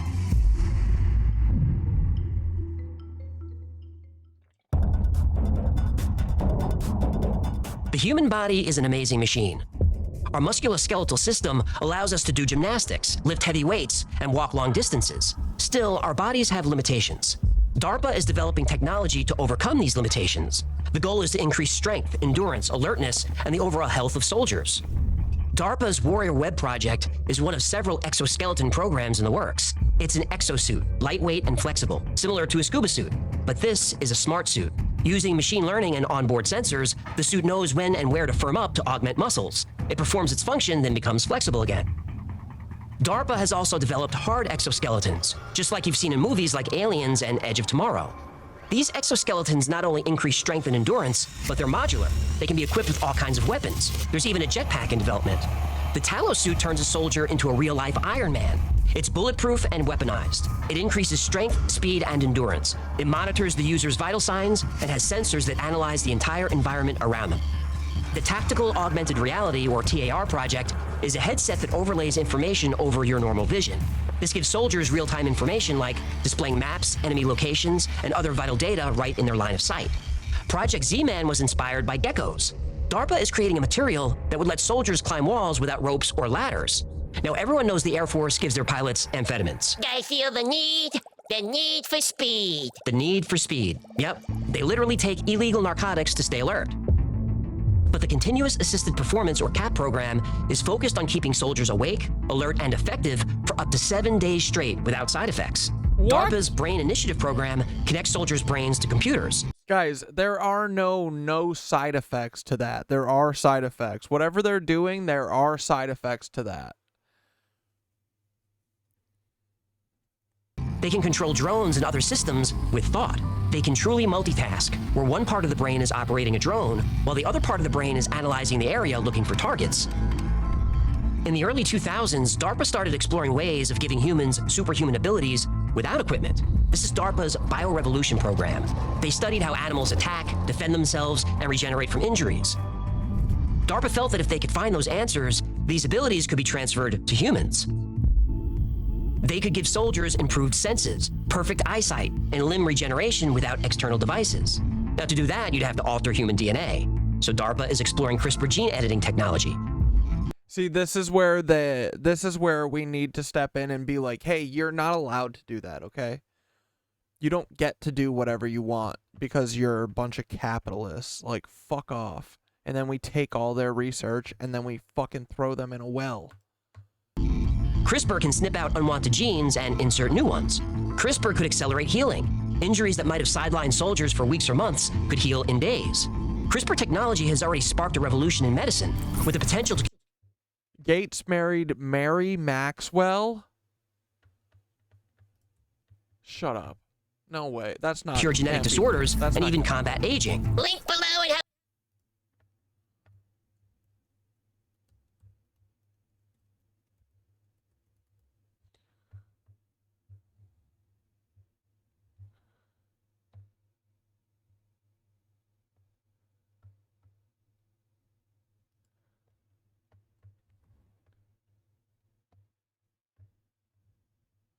What, Bill killed her? When did he kill her?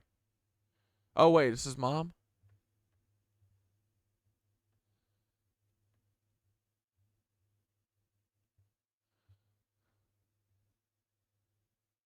Oh yeah, she's the mother of Bill Gates, duh. Oh yeah, because it's Bill Gates Jr. and Sr.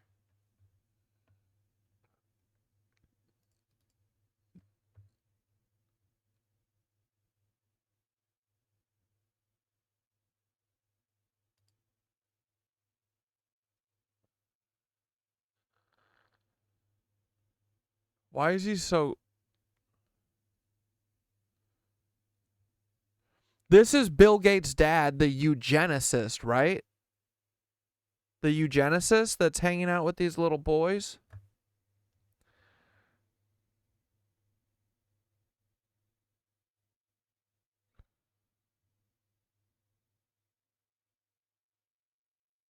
Sitting on Pawpaw's lap. Oh, and it's the care center for HIV positive children. Oh God. This is the first picture on his Wikipedia. Dude, this has got to go on the Miro. Holy fuckarone, dog.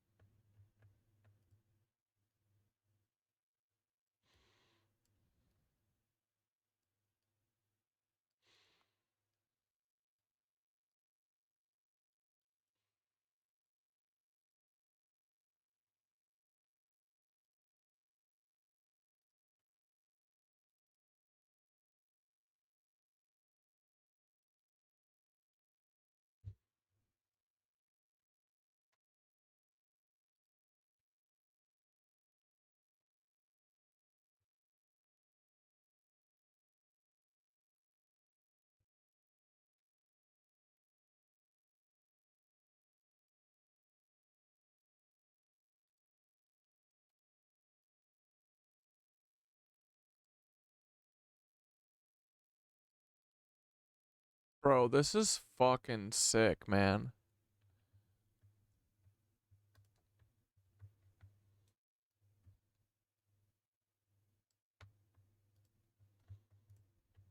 CRISPR and AI are about to end the whole world. Yeah, that episode is scary. But it's interesting and it's real. Now, some of these projects have failed and some haven't, and some are still in development. I have no doubt that DARPA will turn... Yeah, they're so fucking...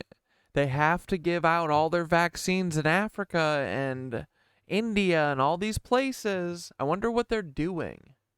Wonder what they're really doing. Turn Yeah, soldiers all into of them and their mama and daddy too. Exactly, bro. Superhuman weapons eventually, but they haven't yet. So how do you put boots on the ground and keep humans off the battlefield? DARPA's answer? Killer robots. What a nightmare we live in. DARPA started working on robotics in the 1960s. Its first project was Shaky, the first mobile robot to reason about its actions. Shaky wasn't sleek or fast, but it was a start. You know, I feel like if you name your project Shaky, you're kind of setting yourself up to fail. Well, since then, DARPA's robotics has come a long way. In the early 2000s, DARPA launched the Big Dog program. In partnership with Boston Dynamics, these four-legged robots can carry heavy loads and navigate difficult terrain. They can also be outfitted with weapons like sniper rifles or machine guns. The LS-3 can follow soldiers autonomously and carry up to 400 pounds of gear. And then there's the Atlas robot. And now we're getting serious. Atlas was launched in 2013. And you've probably seen various versions of this robot over the years. Atlas could run, jump, and navigate obstacle courses. A couple of years ago, Atlas used AI to teach itself how to walk, and then run, and then do gymnastics. Yeah, you humans realize it's only a matter of time before these things take over and enslave you, right? Some of us realize it. Investigative journalist Annie Jacobson has covered DARPA for years. She says there's no doubt that the Pentagon is investing heavily in robotics. DARPA's plan through 2038 states without question that the Pentagon is moving towards robotic warfare. They want to have hunter-killer drones that can swim, crawl, walk, run. Drones that can fly. It's so silly. Like, not doing war is not even a question. It's so fucking primitive and stupid. They're such babies. I fucking hate them, dude. They drive me crazy. They act like we're a bunch of fucking little bitches when they're acting like little toddlers. Literally throwing a shit fit and smearing the walls with shit. That's truly what they are. 13,000 miles an hour, gross. which is 22 times faster than a commercial jet. To get to a target. Like, dude, these people are literally, like, they deserve to have fucking, like, like, they're doing war against all of us. Like, I'm gonna figure out how to, I'm gonna get Alex Krapp's fucking passwords to his Palantir drone striking offensive thing that he loves so much, that he fantasizes about using on people, and I'm gonna type in the coordinates of frickin' them, and I'm gonna make Alex Krapp hit yes, enter, I scan. Target really quickly. Ballistic missiles have limitations. They just get to wreak havoc on the world, and no one holds them accountable. Speeds over Mach 20 require too much power and make the rockets dangerously hot. But thanks to DARPA, that's no longer a problem. Missiles can now travel at hypersonic speed without overheating. A target 500 miles away can be destroyed in 6 minutes. Weapons like these certainly keep humans off the battlefield, but DARPA's going to take it one step further. It's creating the technology to wage war without needing humans at all. Ballistic missiles.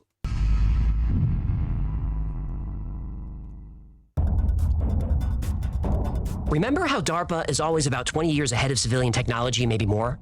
Well, as early as the 1960s, DARPA started developing computers that can learn independently. In the 1980s, DARPA launched the Strategic Computing Initiative, or SCI. The goal of SCI was to create military strategies by running simulations and learning from them. You're describing war games. Ah, don't play this fucking movie. This is why I couldn't post the goddamn episode until like 2 hours before we started streaming tonight, is because of the stupid ass war games.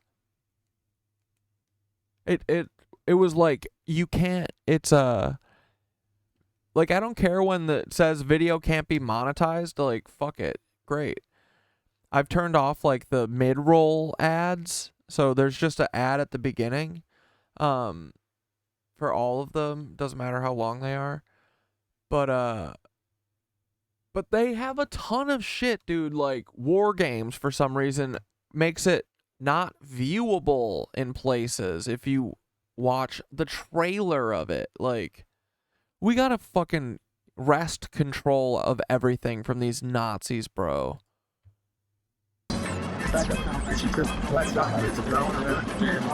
It's all these same characters who have ruined everything. Bill Gates ruined all software.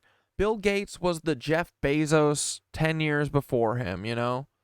He just ruined all software. Before that software, people were like trading it. It was awesome, dude. They were like, it was all open source and people were fucking, it was a hobby. But no, Bill Gates had to come in. He had to make everything stupid and everything about IP so he could be the richest man in the world. Oh, I'm a Nazi. Oh, this is what Nazis do. We figure out how to monetize everything because that's all we care about, because we're obsessed with money and ball worship. We worship balls. We worship balls in our fucking mouth. Garbling balls. What's it doing? It's so gross. War Games was originally going to be a science fiction story about a dying scientist who's saved by a kid genius. But then the writers met Peter Schwartz from the Stanford Research Institute, or SRI. SRI, I know those guys. You do. SRI has been the launch pad for many secret government programs. I've talked about them a lot on this channel. And they've long been connected to the CIA, NSA, and DARPA. Well, Schwartz was fascinated by a new computer subculture called hackers. He suggested that they make a movie about a kid hacking a military supercomputer. Oh, yeah. What was it? It was called the Big Mac. No, Whopper. War Operation Plan Response. Oh, right. I'd still rather have a Big Mac. Me too. Well, the Whopper spends all its time thinking about World War III. 24 hours a day, 365 days a year, it plays an endless series of war games, using all available information on the state of the world. At the very same time that this movie came out, DARPA was working on its own military supercomputer. Here's how they described it. The machine envisioned by SC would run 10 billion instructions per second to see, hear, speak, and think like a human. The degree of integration required would rival that achieved by the human brain, the most complex instrument known to man. If you haven't caught on by now, we're talking about artificial intelligence. Today, AI is everywhere and accessible to everyone, and it feels like it came out of nowhere, but it didn't. It came out of DARPA. As of today, 70% of DARPA's projects use or are focused on AI and machine learning. DARPA started working on AI in the 1960s. They built their first AI system, a speech recognition computer, in the 1970s. In 1983, the Strategic Computing Initiative Project received billions for AI. Yeah, Wozniak was the, like, smart one. Wozniak was, like, dude, when he made the Apple II or whatever, wasn't he, like, wasn't Steve Jobs like, we're gonna make so much money off of this? And he was like, why? Like, dude, it's like, it literally was like a hobby that people were, like, sharing with each other. It was like, I don't know, what's the similar, like circuit bending or something. It was like a weirdo hobby. And then Bill Gates, no, we need to lock everything down. We need to have, all software needs to be on subscriptions. Yeah, that'll be fun. Oh, that'll be cool. Research. Then in the 1990s, DARPA launched another supercomputing project. It was, and still is, highly secret. It's affecting you right now. And once I tell you what it is, you're not going to like it. Doubt it. Yeah, I doubt. Now it's time to get this video demonetized and censored. Yeah, boy. Yeah, if I'm not on a list by now, I'm about to be. No, they're watching you, human. Yeah, I really don't want to talk about this. Honestly, I'm about to put everything that I have at risk. You're actually scaring me right now. I'm scared too. Here we go.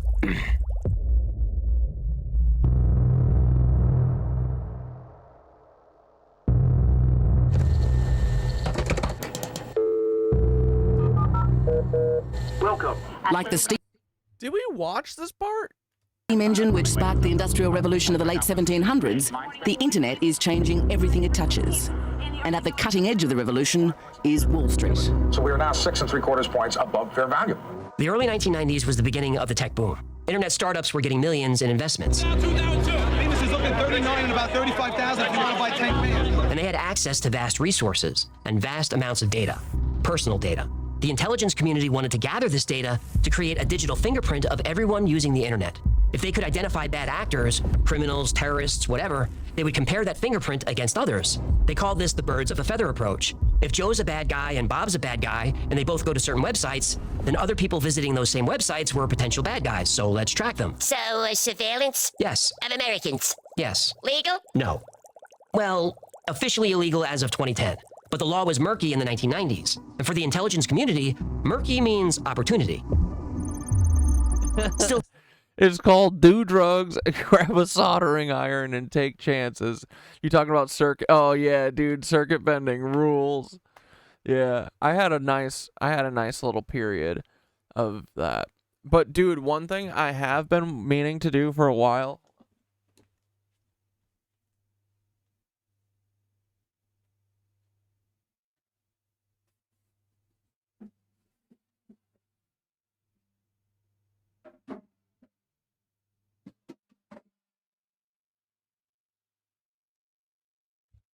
I ripped this. Oh, you guys got a quick nip. I ripped this out of an organ, and I really, really, really need to... I want to make it into a standalone foot pedal board so I can play bass and play fucking bass, bro, with my foot.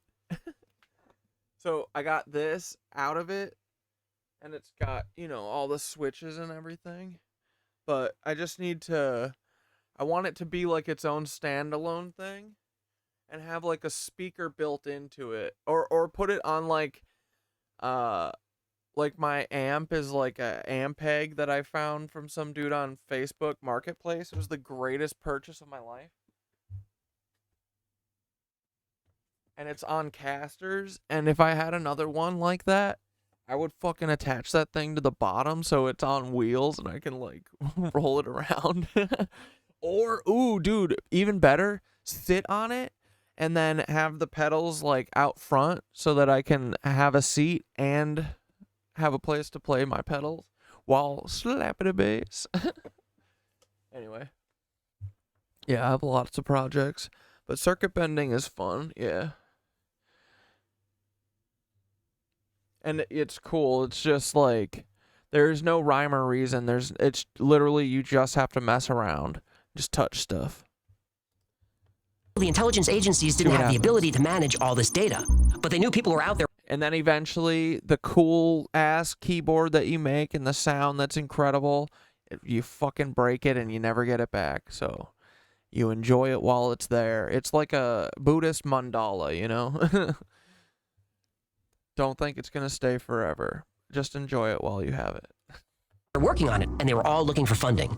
But if you're the NSA or CIA or DARPA... But that's how Noise Boys started, was just me and my buddy doing circuit bending alone in my little, like, wood shop area. And he, and then we would, you know, he got, like, something that started making beats, and we just went from there and just kept, and we started building it till it was, like, making actual noise with, like, several people.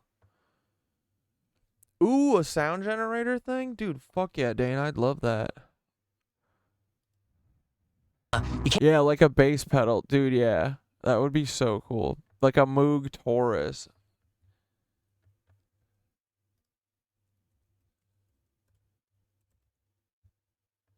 Fuck yeah, exactly. But I want it, you know, it's just going to be like homegrown, like. But yeah, I just need to get like some sound generator type thing. I was just going to rip the rest of the shit off of the organ and try and get that to work with it and get a speaker. But I kind of like finding a nice, another little like bass cabinet. Cause dude, my amp that I got, like people give away shit on Facebook Marketplace. I got this amazing little loud ass Ampeg amp for like, I think I paid $80 for it, and I've never gotten a good deal in my life, dude, so it was sick. But yeah, I want something like this so I can like hold down notes while doing some stuff. It'll be fun. There's a band, Menomina.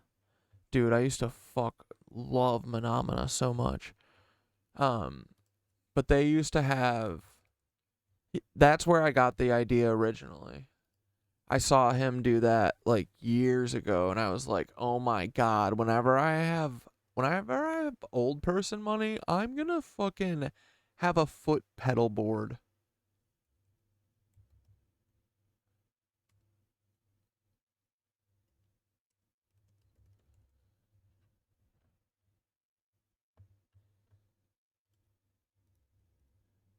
What was that one song? B? Evil Bee.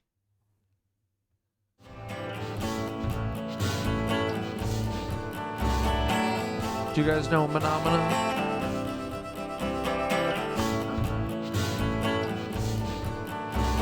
Your first band was called Chicks Before Dicks. Let's go, dude. I took a walk without an invisible friend.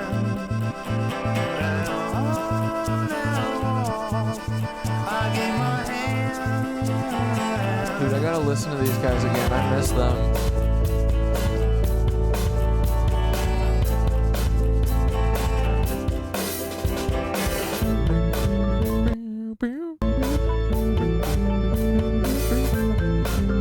Oh, hell yeah. Get drunk.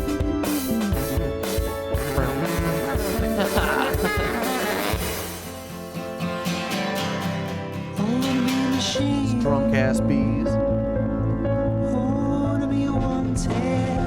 To be useful or to be a machine. Or to be wanted, to be useful.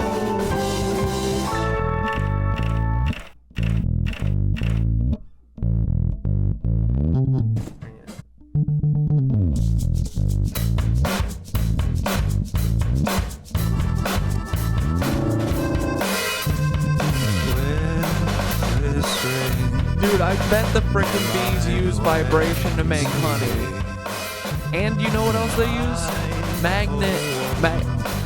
Magnetic energy or whatever? To know which flowers they've already been to. They can tell the positive and negative charges, and they flip the charge when they land on the flower. Isn't that amazing? Oh, here we go. This bee's about to play the sax like crazy.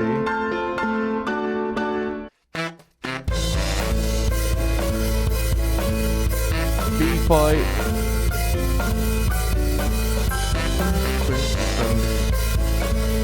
Hell yeah. We're fireflies today, boys. We can dream. We can dream, boys.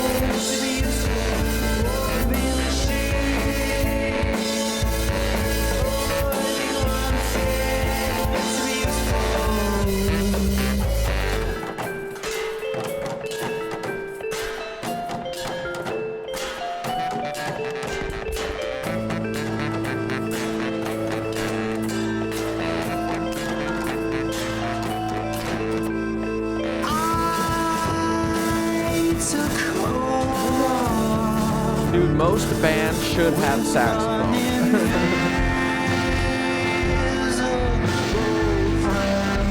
This music video rules.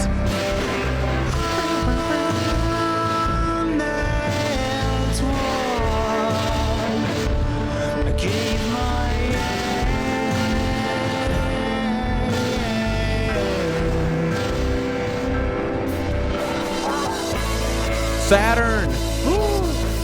Oh my god, everything is connected, guys! Saturn Black Cube, holy fuck!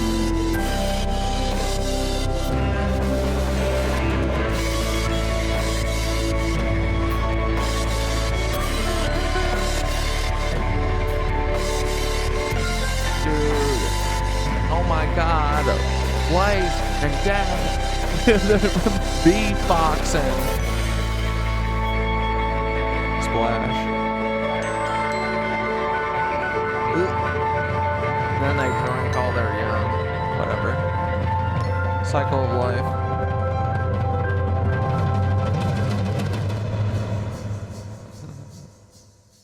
Dude, yeah, check out fucking Phenomena, guys, if you don't know them. They're awesome. Yeah, I think the dude had a frickin' 11 years ago. Thanks, guys.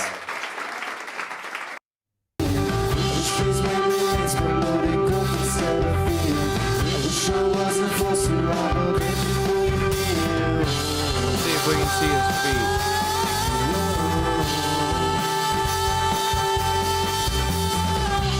Hail Mary is a new baton of passing the relay. Between a spin my wheel, I guess I ought to face. I guess I ought to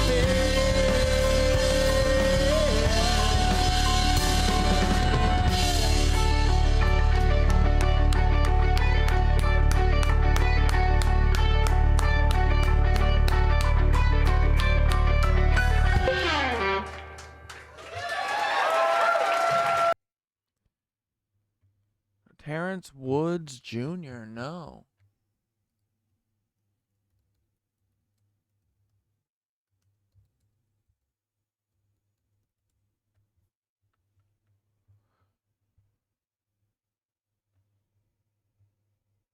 Does anyone have a TikTok of it, a short version? Will you, if you find one, Team Tincher, send it. You can't drop by an internet startup and ask them to build you an illegal digital surveillance program. Yeah, it's kind of a bad look. It is, but it also gives away the game. Surveillance is only valuable if the target doesn't know they're being watched. So this technology would need to be funded privately and quietly. So in 1994, the Highlands Forum was founded. Ever hear of the Highlands Forum? You probably haven't, and they like it that way. The Highlands Forum, or Highlands Group, was formed as a think tank, a bridge between technology companies and the Pentagon. The Highlands Forum is an invitation-only group of government officials, academics, and executives from tech and defense companies. Their discussions are private and off the record, operating under the Chatham House rule, meaning members can disclose information from the meetings as long as it doesn't harm anybody, but they can never reveal who said it, not ever. Although hardly anyone knows about the Highlands Forum, the group is highly influential on U.S. defense policy, especially regarding technology. And they're a private organization. No auditing, no oversight, no Freedom of Information Act requirements. They're a black box. The perfect conduit for transactions you want to keep off the books. So, tech is booming, data is flowing, and we've got our think tank to connect us with the people capturing the data. Now we need the money to fund them. That same year, the Massive Digital Data Systems, or MDDS program, was launched. MDDS would fund scientists, researchers, and companies who worked with big data sets. The Highlands Forum would help identify, facilitate, and coordinate these transactions. To keep these transactions private and secret, the MDDS moved the Highlands thing money through unclassified.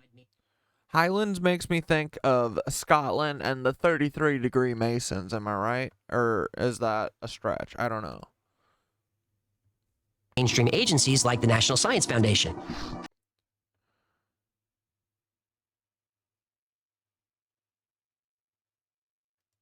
Computer scientists were getting millions in grants from the NSF, totally normal. They didn't know who was really behind the money. And MDDS was highly compartmentalized. It had tons of projects and departments. Nobody knew what anyone else was doing or who was even in charge. And this was by design. But the overall program was managed. Dude, isn't it freaky that the CIA shield has like a coronavirus symbol on the front of it?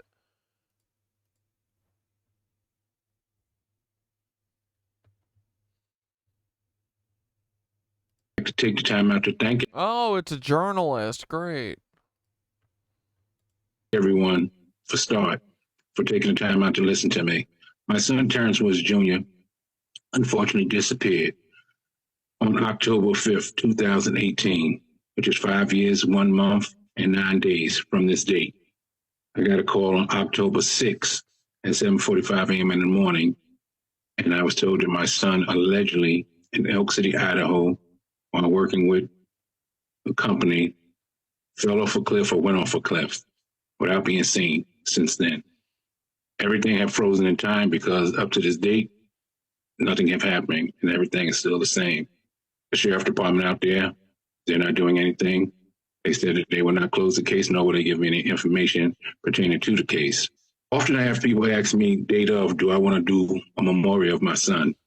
I do appreciate that. But unfortunately, that's not something I would like to do because I don't want to see another year go by that my son is still missing.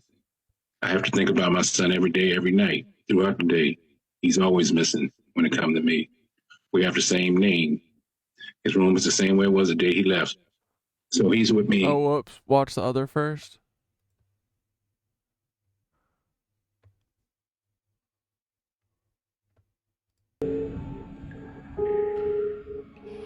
Seven-year-old Terrence Woods of Maryland was reported missing. He was filming in the Ore Grande area and got separated from his film crew up in northern Idaho. In addition to Idaho County personnel, the Forest Service, the Dude, Idaho is the most fucking bumfuck racist ass place I've ever been in my fucking life. This does not shock me. U.S. Air Force and backcountry rescue helicopters are assisting in the search efforts as we speak. A TV producer working on a hit show near a deserted mine vanishes. Never to be seen again. There are many words you can use when someone is missing, but which one accurately describes what happened to Terrence Woods? His former colleagues claim they saw him run down a steep cliff that led to a forest. Broadcast media professional and University of Maryland alum Terrence Woods Jr. missing since October 5th, 2018 after a shoot at the Penman Mine in Idaho. And at the time since, there have been more questions than answers. The story seems very bizarre. It's just unbelievable. If Terrence was there with the crew at the time, they would have found some sort of DNA or clothing. The crew that was working on this all said that he fucking like ran down the mountain and off into the woods and they never found him. Bro, what show was this? Dude, the crew killed him? What the fuck? evidence of him being there. But for a crew who are trained to be in conditions like this, to find absolutely nothing of him is very bizarre. But I gotta keep going. I want to find the truth out. This is a story that should have wall-to-wall coverage, but as with most missing persons cases in the United States, some get coverage, but most do not. Paul. Today, it all changes. Oh, thank God. Join us as 5 years on, we simply It's not ask, Paul tonight. where is Terrence Woods?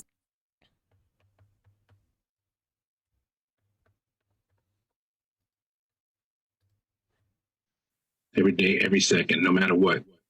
I will never forget about him, and I will never stop looking for him. I deeply appreciate and I thank in advance the crew that I have now. They're willing to step. Yeah, this is sad. This is bullshit. I wonder where the crew... What was the show? Out on the edge, and whatever it takes to help me find out what happened to my son.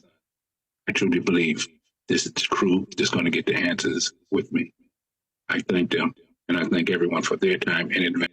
He doesn't mean the crew that was with him that let him die and they've been hiding where he is, right? He's talking about like his new crew that's like helping him 5 years later. Thanks. Oh yeah, real quick before we finish that Y-Files, I wanted to just watch the couple videos that TikTok won't allow.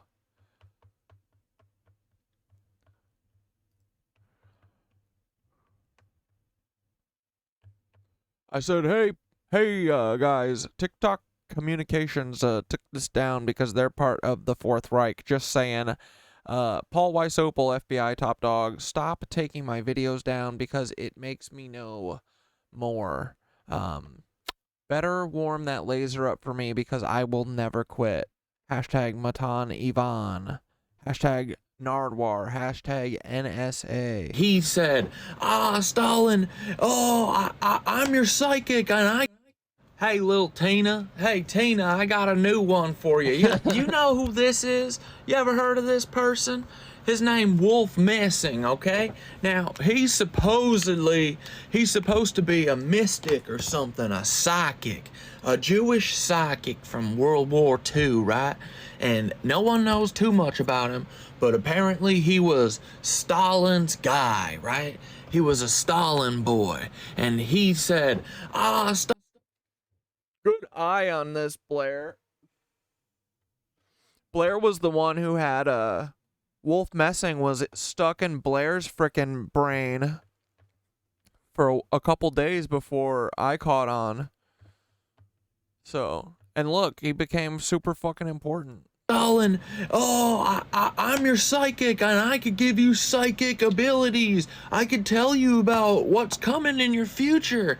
And Stalin... Night, J-Moo, we're gonna end soon, too. And said, whoa, cool. How do you know? And he said, well, I took a train here once. Yeah, dude, I sure as fuck would not. Dude, wearing a bandana around your face in Idaho, I felt threatened for my life. I fucking hate it there. Boise is very pretty, and those people do not deserve it. And I didn't have a ticket, and I took a piece of paper and I slapped it in the conductor's hand, and I said, there's your ticket. And he said, okay. So I knew I had psychic abilities. Guys, not a joke. That's really what they say happened. And then, guys, get this. When the Nazis captured him in Warsaw, Messing was arrested by the Gestapo, and he is definitely a Jewish mystic, so you know that trouble was afoot. Trouble was awry. It was coming. Trouble was a-coming. But Messing was able to escape the Gestapo by using his psychic abilities by making the guards... Here, we'll just wrap up after this. We'll finish that frickin', we'll just wrap up now. We'll finish that video tomorrow. I'm kind of tie-tie anyway. It's already frickin' 11. We had an eventful day. Locked themselves up in a cell. Afterwards, he We're just gonna finish watching this video. Escaped Nazi-occupied Poland. The glasses over glasses is necessary. I'm so blind, dude. But, yeah, The Paul sunglasses give me a superpower. That's a pretty convenient story, Mr. Wolf, when I happen to believe actually that you are the Nancy, brother, because why is your little cloner progeny around here still? Why the hell is this little imp, why is he on my screen all the time? I can't stand this little imp. He's always like, oh, I am doing an accent that is totally real. I got a strike for this video. My first Paul Weisopel strike. Doing a real accent. Oh, I have no joke to do. I just stand here, be dumb, and furrow my brow like this. And I learned it from my grandpapa, Wolf Messing, yes. And then I go on Sam Hyde podcast and I say, even though I am Jewish mystic, I say, hey, I'm on Sam Hyde Nancy podcast. But yeah, he's my friend because he's my cousin, you know? See, I have no birth mother, I have no birth father, right? I was grown in a jar. And so was my cousin, Sam Hyde. He was also grown in a jar. No father. You can tell he acts very fatherless. You can also tell by name. Hyde has multiple meaning. The Old English word hid means... Dude, Dane, this was Dane found this, right? Dude, this was epic find. This Himmel Hyde shit, oh my god. Meaning hid of land was the basis of the surname Hyde, which traditionally referred to someone who lived near a hill or stream, or on a high... Paul likes topping his casserole with pure Idaho tater tots. Hyde of land. The Hyde family has been in Ireland since the 13th century. German, topographic name for someone living in a high altitude or in a high place. See Himmel. Or like Himmeler. Right? Because yes, fatherless, father, but made from stem cell. Just you wait till I ruin your day. Ready? Ready? Ready? So is this guy. You want to know how he knows all the secrets? He is the NSA. He is the common ass agency. It's unfortunate, but it is true, okay? So, Matan Ivan, Nardwar, Wolf Messing, fuck off. Fuck off, you fucking Nazis, okay? Ta-ta. A bientôt. Suck on my toe. And I present like a funny joke, but this is real as fuck. I believe this to my core, okay? This is all bullshit, okay? This all bullshit. All bullshit. It is Nancy cover story, okay?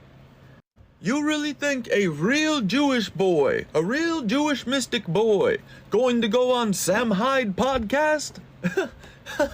No. These both come in ass agency, Federal Bureau of Instigation. They are splooge. Watch again, obviously. It gets a strike, so here you go. Hey, Wolf Messing was a psychic from World War II. Oh, so you know you gotta hit him with the 15-second Catdad then. Hey guys, if I have a long video with information, it gets a strike, so here you go. Hey, Wolf Messing was a psychic from World War II. He pretended to be Jewish, but actually he was a Nancy, and look, he was the original cloner for Nardwar and Matan Avon. Hey guys, if I have a long video with information, That's it gets a speed run Catdad right there. That guy. Hey, especially. Oh. Whoa! Who was I forgot. Paul got control of the account after this. that guy? Hey, Special Agent Paul Weisopel does have control over this channel now. There is no more of that guy without the glasses, the not cool guy. He's gone, okay? But I will say, this guy, he's not wrong about him. Yeah, so like this little goober that you've seen crash like the music awards and crash Hassan's stream, yeah, he's part of this whole thing. He's basically like a little circus performer. He's a circus boy, okay? Which is funny because so was his clone. And look, his cousin is one too. See? That's his cousin. Look, yeah, yeah, not a joke. You know that Hyde also means Himmel in German? You know that? It does, look. Yeah. Like Himmel. Huh. Or something else. Close, right? And that's where Nardwar came from too, so enjoy. Ha ha ha. Whoa, whoa, whoa! Who was that guy? Hey, Special Agent Paul Wysopal does have control over this channel now. There is no more of that guy without the glasses, the not cool guy. He's gone, okay? But I will say, this guy, he's not wrong about him. Yeah, so like this little goober that you've seen crash like the music awards and crash Hassan's stream, yeah, he's part of this whole thing. He's basically like a little circus performer. He's a circus boy, okay? Which is funny because so was his clone. And look, his cousin is one too. See? That's his cousin. Look, yeah, yeah, not a joke. You know that Hyde also means Himmel in German? You know that? It does, look. Yeah. Like Himmel. Huh. Or something else. Close, right? Alrighty. I think we're freaking...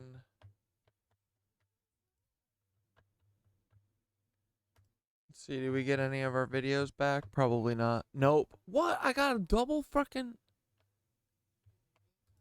Hey Tina, this is Federal Catdad. I just want to say I am your local federal trustworthy Federal Bureau of Investigation agent. My name is Paul Wysopal, okay? So everything I'm about to say is the truth, the full truth, and nothing but the truth, so help me blob, okay? So listen to me carefully, Tina, alright? Doug Emhoff is part of the swamp. Okay, he's a deep stater. Look at, hey, you want to ask a funny question? You like to ask questions, right, Tina? Hey, Tina, ask this question.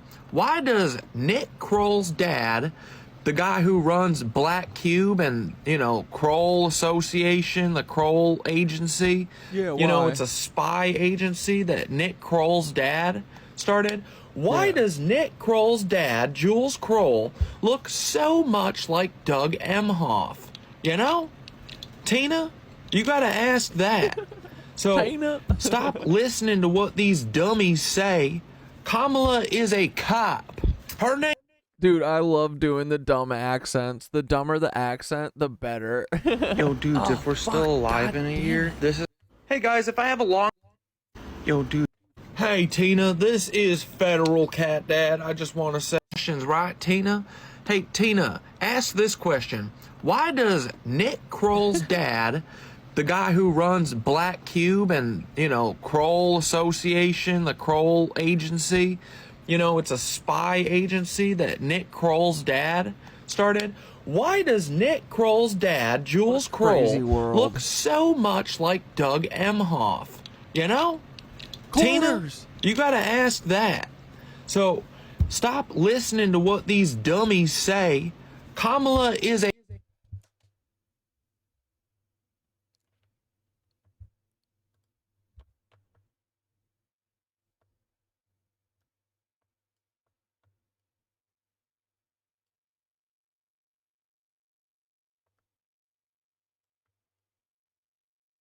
Where's Dougie? Bro, no, right? Could Dougley be fucking a Cappy?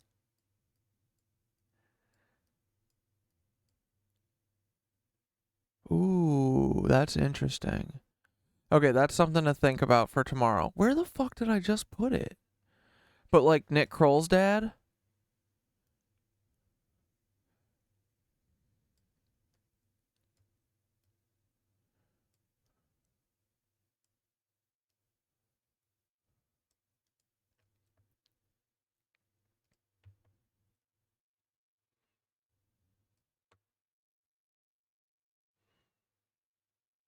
Maybe not.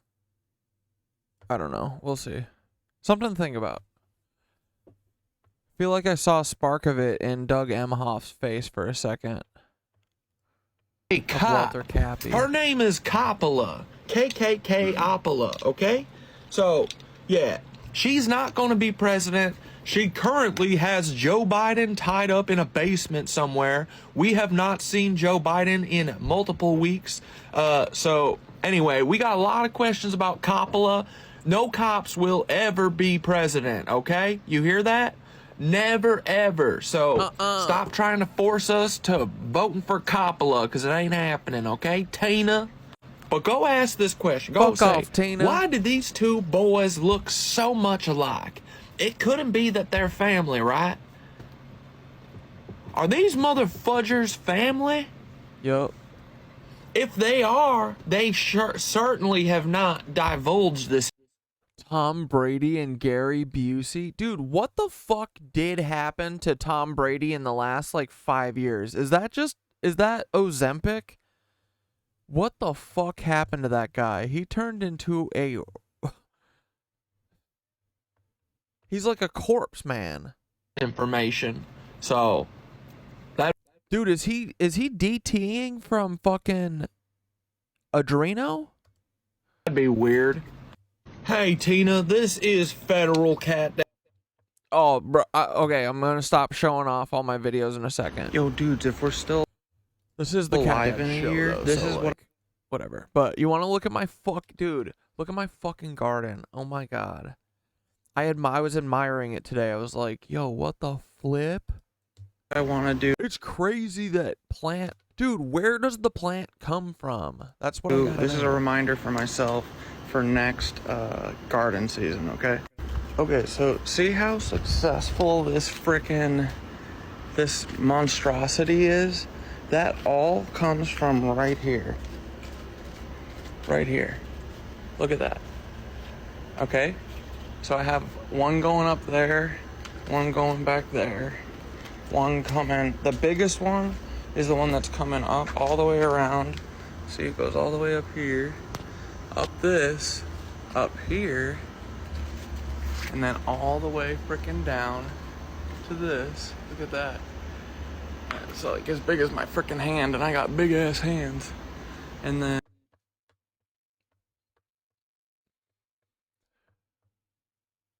That I don't think anybody I is hate ready this. for. And I hate that mean it slides anybody. around. Even the most awake of the most awake. That's Tom Brady. And that's Gary Busey. And I'm going to do a good old fully researched video on my main account. Guys, I'm never going to knock on anyone's face comparison ever. So, I say, buddy, I fucking hope so for you and for me. For both of our sakes. I love you, friend. I love you, fellow photo comparer. You're a good man to have on TikTok. I don't care whose face you're comparing. If you're comparing faces, let's go. You are friend, not foe. Dude, I really think that there is a lot. People don't get, I think, like, we're like expert fucking face readers, right? Like, expert. Like, we can detect the most minute, tiny little differences. Like, we don't understand that we should fucking trust our guts on this shit. Like, these pictures and stuff, dude, they really do, like, statistically, what we're doing should not be possible. At all, bro. Not even close to the scale that we're doing. You know what I mean? Like, I think that people really don't understand how statistically of an anomaly that is. Like, this should not be possible. It's how I know that we're right. It's because, like, dude, if there were 10 or 20, there's hundreds. I know we'll get to dude, we could get to 1,000, I bet. We could match. Dude, oh my god. It's way bad. It's very bad. It's real bad. Just imagine these are the ones that are very public. And we know that there's some busted ones like Belon, bro. But I figured, why not drop the ones that are not camera ready. few hints on my backup account. And if you can't see some of these... Dude, Tom Brady's face is kind of doing this now. What is going on with him? Is it from the Adreno? or masks, well, then you're just not looking. And like I said, I'm going to do a full breakdown of this on my main account. And like the NFL is fully rigged. It's fully bullshit, dude. Oh, let's watch that Calto video from the other day. I love his videos. Where's his NFL one?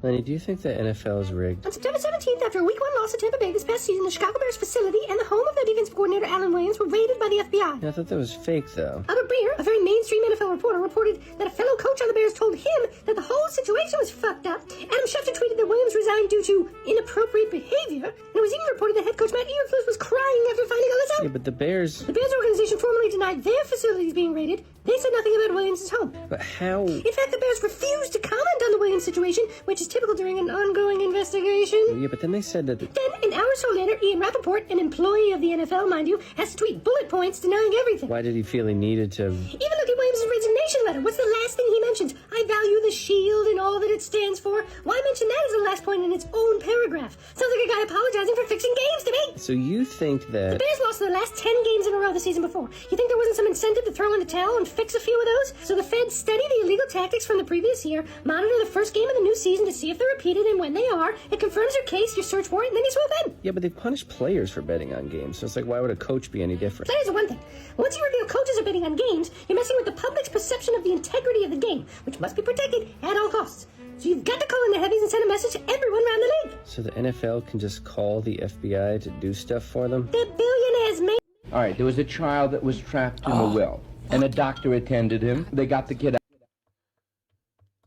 Lenny, do you think the NFL is rigged? On September 17th, after a Week 1 loss, which must be protected at all costs. So you've got to call in the heavies and send a message to everyone around the league. So the NFL can just call the FBI to do stuff for them? They're billionaires, mate. They're the only ones the fucking FBI actually does work for. Lenny, do you think the NFL is there we rigged? go. On September 17th, after a Week 1... Yeah. And now we know that the NFL... Dude, I think Goodell and Walter Cappy makes sense. Like, the NFL is a powerhouse. It's way more than just sports ball, right? It is a propaganda center. Think about the kneeling shit, bro. They're all Nazis. Dude, I'm telling you guys, we are going to wind up in a fucking panel van, black bagged, for sure at the end of this. No. We're going to be fine. We're going to be fine. We're going to be fine. We're going to be fine, guys. Ooh, Pat Tillman. Lenny, Pat Tillman joined the army after 9/11, and he was killed after bravely... You can't be serious. He was a national hero, and he... This was such a botched job that even the army had to come out and say he was killed in friendly fire. Okay, but in war, like, sometimes you... Tillman was shot 3 times in the head from close range, and there was no evidence of enemy fire in the area. So what the hell were they shooting at? Even army doctors who examined the body stated that the medical evidence did not match up with the scenario described. Doctors believed he had been shot by an American... I love the cat playing with this toy. Dude, this was essentially my first channel, and I literally got 60 views for a year. I just made the cats talk the whole time. It was fun. I liked it. I'm glad I did it because it made me get more confident and better at making videos fast. But, you know, they were fucking good, man. Losers. Machine rifle from just 10 yards away. Yeah, but it's A not. 2007 congressional panel revealed that Army attorneys sent each other congratulatory emails for keeping criminal investigators at bay as the Army conducted an internal friendly fire investigation. Why would they want to kill him? You know, he was like. Tillman was involved in rescuing a POW named Jessica Lynch. He then saw how the media portrayed her as being in extreme danger when in fact she was taken care of by Iraqi doctors in a hospital. And he later described the whole thing as a big public relations stunt. I mean, so he was. During the lead up to the 2004 presidential election, it's rumored that Tillman was completely disillusioned and was going to publicly denounce the invasion of Iraq and President Bush. Yeah, but then Next thing you know, Tillman's dead, his uniform, private journals, personal effects are all burned, and f***ing John McCain's giving his eulogy. It's dark, bruv. Lenny, Pat Tillman joined the Army after 9/11, and he was killed.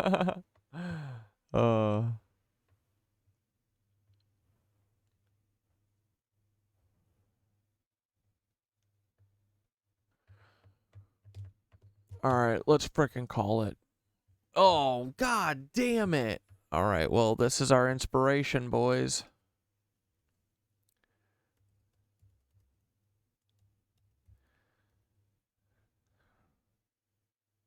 Whoops. Goodbye, Nancy's. The fuck? Where's my song? There we go.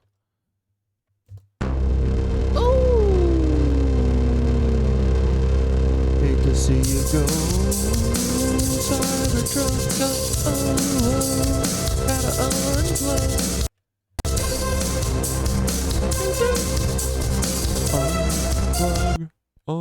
Unplug, little boy.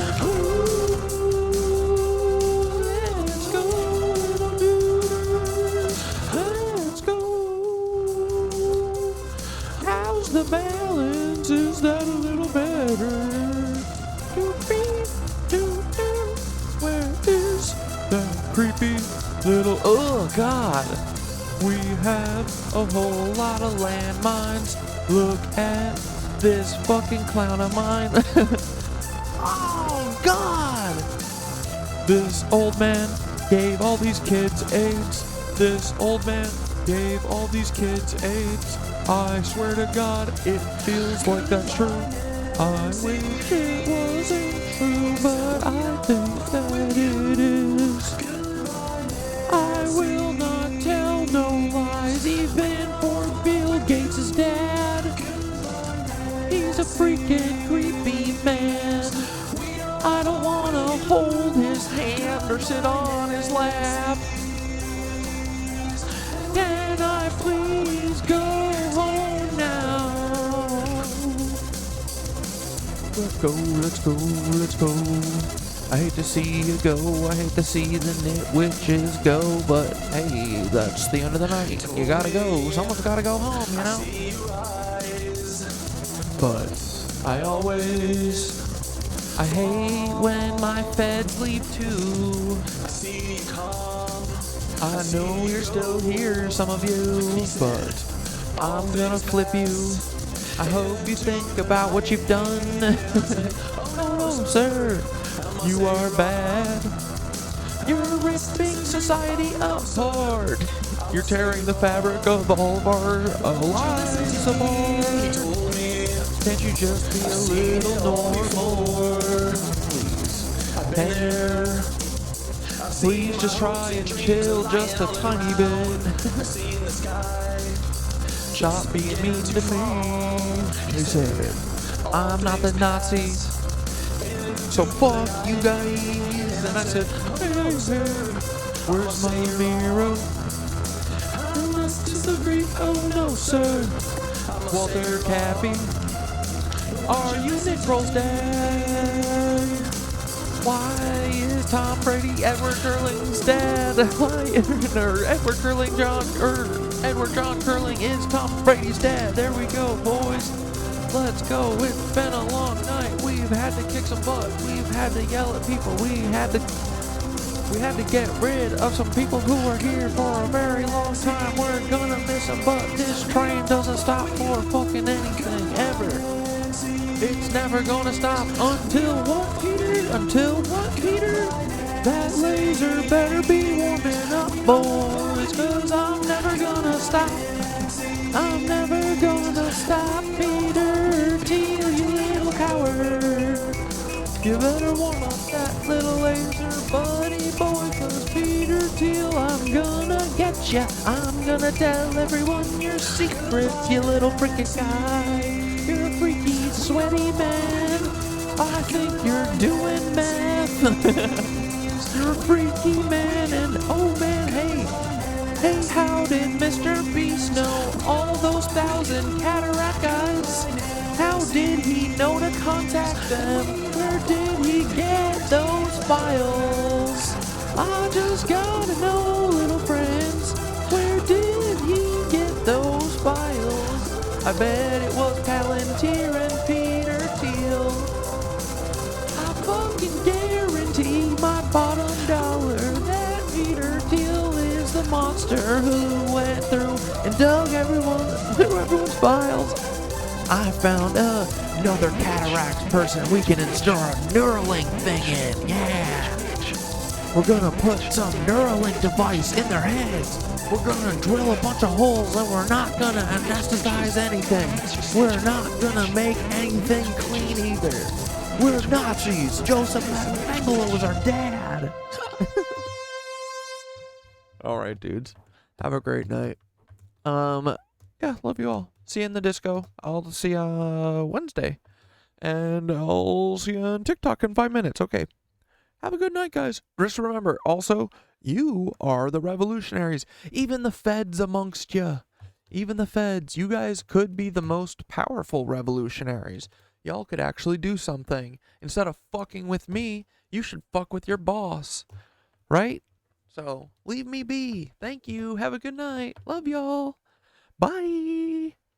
Thanks for everyone for fucking being a good nitwitch and having my back. I appreciate you. Okay, bye.